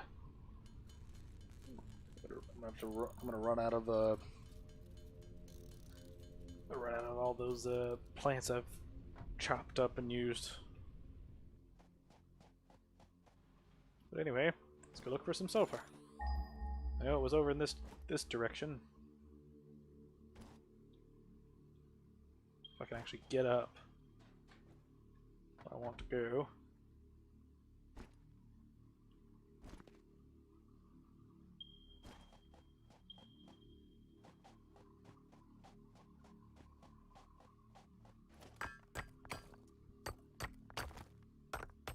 This mineral shows purity levels akin to synthetic quartz manufactured on Earth, and can be used to improve communication and exploration technologies.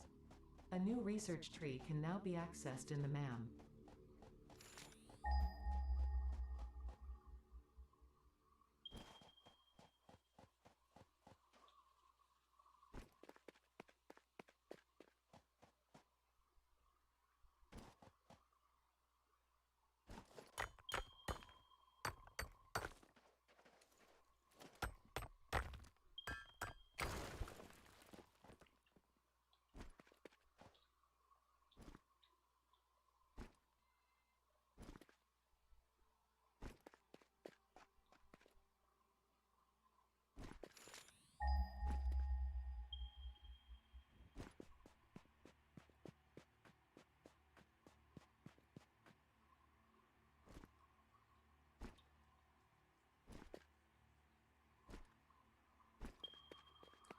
Ah, man, it's on top of this thing, isn't it?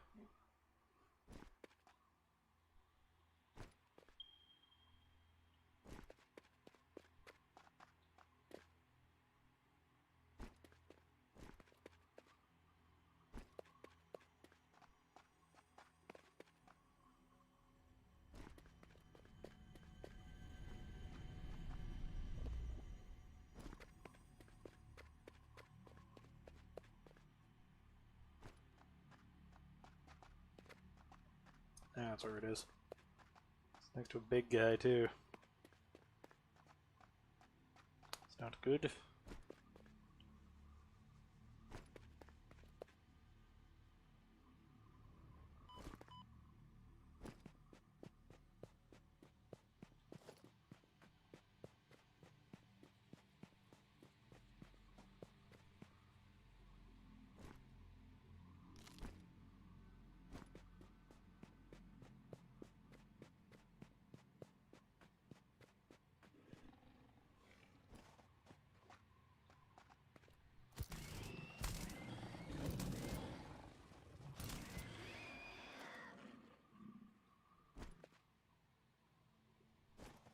You don't see anything. You don't see anything.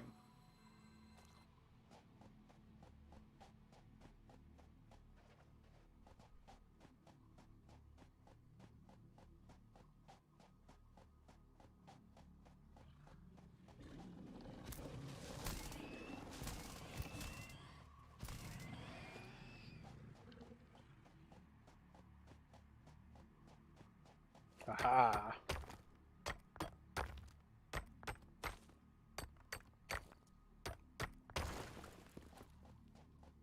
Damn it, I'm so close.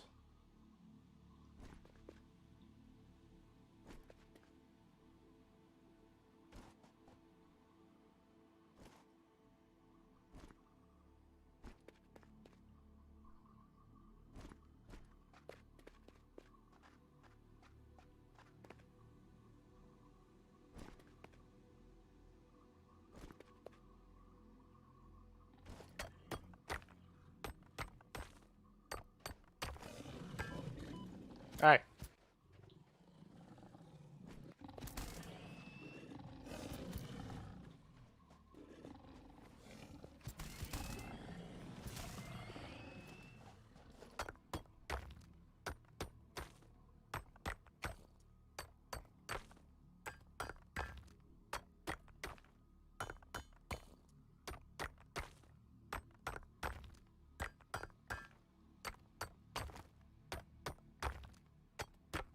Damn, this is a big pile.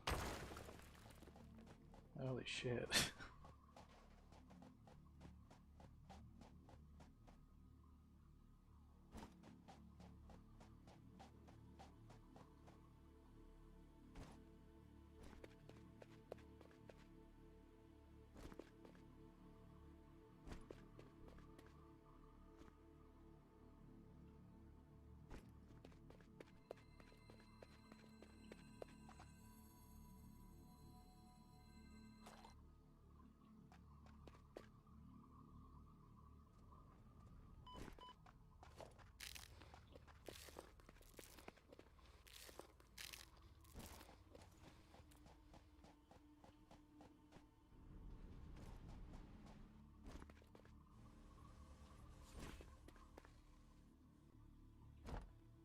Yeah, I remember needing more of those. Okay, do we have enough yet? Yes, we do.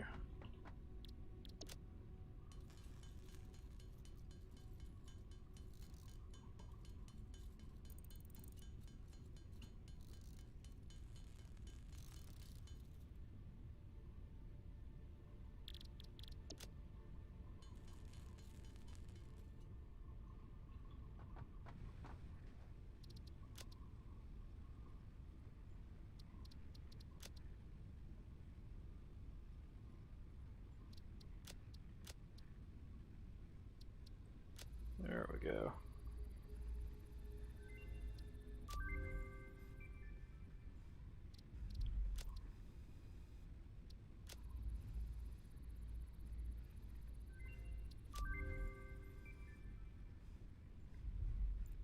All kinds of crazy tech coming our way. Had barely enough. Alright. I just need a little bit more sulfur.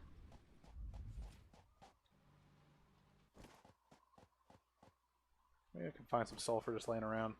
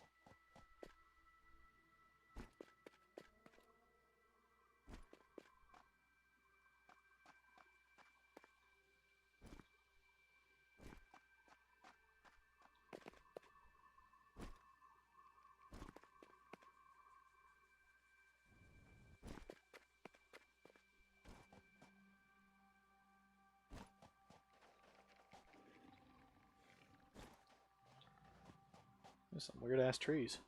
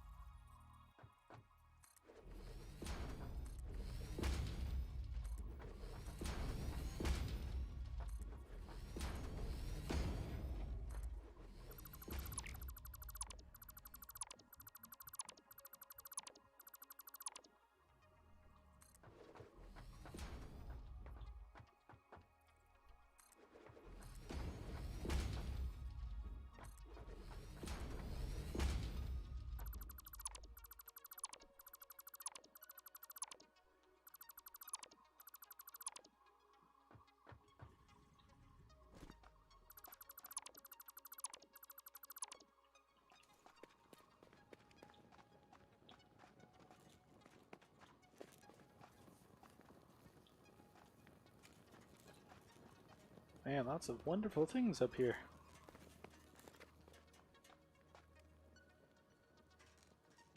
Motors.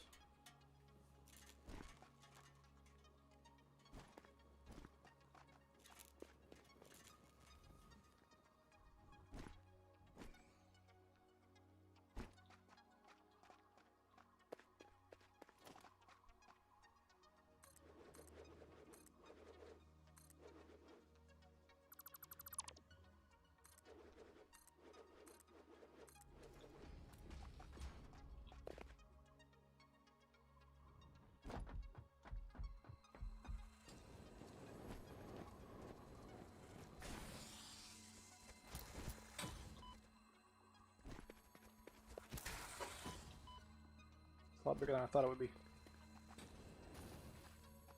I'll pick it up, pick it up, pick it up. Fuck you!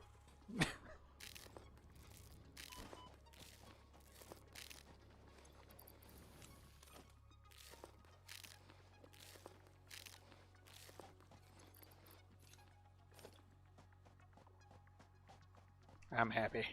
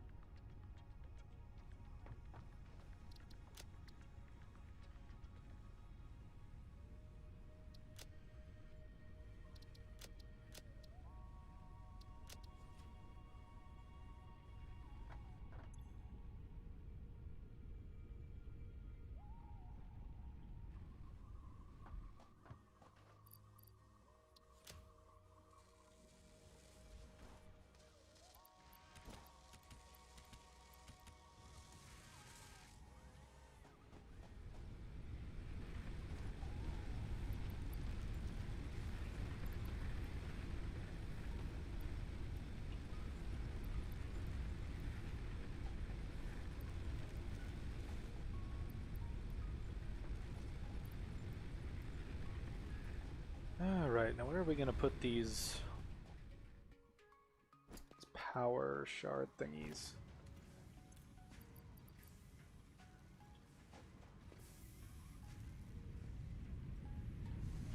Let's see here. We could increase production of all the ironwork stuff, because the ironwork stuff is probably the most important of everything.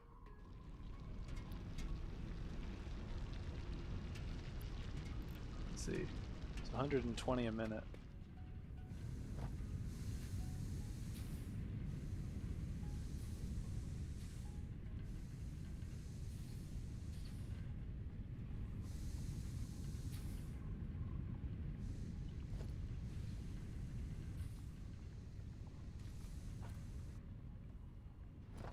And I really need like the second. I really need the second tier of this thing, to be honest.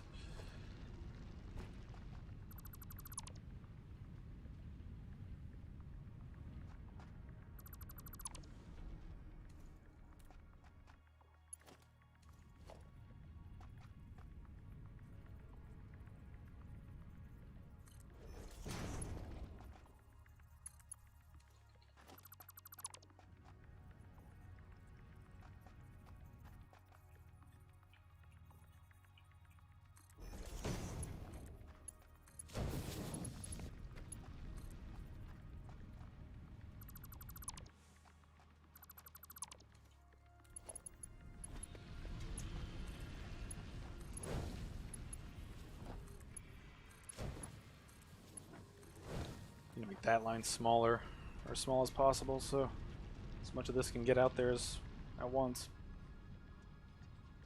I need to increase this speed.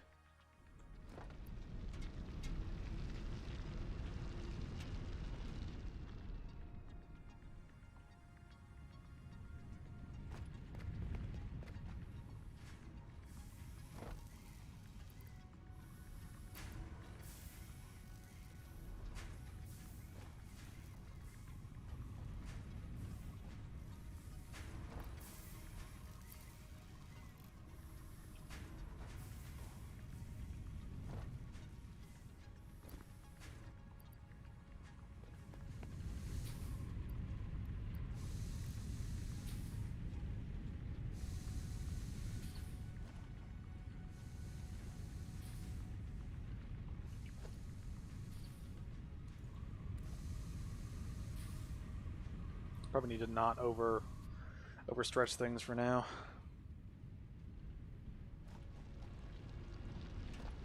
Because conveyor belt can only deal with so much ore at once.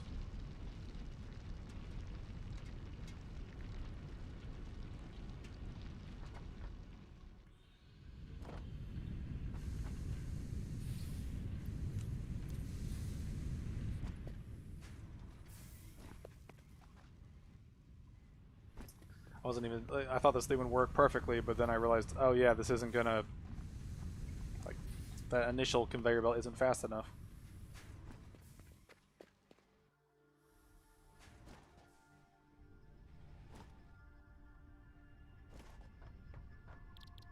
Let's see, what was that? I was working at one thing. Logistics Mark II.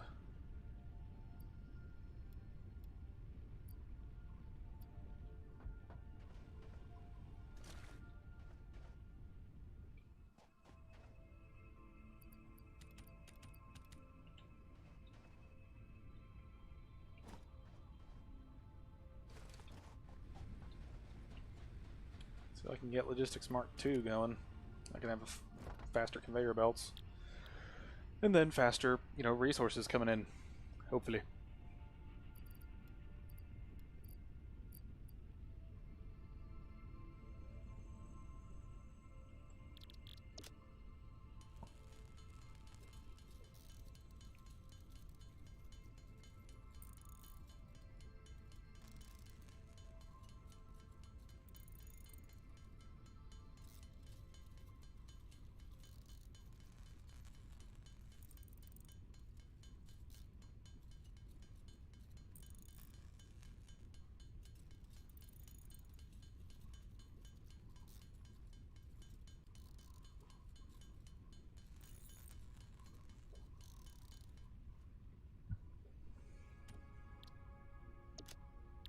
Alright. I gotta go. Good luck with your projects in stream. Thank you, Vic. And I'm gonna try to stream more often, so yeah. Check stuff out. I don't know if I'll have a streaming schedule per se, but I will try to, I don't know, just stream more. It's nice to stream. So I can just get something immediately out there and get feedback immediately, which is nice. The only thing though is I have to wait on resources for this game mode, so this may not have been the best idea. Maybe not.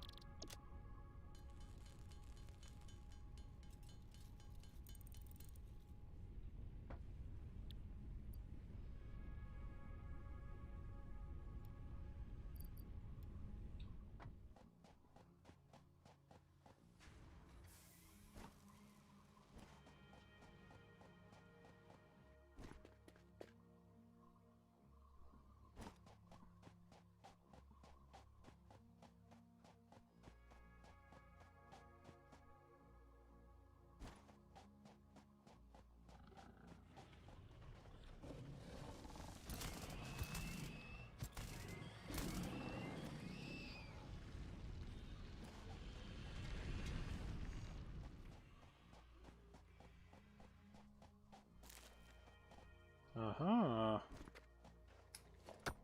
There's another iron deposit. So that could supplement things while I get logistics up.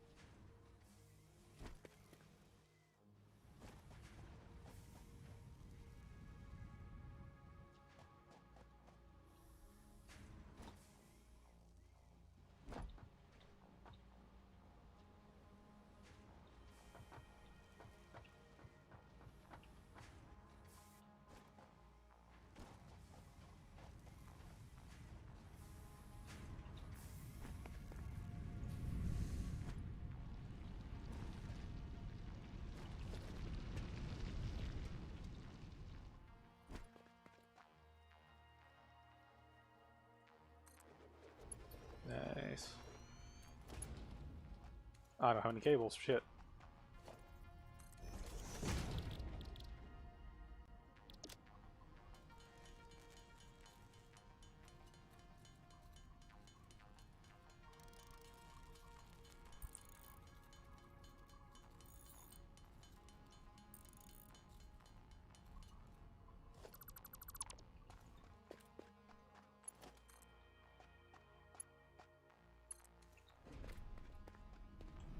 Nice.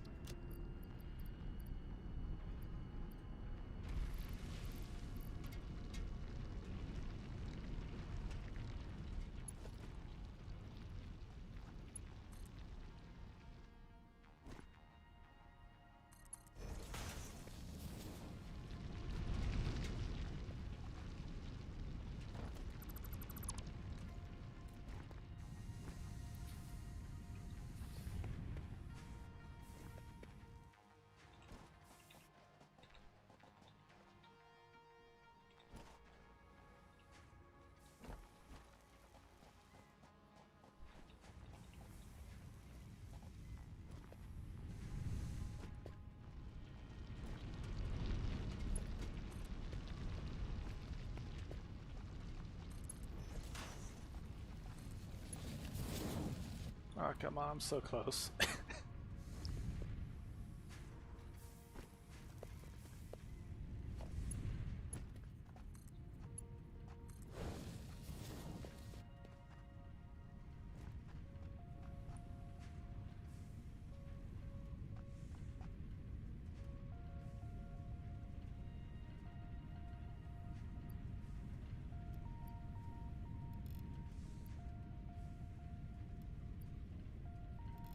See, that should be able to... See, that should make it where it's 60 a second, matching the smelter and matching the... Or no, that'll match the miner. And the smelter should match. Actually, let me build this. Let it build up for a little bit.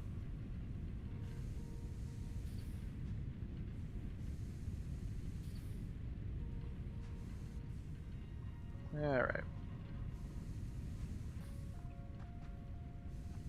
At this point I need to make more stuff instead of stronger stuff.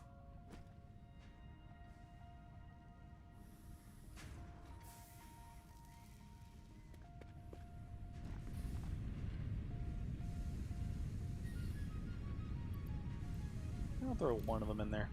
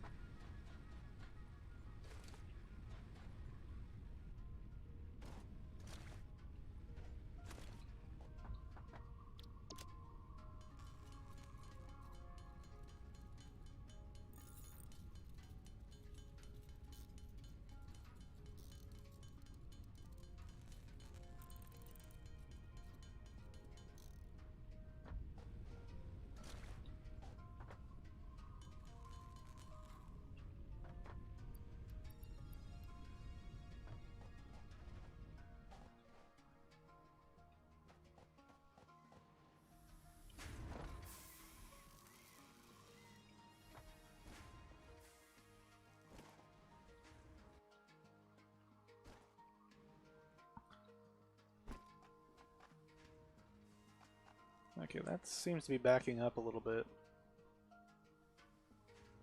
Once that backs up, these will keep going in there. It should work out pretty good.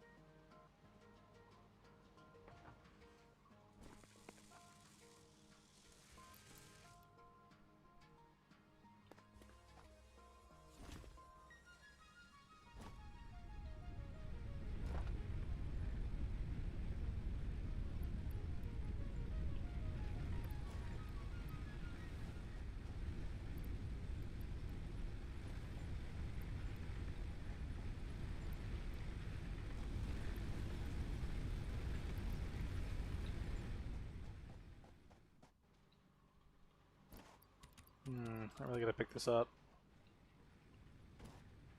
Really need coal power.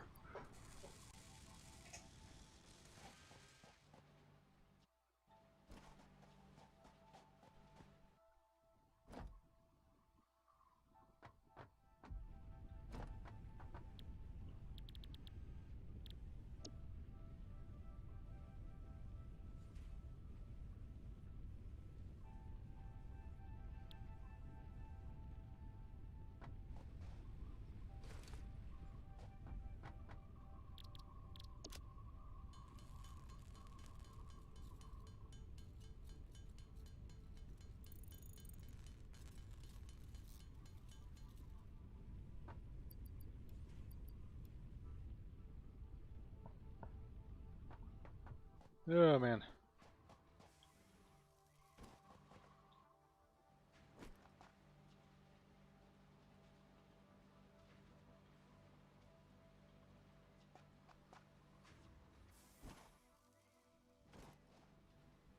Alright, so that's backed up now. So we'll be getting a lot more of those. Just exactly what we need. We get logistics out of the way, and then we'll do coal power, because we really need coal power.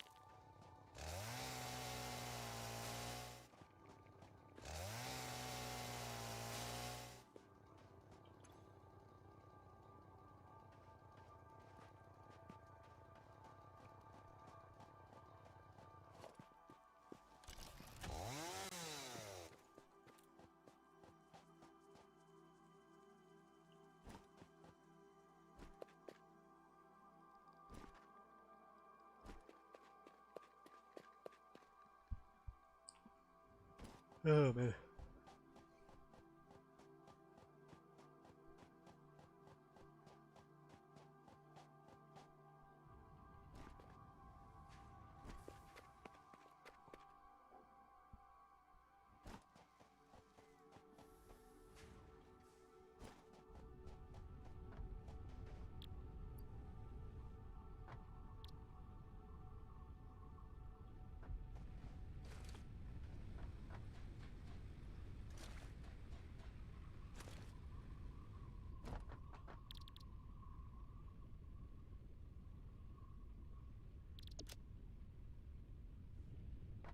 Oh yeah, I just didn't realize I tried to open stuff and take stuff when my inventory's full.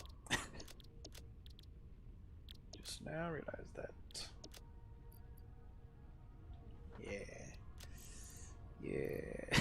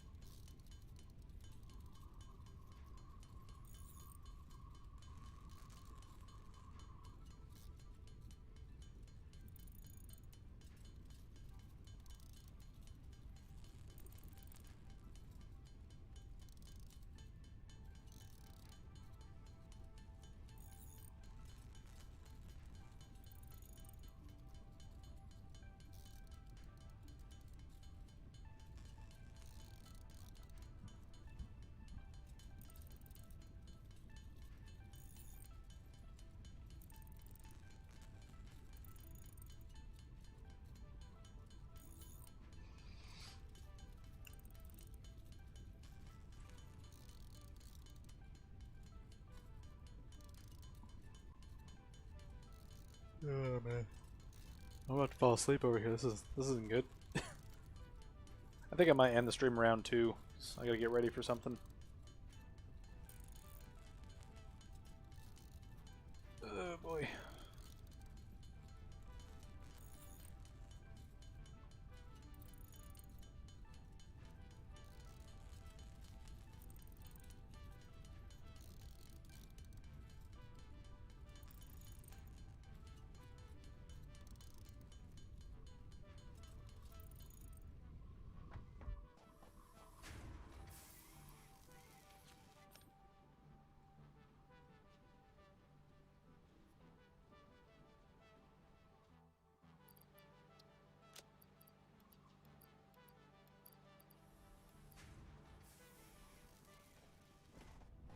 I want to finish up this logistics thing before I do anything else.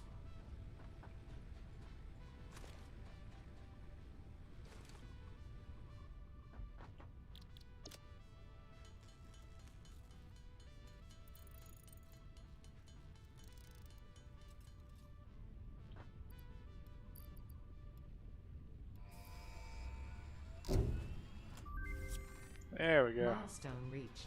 Improved versions of conveyor belts and conveyor lifts are now accessible. To encourage additional verticality, conveyor poles now have a stackable variant.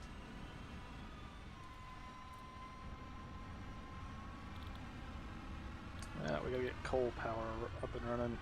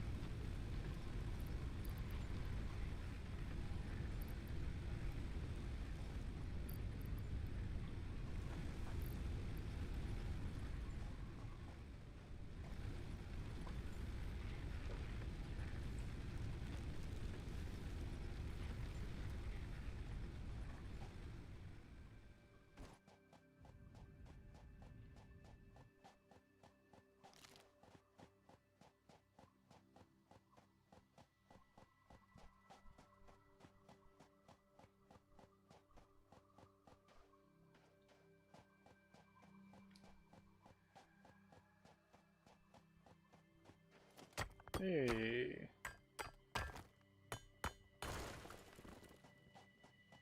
I think that's enough to do that extra pathway.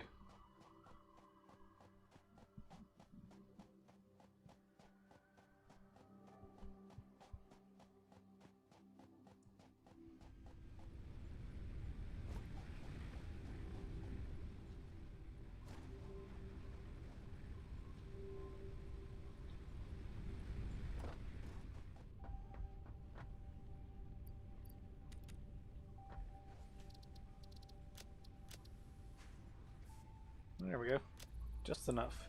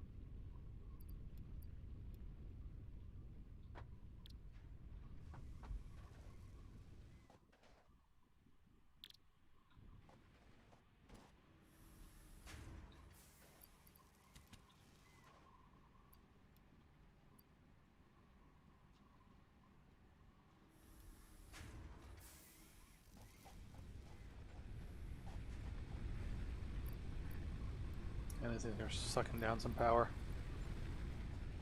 Oh, I may not be able to do this before I get off.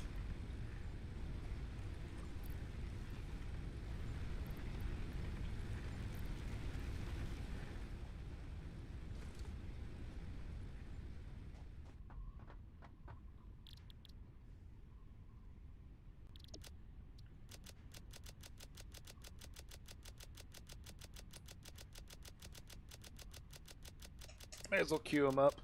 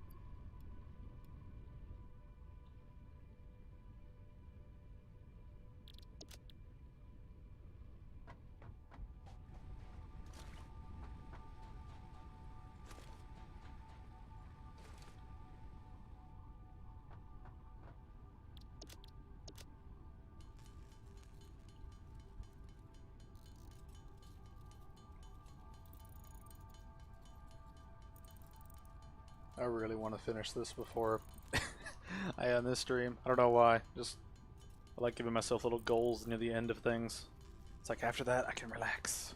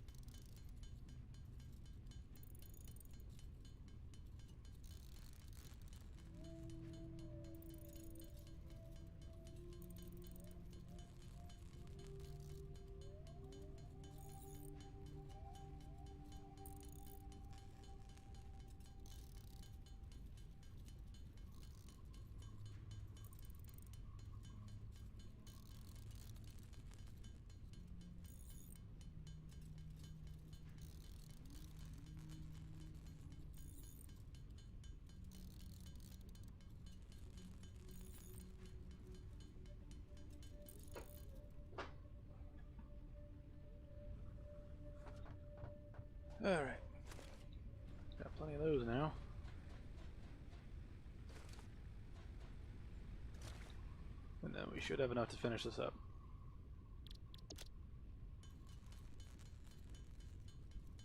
After that, stopping the stream. 'Cause I gotta pee. Again.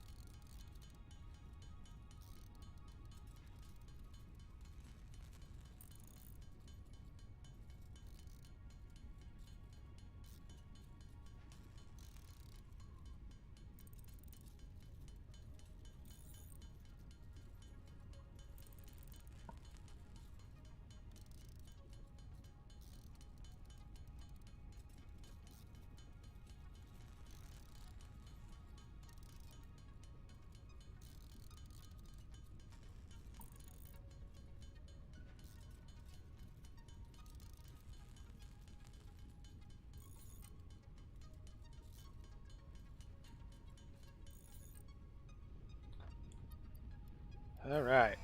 Give me that coal power. Milestone reached. Coal is an improved alternative power source to biomass and can be fully automated if provided water with the new pipeline buildings and power throughout the initial setup. Coal has been added to the resource scanner. Note: ensure the close proximity of water to the coal production line. Note: pumps will aid in vertical transport of fluids through pipes. Note: throughput and volume indicators are added to each pipe section automatically. Alright. Well, we've accomplished our goal. I've streamed for like 5 hours, and I'm in desperate need of a good bath. So, yeah, that's going to be the end of this stream. I thought it would be more, but maybe I did it at a bad time of day. But whatever. So, yeah. It's going to be the end of this stream, and keep an eye out for more notifications of future streams. And yeah, I just have to thank you guys for watching, and I will see you guys later.